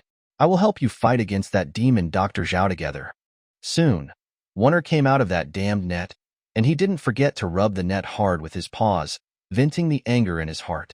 Feeling Lin Feng's unkind gaze, Oner ran to Yige's side, very docile. If you didn't know his origin, you would definitely be conquered by his cuteness. Thank you, Yige. His voice was a little trembling, as if he was really feeling guilty and grateful. And Yige didn't seem to buy this at all. He turned his head and walked along the passage. You should thank the Dean even more. Yes, thank you, beautiful Dean. Dean Su-ing was amused by this cat, but the smile was a bit eerie. At least Oner's body honestly shuddered. I'm a very vengeful person. I just promised not to kill you. But that doesn't mean I can't forget what you did on the wall-breaking fighter jet. So, carry these luggage. As a result, the cat was treated as an ox. The key point was that the cat didn't dare to complain, because living was his biggest motivation. Yige, don't go in that direction. Where is Ryan deliberately guiding you to go? Oh. Yige turned around and looked at this cat. I know where to go to find the real Dr. Zhao. After saying that, everyone followed Oner and walked towards another passage. There's no way out here. Yige, I said long ago that this cat shouldn't be left behind, but you didn't believe it. Now it's all right. Maybe there's some conspiracy waiting for us? Well, this is the entrance to Dr. Zhao's hiding place. How could I joke about my life? Oner's eyes looked at Lin Feng with some resentment. Did he know that talking nonsense at this time would cost him his cat's life? Oh, then where is the entrance, you said? If I can't find it, I won't spare you so easily. Imph, a guy who looks down on cats. You are as annoying as that guy. Okay, don't quarrel. Oner, you go find the entrance. Uncle Lin, you rest for a while first. Yige couldn't bear to see it and stop them. Oner came to a wall and wanted to escape, but Lin Feng stopped him. Wait a minute, put this on. No, this is for tying a dog. It is impossible for me, such a noble cat, to accept this condition. This is a shame for me. Lin Feng was also amused by this cat. Yige, or we should kill this noble species. Anyway, we have found the approximate location of the entrance, and it doesn't matter much whether we have this cat or not. Okay. At this time, the cat should cry again. Yige playfully echoed Lin Feng's suggestion. Okay, I'll bring it. Can I bring it? Oner didn't dare to be mischievous anymore. These people were not so easy to mess with at all. Soon, another secret passage appeared on the wall. It seems that this cat is not honest either. Lin Feng just walked into the secret passage and sighed. Yige smiled slightly, didn't say anything, but followed behind Oner and continued to walk into the depths of the secret passage. In fact, if Lin Feng didn't propose to put a dog leash on Oner, Yige would also do it. Oner's little trick can't deceive himself now. Next, Oner didn't dare to move any crooked thoughts at all. Yige and the others followed behind Oner and turned left and right, finally coming to a huge hatch door. It was obvious that this was Dr. Zhao's stronghold. Before everyone could react, this hatch door opened. Entering it, it was found that this was a huge laboratory. Where's Dr. Zhao? Oner didn't know where Dr. Zhao had gone. He only had this laboratory here. But now he only found a temple but no monk. Yige, listen to my explanation. This is Dr. Zhao's hiding place. Maybe he has something to go out? We can wait here, and we will definitely be able to wait for him to come back, right? Are you sure? In order to survive, Oner could only nod desperately. At this time, A large screen descended from the center of the laboratory, similar to a projection instrument in the post-industrial civilization era. Of course it was. Much more backward than the holographic technology of the scientific and technological civilization, but it could already be called a magic weapon in this environment. Dr. Zhao's figure soon appeared on the big screen. At this time, Dr. Zhao was giving a speech to a group of tribal chiefs. Yige learned from ONER that the one kneeling in the front was the chief of the great Egyptian tribe. The speech content is roughly as follows. Our plan has reached the final stage. Soon, we can use energy conservation to launch our ultimate weapon, the time and space shuttle. At that time, you can follow me back to the real divine world and gain eternal life. A crazy smile appeared on Dr. Zhao's face. He hasn't given up on the eternal life plan. He gave the AI body a new name again. Yige suddenly noticed something wrong from Dr. Zhao's smile. What is the energy conservation, he said? Wonder had never seen Yige with this expression. I don't know. Maybe Dr. Zhao will tell you. Isn't there still a lot of content behind this video? Chapter 148. Crisis Era. Energy Conservation. Energy conservation? Yige. This should be a physical concept, right? Of course, but Dr. Zhao is not discussing physics. There must be a huge conspiracy in it. What conspiracy? Civilization extinction. Yige, can you talk about it in detail? Yige's eyes were cold, as if he wanted to kill someone. However, he quickly returned to normal. This was Lin Feng's feeling, which he only said afterwards. At that moment, even the battle-hardened General Lin was afraid. Dr. Zhao's purpose is to achieve time and space travel, which requires a huge amount of energy. And the total energy of the planet is constant. It exists on the planet in various forms. With your intelligence, you should understand what Dr. Zhao means by energy conservation, right? You mean he wants to kill all the humans in this world? No, he is not so kind. Dr. Zhao's purpose is to destroy this planet. He is simply insane in order to achieve time and space travel. But Yige didn't do that, did he? And none of us destroyed the planet. No, when Yige threw out the AI body plan, the entire Earth was at the root of destruction. As for us, didn't we fail? Yige stopped talking. He knew that Lin Feng would definitely make up his own mind. You mean the arrival of the Earth disaster day is not a coincidence, but a man-made setting. Why is this? Is Yige crazy?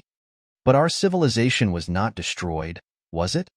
Yes, then we must find Dr. Zhao, now to stop his conspiracy. Saying that, Lin Feng wanted to leave this laboratory, because this was just an empty shell, and it was impossible to find useful information. He found that Yige didn't move. Yige turned his gaze to Dean Su-ing and walked over. Now you can tell me the truth about the whole incident, right? Why did my father kill my mother, and why did you kill me? I know you have your unspeakable secrets, but as a person involved, I have the right to know all this, don't I? Yige pressed further. Yige, about your father and mother, things are not as simple as you think. Dean Su-ing took a deep breath and slowly said, there is a deep-seated contradiction between them, which comes from their different views on the Starry Sky War. What is Starry Sky War? Yige, don't worry. Dean Su-ing comforted me, and then told me a lot of things about Yige and Lin Jing that I didn't know. At this moment, it was false to say that I was not excited, but I could only sit there quietly and listen to this story. Yige and Lin Jing are our friends. You already knew that. There is another thing you don't know. That is, Lin Feng is Lin Jing's sister and your uncle. What? Uncle Lin is actually my uncle? Is this possible? Yige glanced at Lin Feng, and there were some similarities between their brows.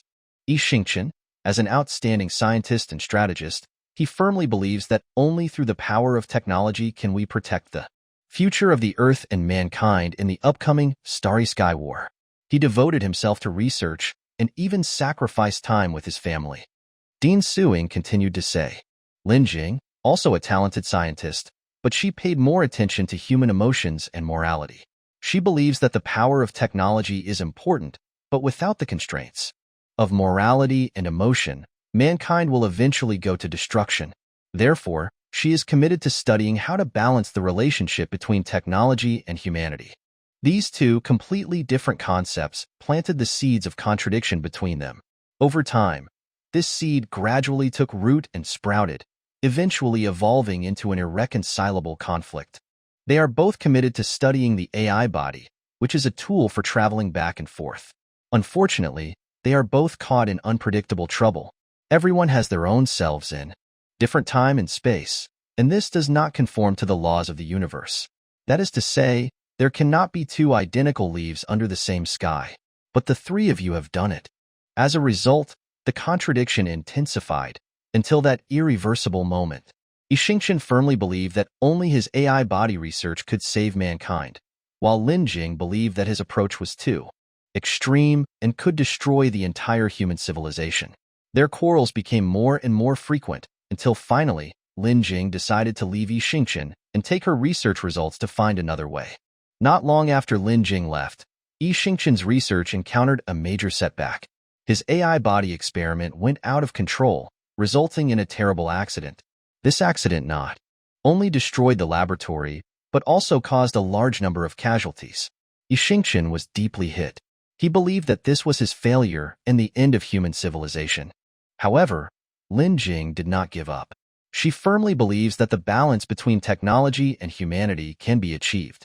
She took her research results back to the laboratory and tried to repair the damage left by Yige. Just when she was about to succeed, Yige appeared. He believed that Lin Jing's research was a betrayal of him, a negation of his ideas.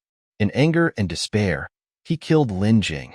But later Yige understood he was very hohui about killing his woman, so he frantically carried out AI body experiments. His purpose was no longer to protect the Earth, but to save his woman. Dean Suing took a deep breath. It was obvious that there was a lot of pain in her memory. Just like I resurrected Mu Fei? Silly child, don't you have Elena? Why haven't I seen her all the time? I didn't speak at first because I was afraid of destroying your plan. Now can you tell me where she went? Elena is missing. What? Missing? Why are you still here? I don't know where he went. However, she should be fine now. Saying that, Yige took out the jade pendant. Elena's breath could still be felt on this jade pendant. If something really happened to her, Yige would definitely feel it, so he hadn't been in a hurry to look for it. Did Yige find my mother later? Suing was speechless for a while. She finally diverted the topic, but she was brought back by Yige. She looked at Yige holding the jade pendant tightly, with a complicated expression flashing in her eyes. Dean Suing sighed deeply, knowing that this topic could not be escaped anymore. Yige, your father, he didn't find your mother. Dean Suying's voice was a little trembling. She knew how cruel this news was to Yige. However, Yige had the right to know the truth. Yige's body trembled slightly, but he didn't show too much emotion. He just silently lowered his head, looked at the jade pendant in his hand, and thought of Mu Fei again. He didn't know if his persistence now was right. Then what happened to him later? Yige's voice was a little hoarse, but he still insisted on asking. He has been conducting AI body experiments, trying to find your mother back. However, his experiments are becoming more and more crazy, and he even began to sacrifice innocent people. We once tried to stop him, but Dean Suying's voice choked, and she couldn't continue to speak. Yige closed his eyes. His heart was full of pain and struggle. He couldn't imagine his father would become like this, and he couldn't accept this cruel reality. Then what should we do now? Yige raised his head, looking at Dean Suing and Lin Feng, his eyes flashing with a firm light. We must find Dr. Zhao, stop his conspiracy, and find my father, so that he can pay the price for his actions. Dean Suing and Lin Feng looked at each other. They saw the determination and courage in Yige's eyes. They knew that this young man had grown into a true warrior, and he would fight to the end to protect this world. Dean, you said before that after I was born, my father came here, right? Hearing this, Su Ying's pupils widened. She covered her head and knelt on the ground. The taste made people feel distressed just by watching it from the side. Yes, he's here. Chapter 149, Crisis Era, Misty Forest, 1. He came. Who? Yige looked at Dean Suing with her hands on her head, his mind full of questions. But now was not the time to consider these things. Soon, a coldness struck. Yige fell into a coma. After Yige fell into a coma, everyone in the laboratory also fell into a coma. When Yige woke up, he found himself in a misty forest. He looked around, only to see a vast expanse of white, and he couldn't see anything clearly. The vaguely visible trees nearby didn't have the shadowy figures that people imagined. Under his feet was a flat road, which felt soft when stepped on, but he couldn't see what it was. Yige walked along the road, advancing aimlessly. Just then, a voice came. "Yige, you're here." Yige looked around, but didn't see anyone. So Yige continued to walk forward. At this time, a shadow appeared in front of him. Yige felt that this shadow was familiar, as if he had seen it somewhere, but he couldn't remember it. "You're here, my child. I'm really happy to see you again." "Child?" Yige was stunned. "Who are you?" "Yige."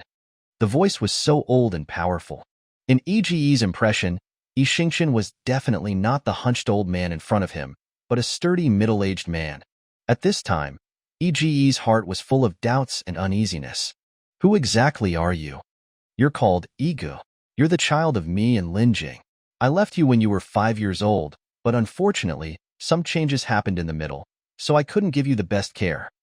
What was he saying all this for? Yige already didn't know what the old man in front of him wanted to do. Hey, investigating someone's household registration privately is not a joke. Be careful, I sue you for infringing on personal privacy. Ha ha ha, personal privacy? Do you think there is still personal privacy in the current technological civilization? No, you have all been deceived. And you have gone to another extreme? Yige couldn't understand what the old man in front of him was saying, but vaguely felt that this person should be Yige. It was just that the old Yige in front of him was different from the one he knew. "By the way, what number are you?" At this time, Yige words shocked Yige again. "Number 4. I'm also number 4. Yige didn't expect this result, because Yige clearly remembered that Dean Suing had told him that they, including Yige, were all reincarnators, that there was only one lifeline under this multidimensional space, and he had multiple lifelines. If he failed, then they would guard number 5, and so on. Now, who was right? What is that look in your eyes? Come on, it's not a place to talk with so much fog here. Let's go to my hut and chat while drinking tea. Speaking of which, you've grown so big in the blink of an eye. I, as a father, am not qualified." Yige's heart was full of doubts and uneasiness. He didn't know why Yige was here, and he didn't know what he wanted to do. However, he knew that he had to face all this. He nervously followed behind Yige and came to a small hut. The environment of the hut was gradually revealed in front of Yige. This was a simple and elegant hut, with walls made of rough stones, revealing a sense of the vicissitudes of time. The roof was covered with thick thatch, providing shelter for the people in the house. A wooden plaque hung at the door, with some blurred words engraved on it, as if it was the name of the hut. Walking into the house, a warm atmosphere came over him. The interior was simple and clean. A wooden tea table was placed in the center, with a delicate tea set on it. The teapot exuded a faint tea fragrance, which made people feel refreshed. A few cushions were scattered on the ground, providing a comfortable place for visiting guests to rest. Some ancient paintings and decorations hung on the walls, revealing a mysterious and ancient atmosphere. Yige image also gradually became clear. He was a hunched old man, and the years had left deep marks on his face. His hair had turned gray, but his eyes were still bright. His face had a kind smile, which made people feel chinjaragoatatan. He was wearing a simple robe, with a wide belt tied around his waist, which looked solemn and mysterious. Just like the old man Gandalf he saw at the beginning.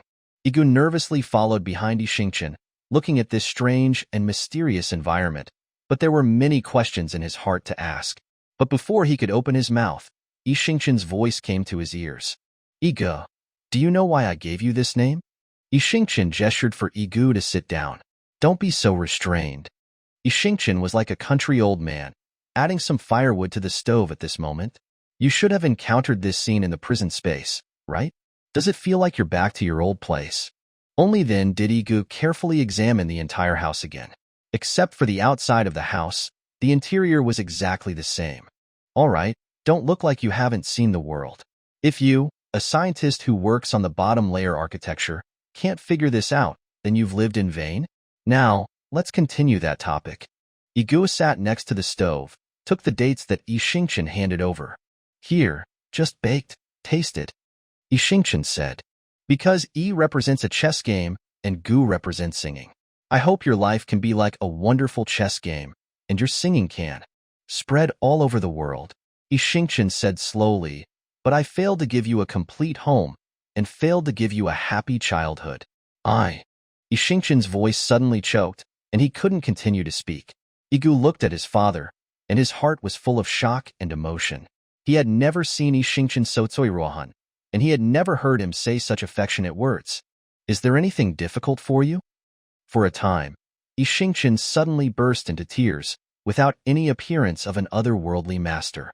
It's good for a son to grow up. He knows his father's difficulties. This was simply a drama, Jingsang-sun. Yige didn't bother to pay attention, and ate red dates on the side, and threw a few roasted ones into the tea stove, brewed tea, and watched the show.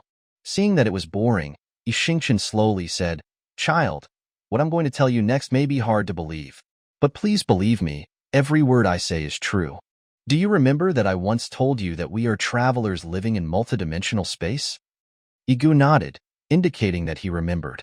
In fact, this multidimensional space is not as simple as we think. It contains countless parallel universes. Each universe has its own timeline and historical track, and we are the travelers, or guardians, of these parallel universes. Yige words shocked Yige, and he couldn't imagine that he lived in such a complex and mysterious world. Our mission is to protect the civilizations in these parallel universes and prevent them from being destroyed. However, an interstellar war is threatening the stability of the entire multidimensional space. This war involves countless parallel universes, and once it gets out of control, the consequences will be disastrous. A solemn expression appeared on Yige's face. He looked at Yige and continued, "The reason why I left you and your mother is because of this war. I have to go to the front line to protect our homeland. However, I didn't expect this war to last so long, and I didn't expect it to affect your life. But they said you killed my mother, is that true?" Yes and no. Chapter 150, Crisis Era, Misty Forest 2. What does it mean, yes and no? Is there such an answer? Yige himself was a little confused. Seeing Yige, this father who killed his mother, Yige's emotions didn't have much fluctuation. He had never understood this point. Now Yige's answer made Yige even more unable to understand this feeling. Could it be that my mother really wasn't killed by him? Yige smiled. Don't worry. I remember you weren't like this when you were a child. Why are you so impetuous and unable to hold your breath now? I don't even know if I should tell you the truth like this. Yige's heart was in his throat. Yige gave Yige another white look. Forget it. Everyone should have their own way to go. Even if I'm your father, I shouldn't interfere with your choice. However, you should also have the right to know the truth. Then, Yige said a lot of principles. Although Yige didn't understand it very well, he remembered all of it in his heart. Millions of years ago, our galaxy was captured by Yige. They were crazy as if they had discovered a new continent and launched the infamous interstellar war. However, these data are hidden in the dust of history, and there is no information left for future generations, and you don't know. That was a dark time. Facing a civilization that was several levels ahead of us, we had no hope at all. Everyone's mood was like being covered with a layer of black fog. Originally, I thought life would end here, and civilization would also be swallowed up, Lunwei, those higher civilizations' playthings, nourishment, and energy. But at this time, a mysterious organization appeared. They had the strength to surpass our civilization, and their strength was comparable to that of Yige. In the end, with their help, we successfully blocked Yige outside the galaxy. After that, we escaped from that place and came to the solar system you are familiar with.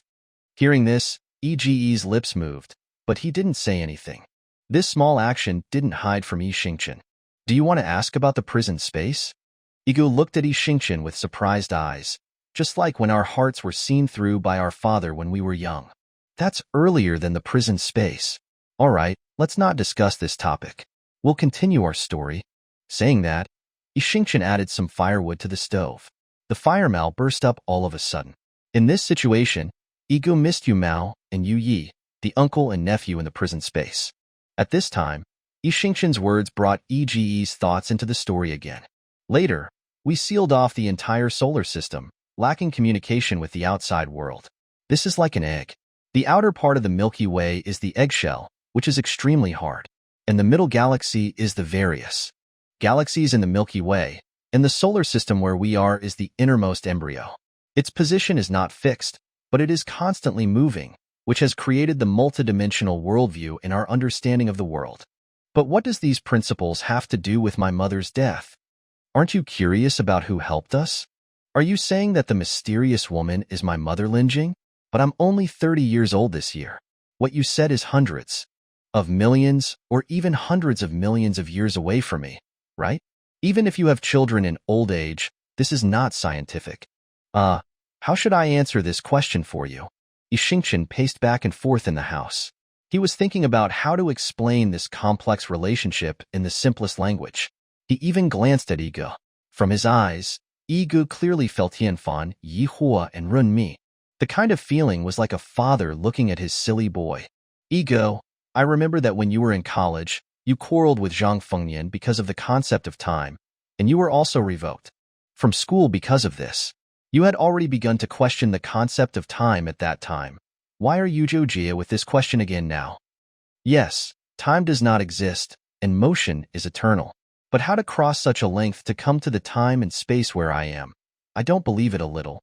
I always feel that this matter is not real at all, just like the plot in science fiction novels. But didn't you come to hundreds of thousands of years ago from your world? Our father and son can meet? Is this still not real? Yige still had a puzzled face.